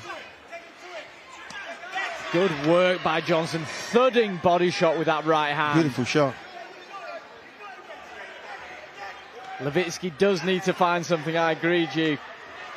And he finds a nice body shot of his own, but Johnson doesn't seem particularly deterred by it. Good work by Johnson. Straight shots landing. Had Kell Brook on his feet. Yeah, they hurt him. Lewicki definitely hurt there. Those shots from Johnson went right down the middle. And he's starting to fancy it now. Back into southpaw. Nice uppercut, but he eats a shot. He was a bit low with his hands there, and he ate a shot for that from Lewicki. Good left hook from Lewicki. Yeah, Lewicki really biting down on that gum shield now. I think he has to. Yeah, really dragging it out of himself. Good left hand from Johnson. Seemed to have Lewicki on shaky legs for a moment there. Yeah, he hurt him, definitely. Johnson's best round. Really strong round from Red Johnson. I think this is smart from Lewicki there with 10 seconds remaining. That was a big shot that he took on the chin.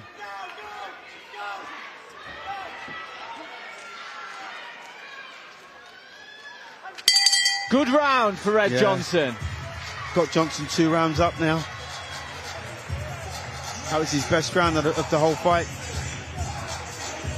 Really good round. What would your advice be for Lewicki at this point? Because there's 2 rounds remaining, and well, maybe at best he could get a draw if he sneaks these 2. He's got to go for broke. Lewicki's got to go for broke. He's got to throw caution to the wind. You know, he might get chinned in the interim, but he's 2 rounds in my book. He's 2 rounds down, and that wasn't a good round for him.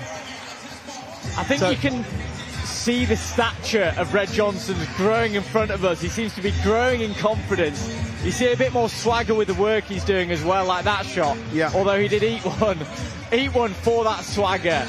But 10 seconds, corners. There's a stark contrast in confidence between these 2 corners right now. Yeah, absolutely. Seconds out. Round 9. Round 9 in this super middleweight central area contest. Good shots landed by Lewicki early. A couple of right hands got through and a left, but Johnson returning fire.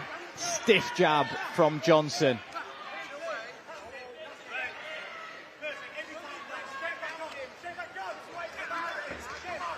See Johnson now, he's prepared to stay in the pocket and fight with Lewicki. I think once he got that big reaction from his left hand, he knows that he can hurt him now. Yeah.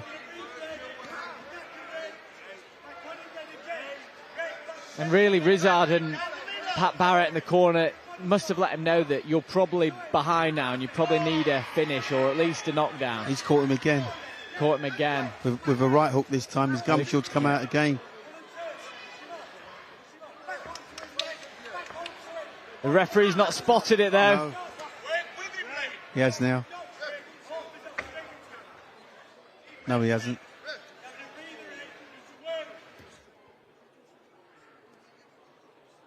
No, referee not spotted the gum shield. It. Yeah, he spotted it now.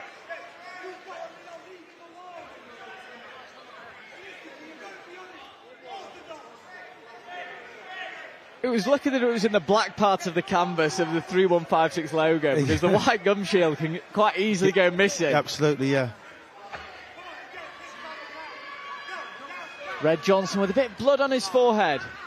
Some of these exchanges have been quite wild. Opening up now, Red Johnson. Lewicki returning fire. Good right hand got through from Johnson, and another one. He knows this range now. Left hook digs into the body. Yeah, there's left hand hurt Rizard there, and another one. He's hurt. Red Johnson opening up here. He's hurt. He's badly hurt. Badly hurt. Red Johnson senses a finish is near.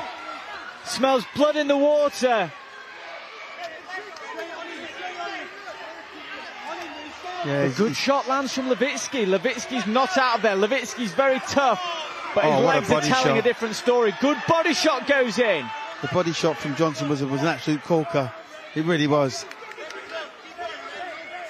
I don't really think the Lewicki's got a lot left. No, good left hand from Johnson, and again. Cheeky left hook on the break from Lewicki. I think Lewicki just trying to lean, save a bit of time, save a bit of energy, but as soon as they break, Red Johnson's going to be there with acuter, more accurate shots that are doing some real damage in this 9th round. This is Johnson's round again. He's really grown in this fight. Beautiful work from Red Johnson.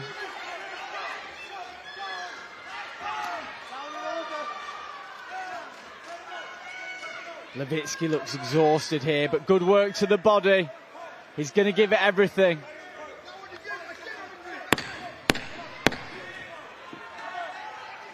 Lewicki, he's absolutely spent. He really is.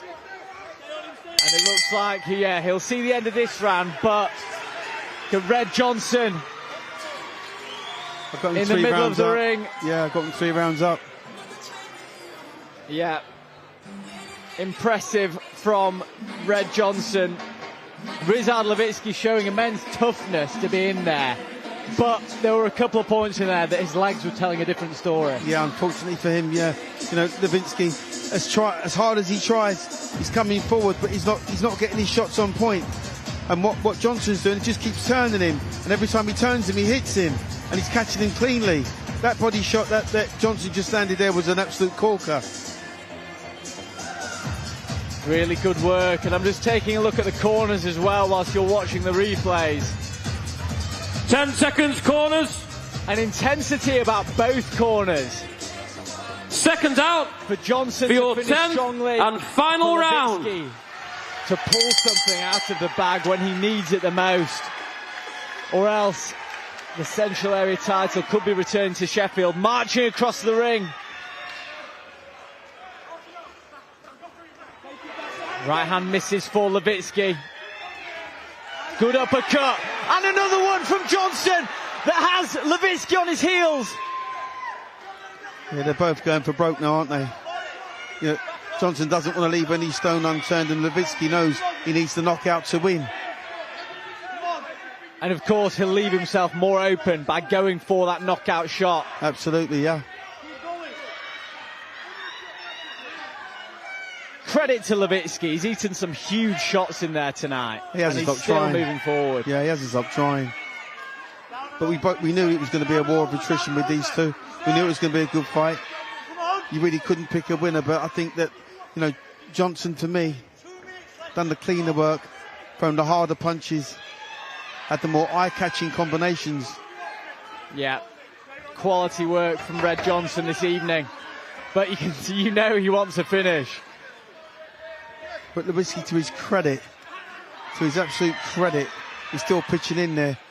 He knows he's just slipping away. Yeah. Good work. 1-2 from Johnson. Short uppercut from Johnson in the clinch. He loves the uppercut, doesn't he, Johnson? He's landed it a few times in recent rounds. He does, yeah. They're both tired. Yeah, it was a nice left hook, short left hook from Lewicki. Just over a minute left remaining in this super middleweight central area fight. And a good shot landed by both men in that exchange. Oh, there you go. Johnson's back in it again now. After taking one, he just given one. Good left hand from Lewicki. Oh, good effort by Lewicki. And Johnson, yeah, good work. That short left is money for Red Johnson.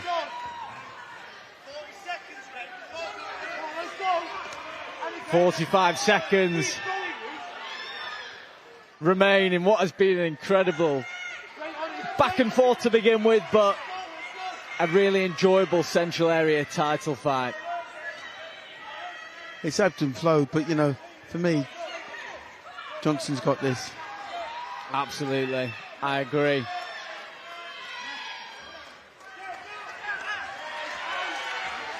Still solid combinations by both men, but I think the pace of this fight is being felt by both Johnson and Lewicki.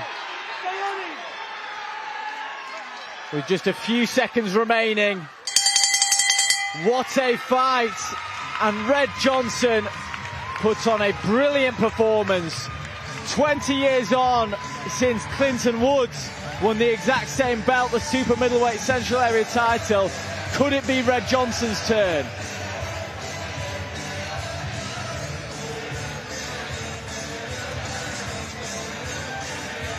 What do you think, Duke? Lewicki had moments early on, there were a few close rounds, but Johnson just seemed to pull away. No, that fight was what I call captivating. It kept you guessing pretty much all the way through, but then we got to sort of the 8th round, and really for me, I think, you know, Johnson's cleaner work, harder punches, took less, was landing more, and those last 2 rounds for me, I think it's just, you know, tips it in his favour, and you know, deservedly so. And there was more finesse about the work of Red Johnson. Times when Lewicki was going aggressively, marching forward, trying to land a punch, whereas Johnson had a bit more finesse. And we are about to find out the official decision now. Ladies and gentlemen, we have been treated to 10 incredible rounds of action. Let's hear it for both boxers. After 10 rounds, we go to referee Michael Alexander's scorecard.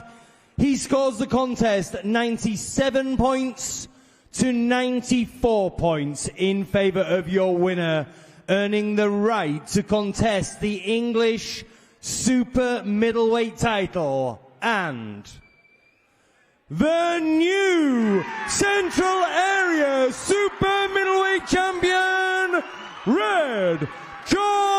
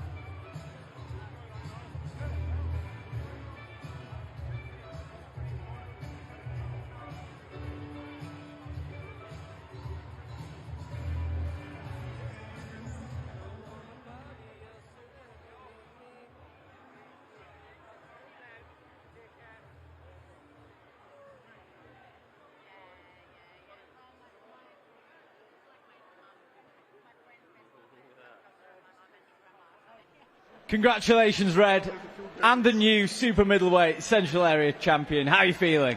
You know when people win titles and you see them on telly and they drop to the floor and start crying, and you think, get up. Like, trust me, this last year or so has been hard, so I'm over the moon.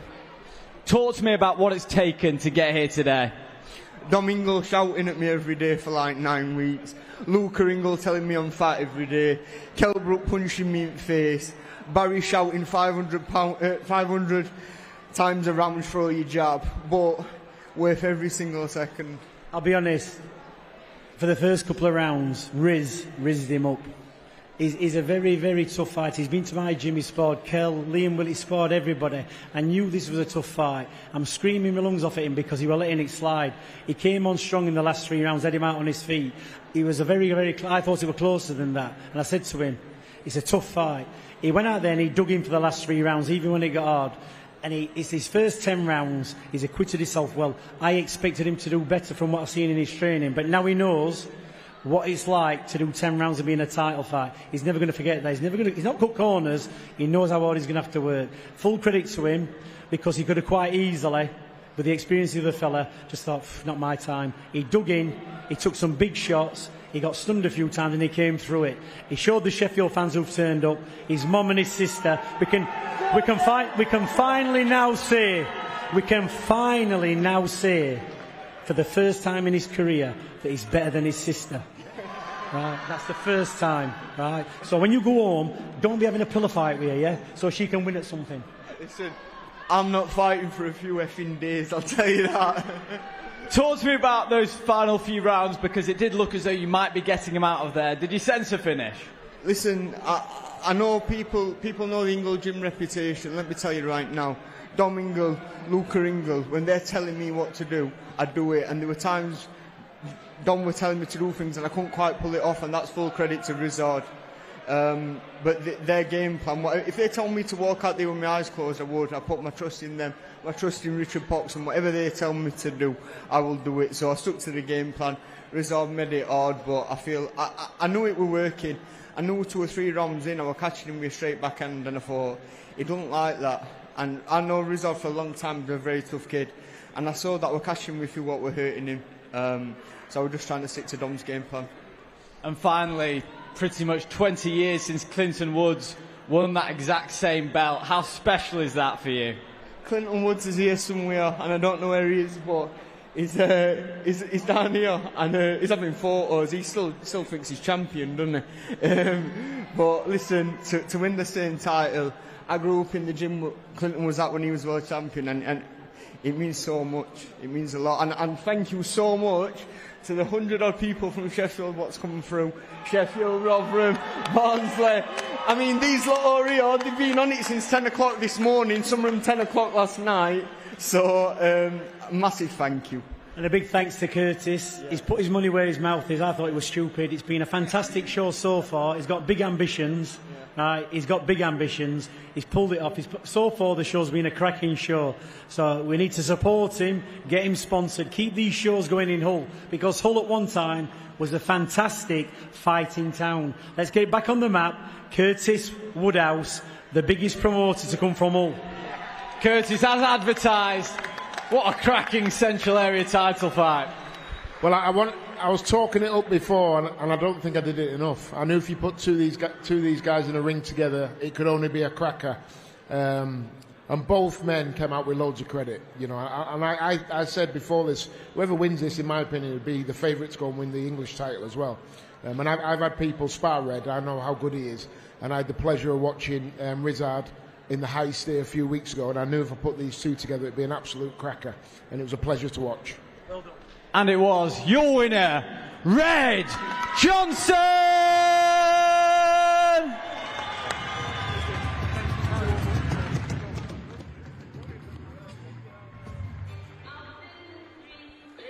And now the action continues. We have 2 more bouts for you this evening. Firstly, Curtis Woodhouse for 3156 Boxing brings you a welterweight bout scheduled for 6 3-minute rounds. We welcome to the ring firstly from Manchester, Dale Arrowsmith.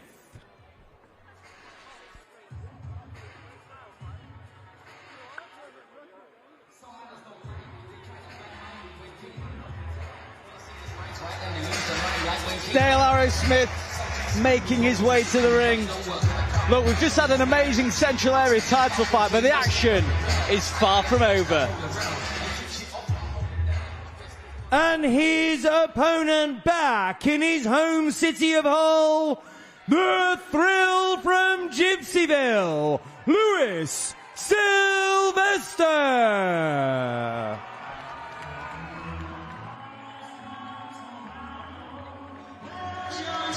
At 17-1, Lewis Sylvester has his sights set firmly on that British title.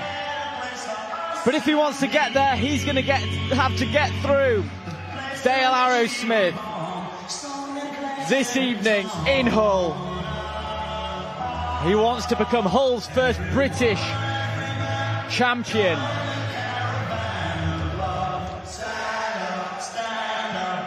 He's got fantastic support here in Hull. He fought here in November for GBM's Heist show. And prior to that, took on Rhys Mould at the Eco Power Stadium. He wants activity. He wants titles. It's Lewis Sylvester. Your officials for this bout from the British Boxing Board of Control. Your timekeeper at the bell is Amjad Ditter of Wakefield. Your referee is Mark Downing of Sheffield. It's time now to meet the boxers. We begin in the blue corner. Wearing black trunks, boxing this evening in professional contest number 161. Hailing from Manchester, Dale Arrowsmith. And his opponent in the red corner, wearing white shorts trimmed with black, he weighed in at 10 stone 11 pounds. From 18 professional contests, his record boasts 17 wins, just 1 defeat, 4 wins coming by way of knockout. He's a former undefeated English lightweight champion and the reigning IBO Continental Lightweight Champion from Hull.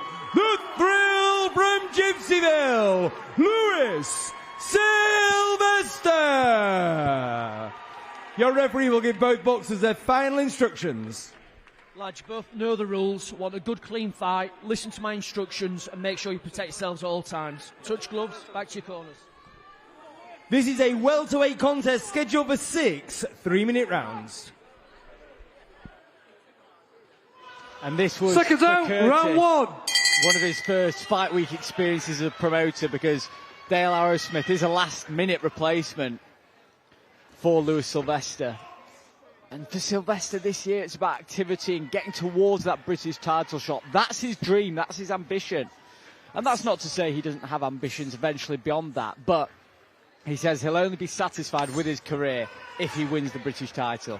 You know, like I say, you know, the British titles for a lot of these guys on the bill tonight, that's their goal, that's their world title. And you know what, it's such a prestigious thing to have. You know, to call yourself the best in your country, it means a lot.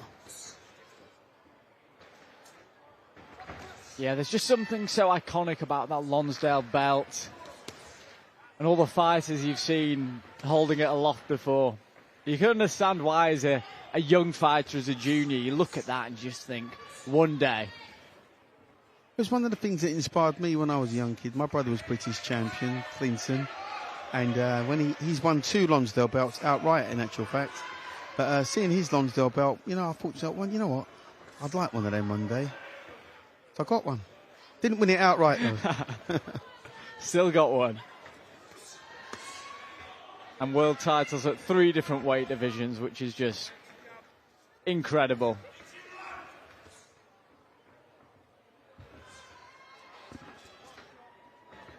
Nice work by Sylvester.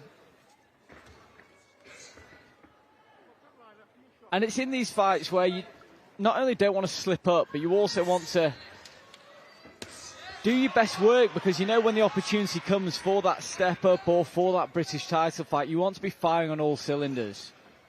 Oh, you know, listen, you need to test. They both need a test. You know, Sylvester and Arrowsmith, they both need a test. They both need to see. We need to see what they both got.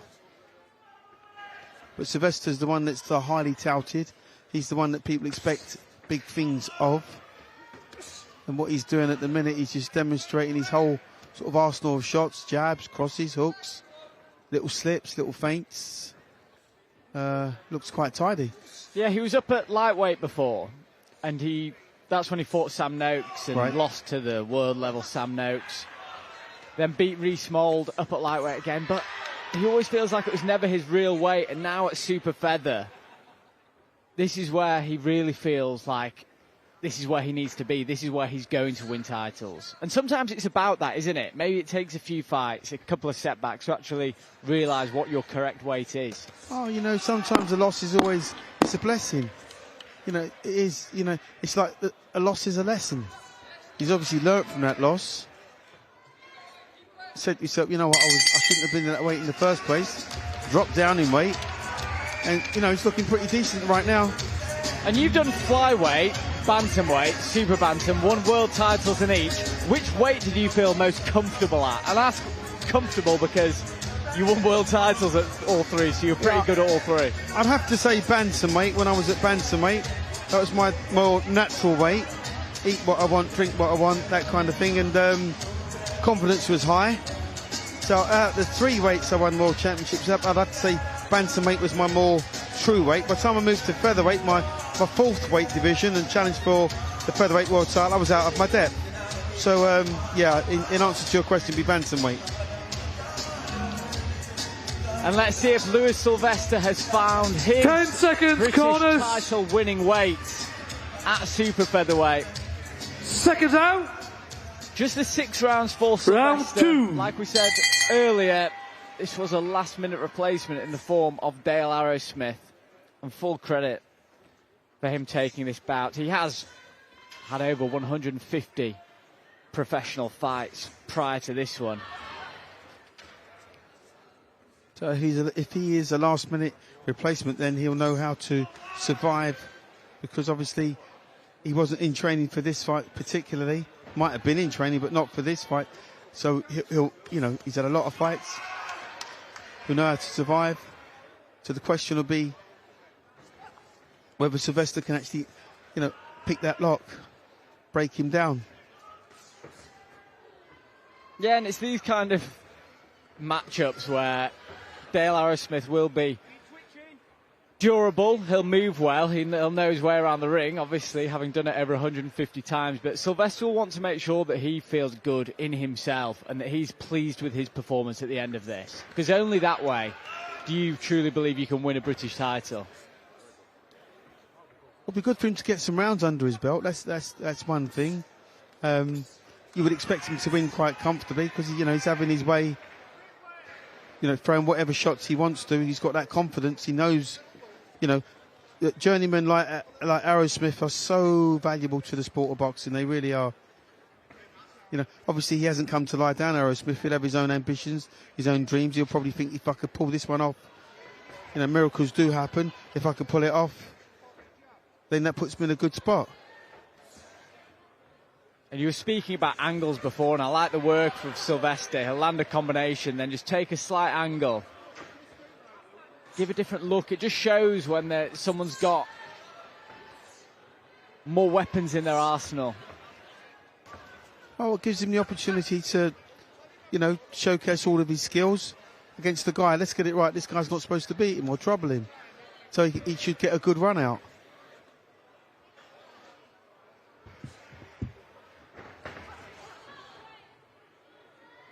I think all the viewers on talkSPORT will have enjoyed that Central Area title fight. It was a good fight. Doesn't get any better than that. No. Competitive, yet clear at the end. And you could just see the emotions on Red Johnson's face as well. It was really nice to see. Again, another champion the Ingle Gym has produced. You know, they've done it right from the area champions right through to world champions, so they're tried and tested. Yeah, I was there for the build-up to this event. We did some media down there, and I saw Kell Brook, he was training for the Ricky Hatton Foundation event that's was meant to be in Dubai, but it's now been postponed to Manchester. But you just feel something in the walls of that Ingle gym. You just know all the champions that have been there, the history. A real formidable gym in British boxing. Sure.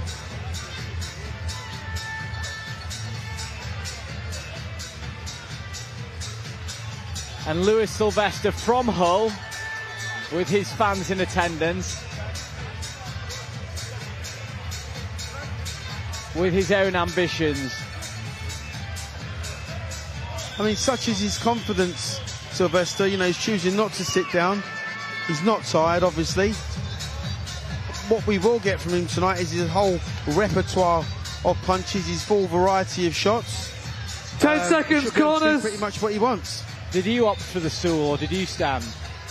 I'd only stand after the maybe the 7th or the 8th round. Sometimes you can work so hard in a fight. If you sit down, your adrenaline goes down with you. It's hard to get up. So you find that standing sometimes is your best option. There you go for any aspiring boxers out there listening and watching talkSPORT this evening. Good work. Professional performance so far by Sylvester, finding some nice angles, working well to the body.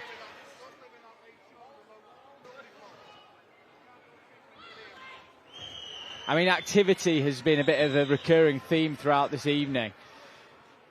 And Sylvester fought in the summer and then November, and now this is his first outing of the year, so he'll want to really push on and get comfortable and put himself in a position where people are mentioning his name on the British scene. Well, you know, there's no better way than to stay active, so for whatever his reasons were for being inactive, hopefully that's gone now, and we will be seeing more of him.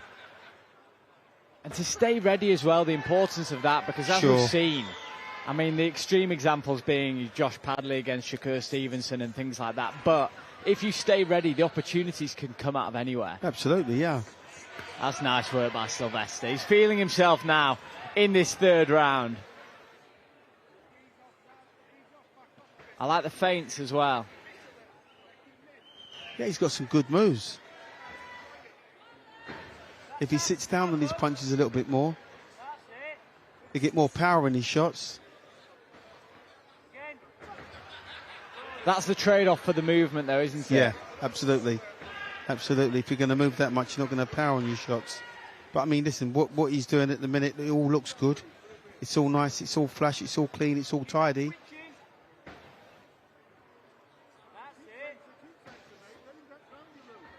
Good work so far.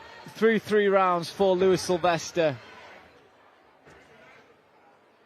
You mentioned head movement as well tonight, and Lewis Sylvester's head movement has been really good. Just perfectly on cue there.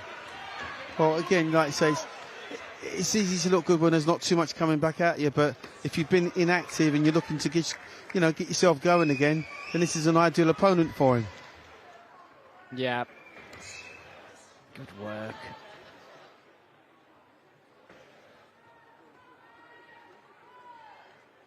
And it does show the difference between those prospects who are a bit greener, maybe don't have as many options in their game as Sylvester does compared to this performance. Because even though Dale Arrowsmith is probably a comparable opponent to the people we saw earlier, Lewis Sylvester's just doing more, isn't he?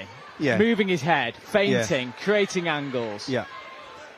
Yeah, like I say, he's got a nice style. He throws good, classy punches. He moves his head quite well. He works up and down. Again, he's electing to stand in the corner, which means he's not really working that hard. I mean, no, he knows how to look busy doing nothing. And he's 18 fights in, and he's been there against Sam Noakes for the British. He's been at that level before, so I guess that does show the difference in experience between some of these fighters early on who maybe have just had 5 or 6 fights. Yeah. The in-ring experience, no matter how many years you spend in the gym, the in-ring experience is invaluable. Oh, you can't beat activity, you really can't. You could be in the gym all day. You know, you can spar hundreds and hundreds of rounds. Unless you're actually in there with them small, 8-ounce gloves on. 10 seconds, corners. It's different. Seconds out. Round 4. Round 4 out of 6 here at the Connection Live Arena in Hull. 3156 Boxing have an exclusive deal here at the Connection, and it really is a brilliant arena. Oh, isn't it just? It's a fantastic arena. It reminds me a little bit of the old Wembley Conference Centre. Good work by Sylvester on the inside this time.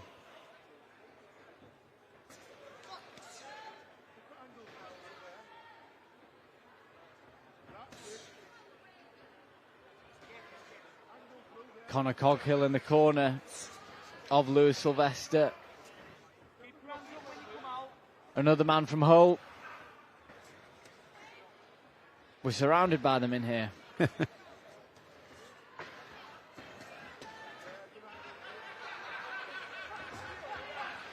See, Sylvester's got this all his own way. He can do pretty much what he wants when he wants. I think he's trying a few different things in each round, isn't he? So he's trying different things, yeah. I mean, obviously they're going to be sterner tests ahead for him, but it's a nice way to get yourself going again.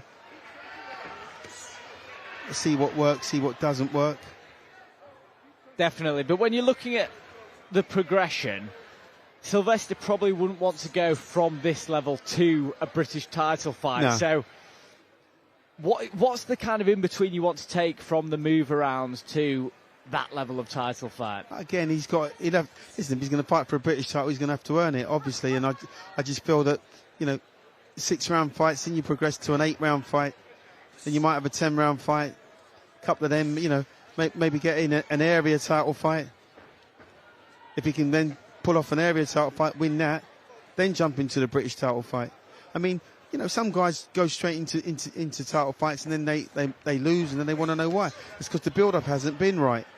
So I'm sure if he gets the right kind of build-up, then, you could be potentially looking at a British champion. But that's for down the road.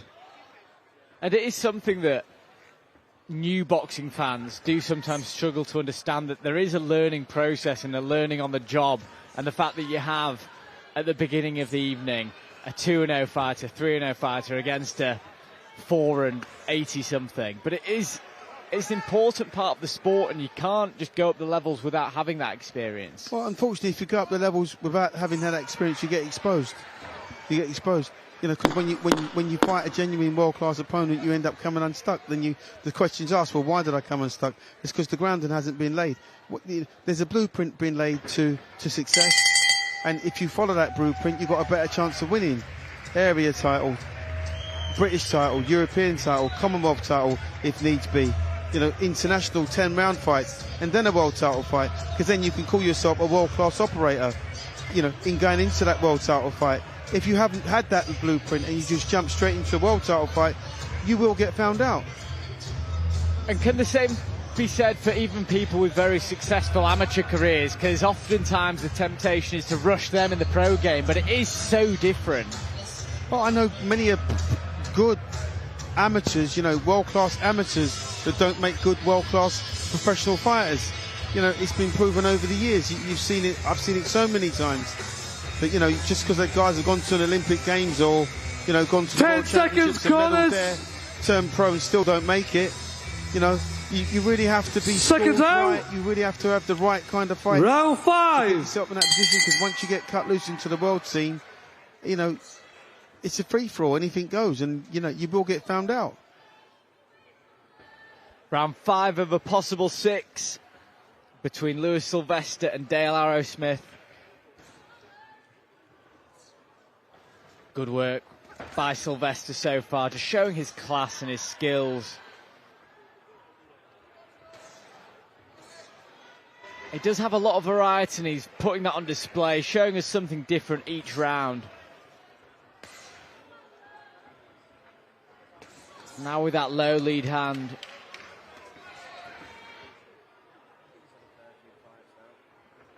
I mean, what Sylvester lacks in power, he more than makes up for in skill.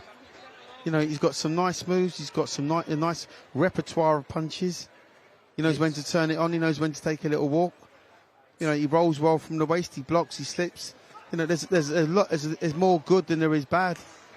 Yeah, it's almost a Philly shell in this round. It was a high guard previously, finding angles and switching his feet in the previous round. He's really showing off his repertoire this evening, and I think it's probably important for him to prove it to himself that he can do it under the lights if he does want to do that against high-level opposition.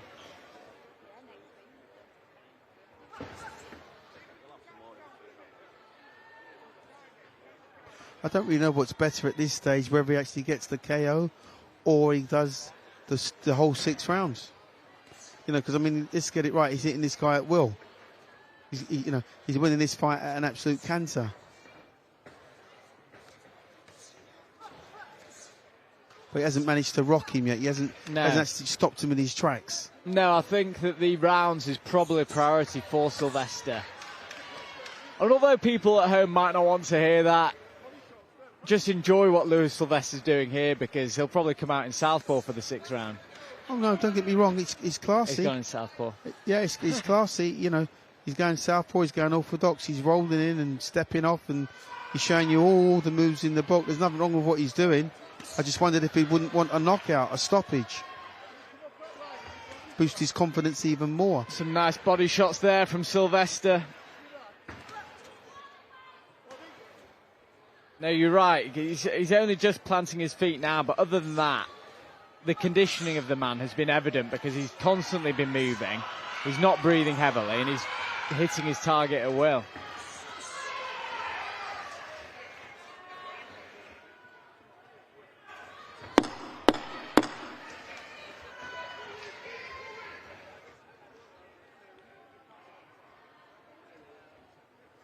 Another good round for Louis Sylvester.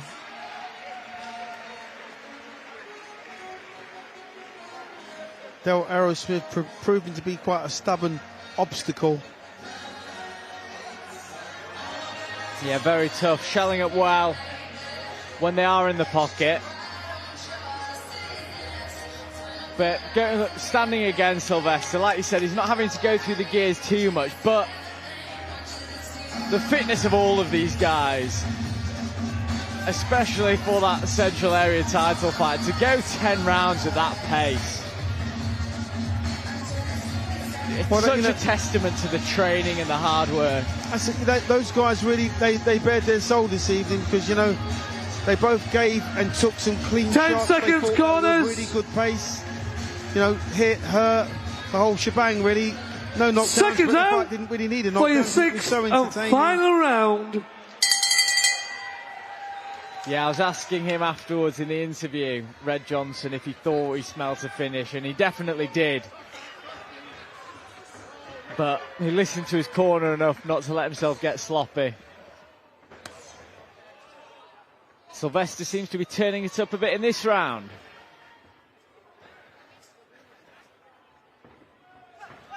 Looking to go toe-to-toe with Dale Arrowsmith.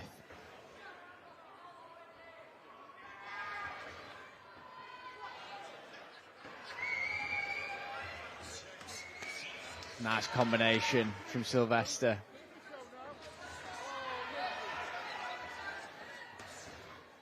Really digging to that body. Great footwork from Sylvester. I mean, you have to question his punch power because he's hit this guy with every shot in the book. Yeah, I think there probably is a bit of a weight difference between these two, given the late notice in which he came in. He looks much bigger than Sylvester. Oh, that would explain it then. If this kid's a lot heavier than him, because he's absorbed a lot of punches. He looks it. I don't have that confirmed. I'd need the team to get the official weights over to me. But based on the eye test, he looks a lot bigger.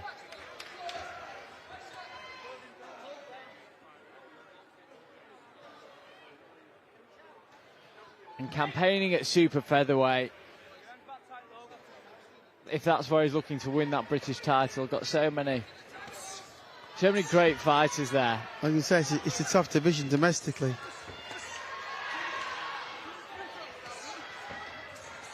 Opening up now as we enter the final minute of this contest.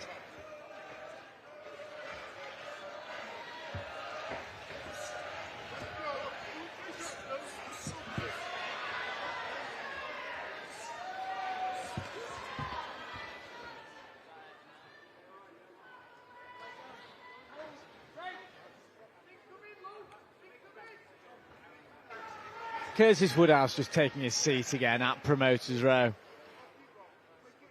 after a very successful first night of promoting with 3156 live on talkSPORT. Good shot by Sylvester. He couldn't have asked for a better start, Curtis Woodhouse. It's been an excellent show, it really has. Really good show. Great venue, great action. Some great prospects on display. And Lewis Sylvester finishes strong with a big smile on his face.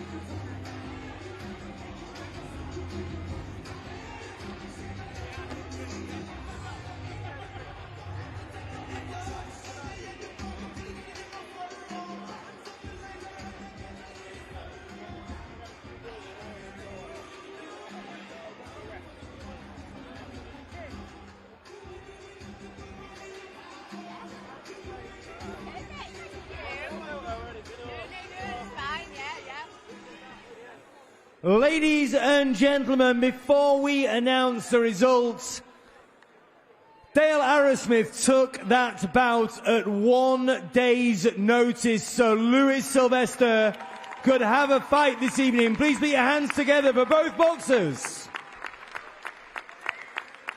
After 6 rounds of action, we go to referee Mark Downing's scorecard. He scores about 60 points to 54 points in favour of your winner from Hull, the thrill from Gypsyville, Lewis Sylvester.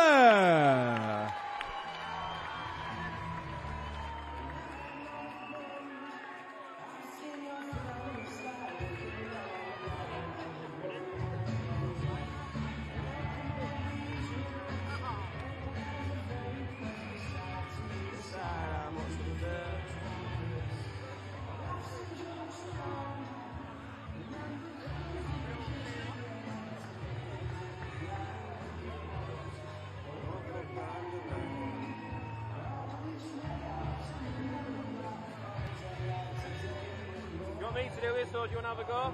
I'll have a go on this. Yeah, yeah. This bird again. Yeah. Make sure I get these timers right this time. It's easy to forget though, isn't it? I did exactly the same. First time I ever went on mat, I was that nervous about speaking on there. I did that, rang valve, and I didn't even start my clock, so I just sat there. Yeah.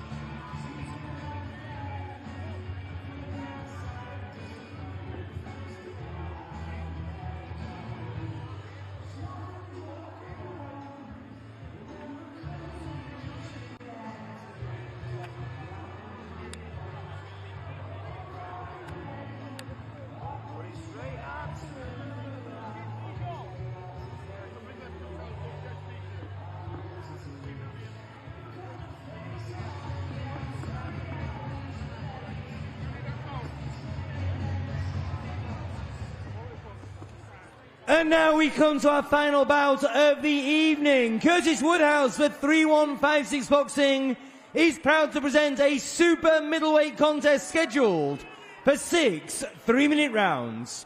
Would you welcome to the ring firstly a boxer originally from Newport, Wales, now based in Stratford-upon-Avon, Lewis Howells.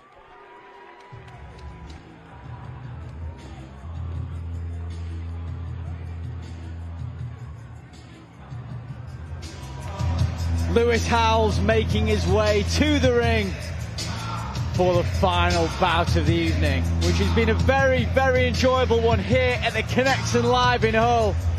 Curtis Woodhouse sitting ringside with a big smile on his face.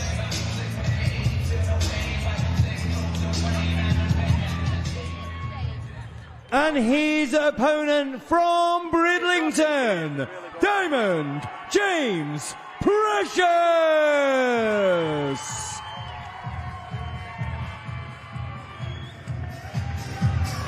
The fans have stayed here for James Precious, the man from Bridlington who's 2-0. Nicknamed the Diamond. There's a lot of hype about this guy.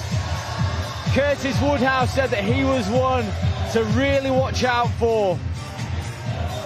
Let's see what the Diamond can do to close the show here in Hull.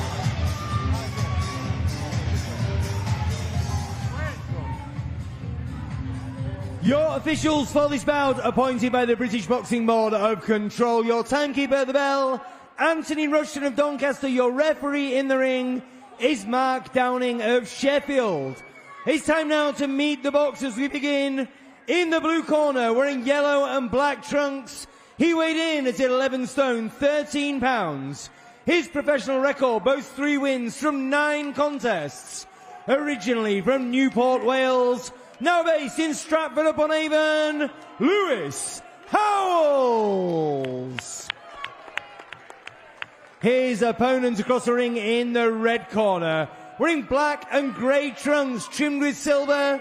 He too weighed in at 11 stone, 13 pounds.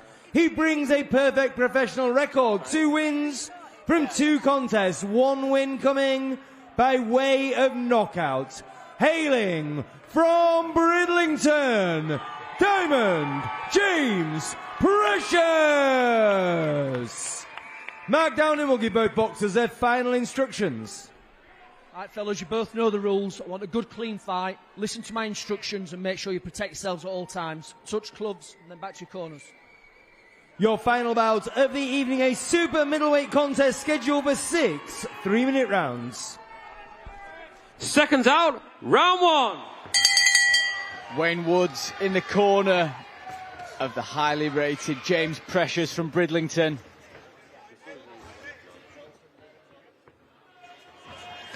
Precious 2-0, just starting his career, but big things expected. We've already seen a good super middleweight fight this evening, or 2. Let's see if we can get a 3rd.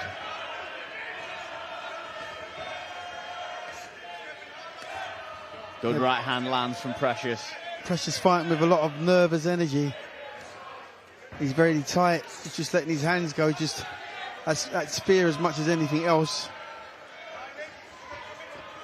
Do you think it could be because he's last on, still with the crowd here?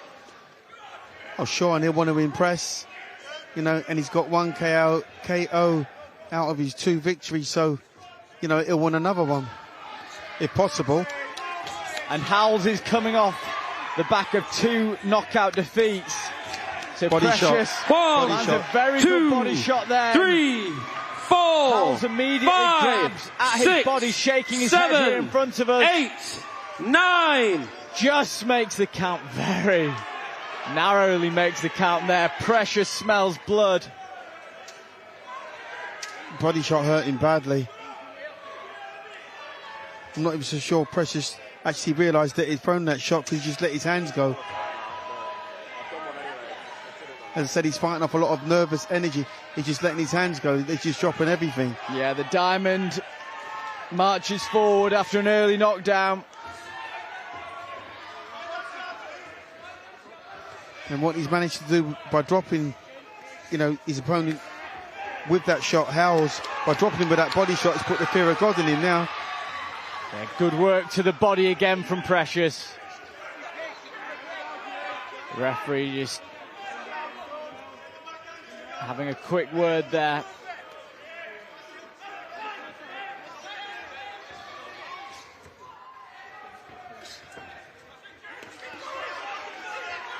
That knockdown's almost not even giving him the opportunity to settle into this fight, has it? Because he thinks he can get him out of there at any moment now. Absolutely, yeah. Good body shot there. Yeah, he's looking for it now.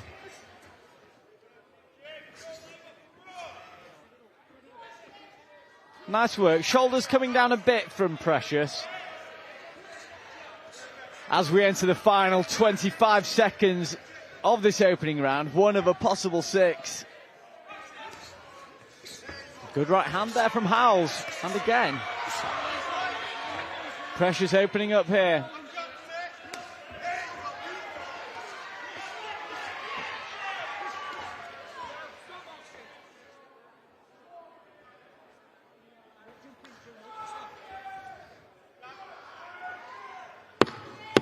Ten seconds remain in this opening round. Good shots by Howells and return fire by Precious. Now, that was interesting because, like you say, a bit of nervous energy to begin with, but then after he got the knockdown, I think he felt there was no reason to back off. Yeah, like I say, hopefully he'll calm down just a little bit and pick his punches marginally better. Good round for him, got the knockdown. Precious. Howells, though, to his credit, he didn't stay down. He got up again. He actually started to fight back at the end of that round. So, listen, he hasn't come to lie down. He's come to win. So, it's quite entertaining. Very entertaining, as have all the fights this evening for their own reasons. Howells narrowly making that count in the opening round. And with the Precious fans 10 seconds, corners. On their feet. Precious fans, that sounds a bit odd. With the fans of Seconds out. Precious on their feet. Round 2. Looking for a stoppage in this second round.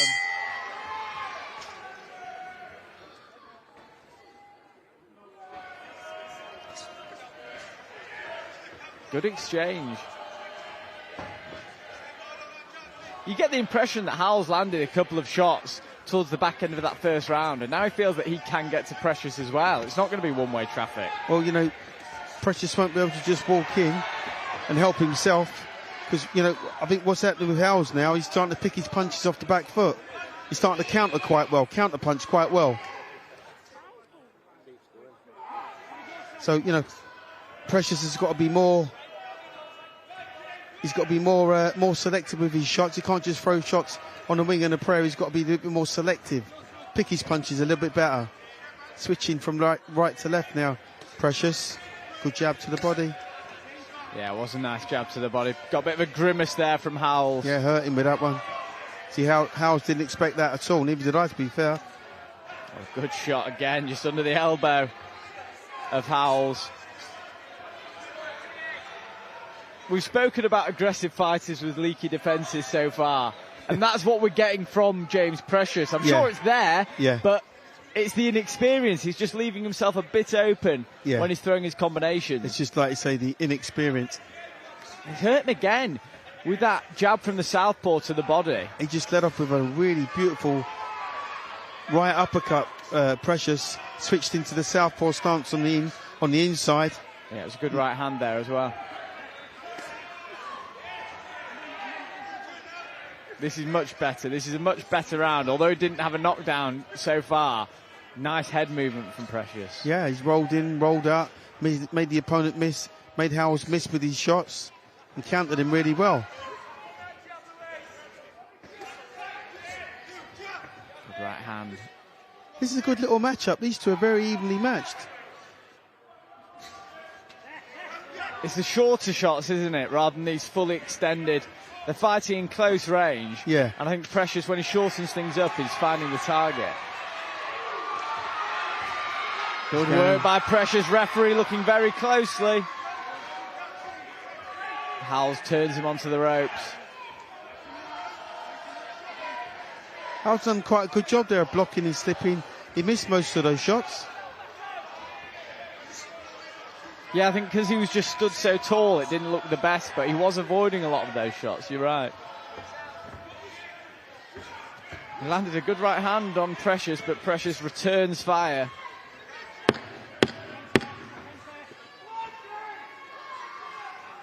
As a learning fight, I agree with you. I think this is really good matchmaking. Oh, sure.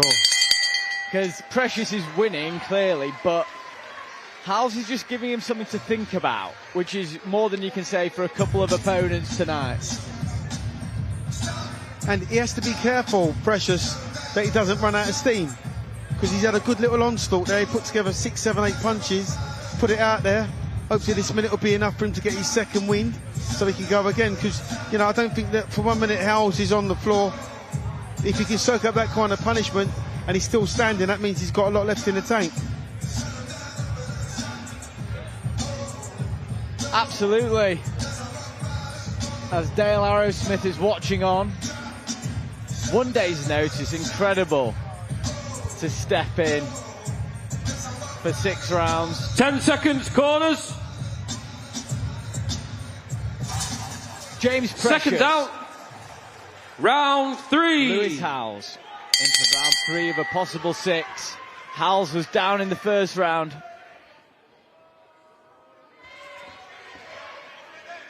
James Precious looks to build upon a good second round with a nice jab.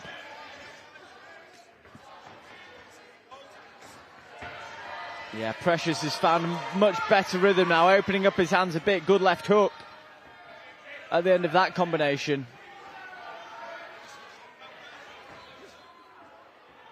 I mean, you know, they both want to win, but the desire and the will to win with Precious, he's starving for it, almost malnourished for it. Yeah, opening up really well there against Howells. Howells has been having some success with those little uppercuts. Good rip to the body and the head from Precious. Yeah, and he's covering up better now, Howells. He took quite a lot of those shots on the gloves.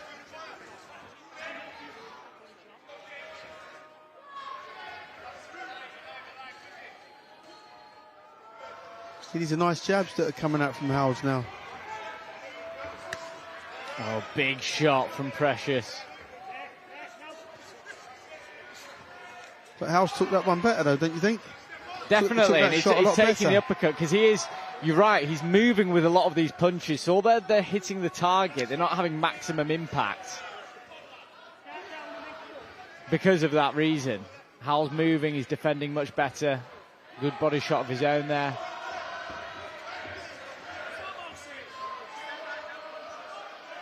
But I think Precious has also done the right thing. I think he's not had so much of that nervous energy. It's still a bit there, obviously, but he's settled a bit more into this fight. Yeah. And moving, rolling nicely at the end of some combinations. But, you know, Howells is coming back at him. He's having to answer 1 or 2 questions, isn't he? Precious. Yeah, for sure. Howells blocked the exit there. Yeah, sorry, he's not having this all his own way, so, you know, he's got to try and find a different way now. He's landed his best shot, hurt the kid, put him down, but he's got up to fight back. Yeah, I'd like to see more of those jabs to the body, because he threw a couple in the previous round, and they got a big reaction out of Howells. And I think he's got it right on the button. It's just he wasn't expecting them.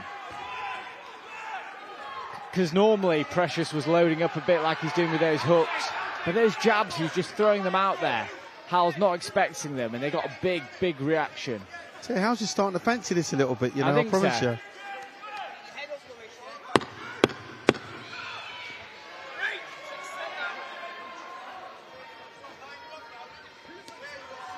Good shot by Howells. Nice right uppercut, yeah. Really nice shot.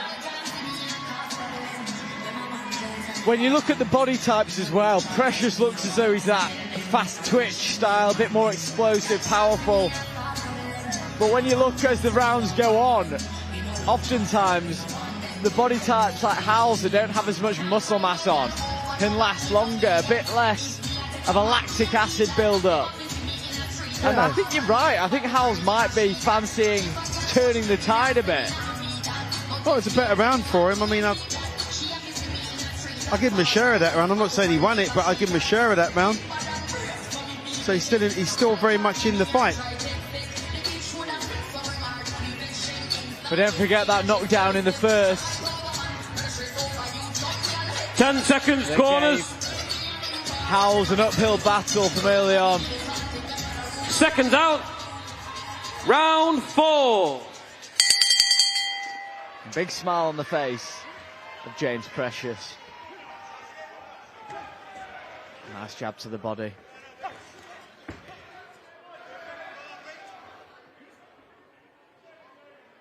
They're exchanging. When they both let the hands go, it's not as if just one of them is the one landing the combinations and then avoiding.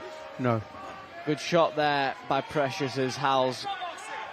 I mean, Precious is landing the more telling punches and the more eye-catching punches. But, you know, Howell's definitely in this fight.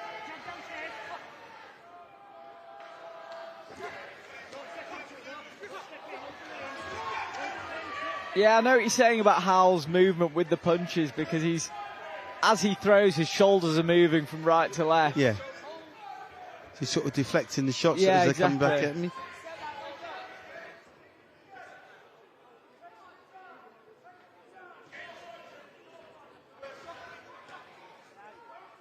Good right hand to the body and then a jab from Precious.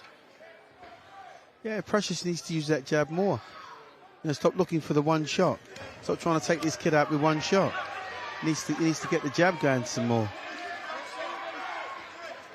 Work for that shot. Stay side on when he's on the inside, instead of getting square on where he can get hit back. Short right hand lands for Precious, but Howells comes back. Good right hook there from Precious.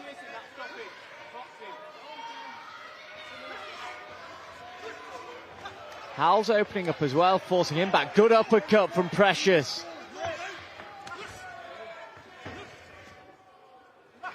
Howells is starting to turn the pressure on there. He's having a go. He's definitely having a go.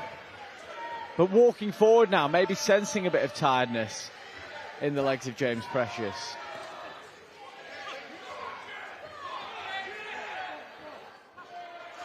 Yeah, Precious switch southpaw now. Trying to confuse Howell, switch back to orthodox. Good uppercuts from Howell. Oh, got him again. Good. Got him again.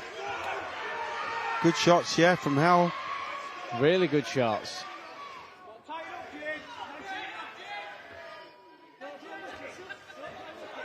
The right hand's landing now for Howells. Good round for him. Really good round for him. And I'm just looking towards the corner of James Precious. And I'm not saying there's concern on the face, but they're definitely having a closer look than they were in that opening round. Oh, you know, and rightly so, because he's... Good right hand from Precious. Their guy's getting hit more. It's a really nice uppercut from Howells. He's taking cleaner punches. It was a really good... Got him. Oh! Good work. Big right hand lands from Howells on the chin of James Precious. Come on, mate, that was a great shot by Howell. His legs did seem to stiffen for a moment there. Howell's starting to fancy this. I mean, after a minute of the first round, you probably didn't see this coming. No, absolutely not. Good right hands landing from Howells. See, Howell rides a lot of the shots that are coming back at him because he's constantly moving from the hips, face and shoulders. He's riding a lot of those shots. He's not taking them flush. And then he just slipped that little uppercut in. When he rolled from the waist, slipped that uppercut in. Well, now he's flush with it. He's not out of this yet. That was a good right hand. I still got Precious winning though. Yeah. I think so. 2 more rounds. 10 seconds, corners. For Precious to pull it back. Seconds out. And finish strong. Round 5. Or can Lewis Howells just rip up the script and stop this prospect in his tracks?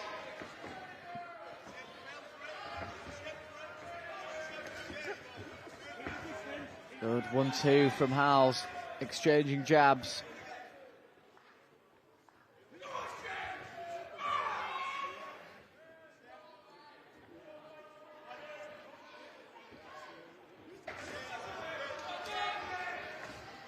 Bit more hesitancy from James Precious in this round.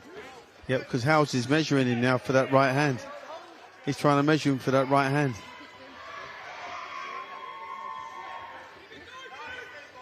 Nice jabs from Howells. Short right hook from Precious.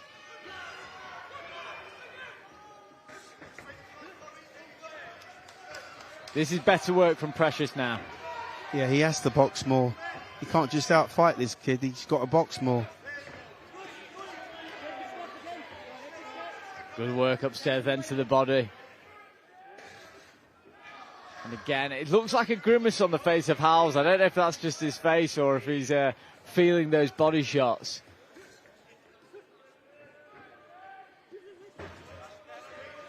Good head movement from Precious.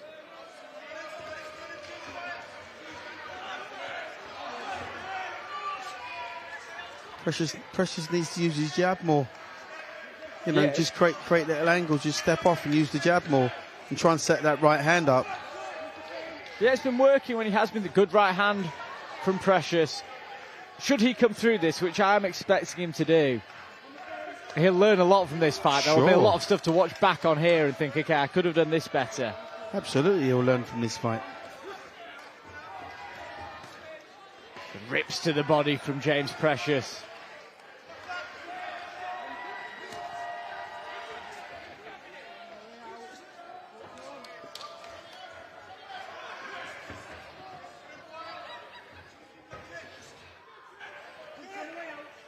Howell's momentum that he gained in the previous round seems to have slowed down in this one.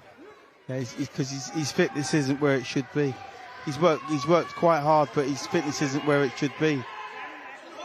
In order for him to go up another level now, you know, get his second win, that's not quite there. Both men look pretty tired at this stage. 20 seconds remaining in round number 5. Body shot from Precious.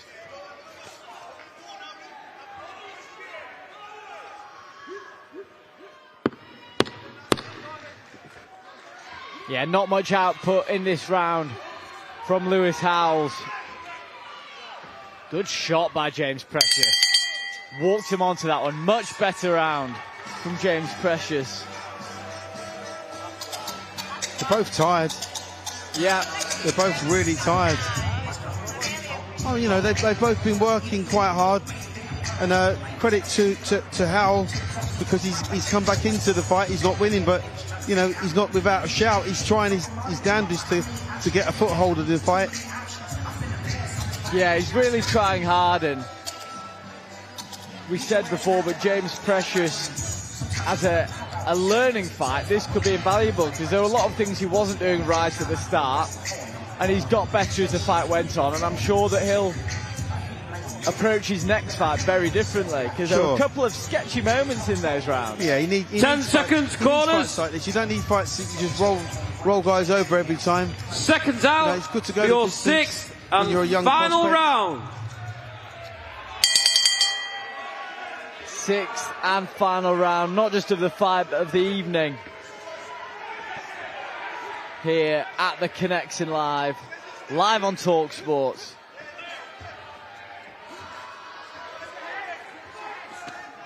Rips to the body from James Precious. Good shots back there from Lewis Howells. Yeah. Uppercut and a right hand. James Precious just busy with the shots, but he just seems to leave himself a bit vulnerable. Yeah, when he gets on the inside, he goes square on. So all Howell's done is just feeding him the right uppercut. And he's eating that shot. Precious. He's got to stay side on like he is now. Hit the jab from there. Don't be so quick to run in. Use the jab more. Try and pick this guy off. It's a nice jab from Howells. Precious returns fire with a good body shot.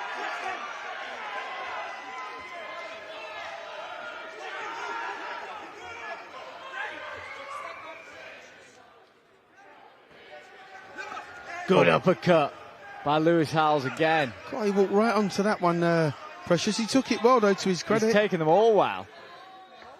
Gum shield's out.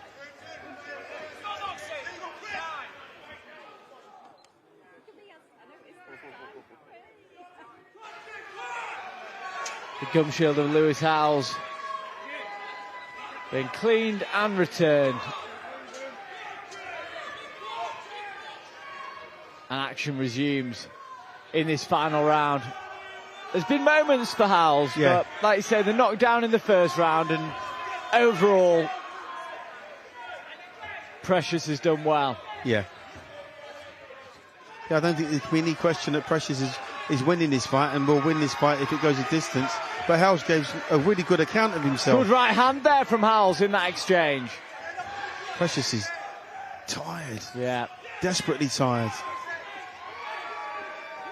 Just under 1 minute remaining. Good jabs from Howells. Oh, I'd be so glad to hear the bell. Yeah. He will. Good uppercut. These are really good shots from Howells. Precious returning fire. You'd like to see the return on this one, wouldn't you? Yeah. I'd like to see a return on this fight. Definitely.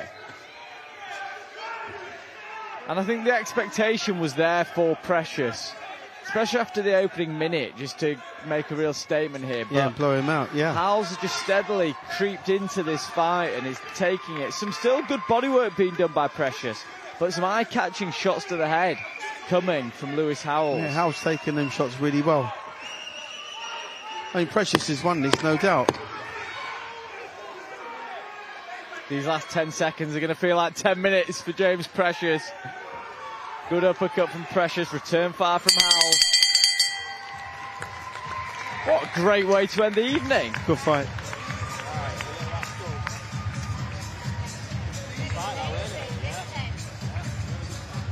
And I'm not sure if Precious let Howells more into the fight than he needed to, or Howells just realised that, okay, I might have the measure of this guy in some aspects. Well, once he got over that initial shock to the body shot in the first round, then he slowly got into the fight. He slowly but surely got into the fight. So, but obviously Precious has won. He's done more than enough to win, I think. Some good uppercuts there by Howells. That's right hand, 2 right hands in that exchange. But yeah, there were too many moments like that in the final round, and I know that Wayne Woods and the Team Precious will take a look back at some of those moments and they'll improve from that, exactly like you said. Sure. If Howells had just fallen over in the first round, what would you learn? Yeah, sure. I know Precious would have learnt more from these 6 rounds than a 1-round blowout, I promise you that. At least he knows he can do 6 rounds now, and he knows he's got to be fitter for his next fight to complete 6 rounds, because the opponent's only going to get better.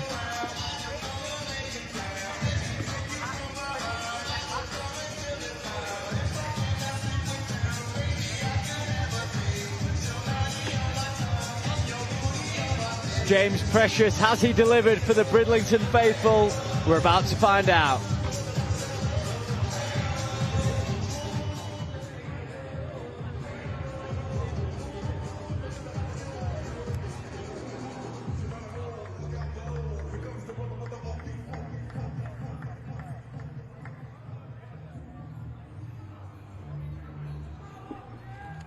Ladies and gentlemen, a great 6 rounds. Please put your hands together for both boxers.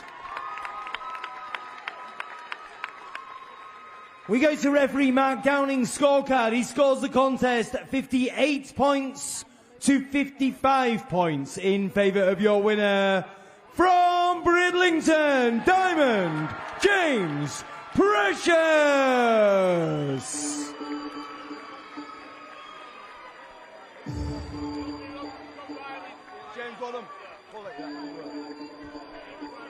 Ladies and gentlemen, that wraps up the evening tonight. On behalf of Curtis Woodhouse and everyone at 3156 Boxing, we'd like to thank you all for coming along tonight. We'll be back here in Hull very, very soon. Keep an eye on the 3156 Boxing socials for more information. Have a great evening. Take care.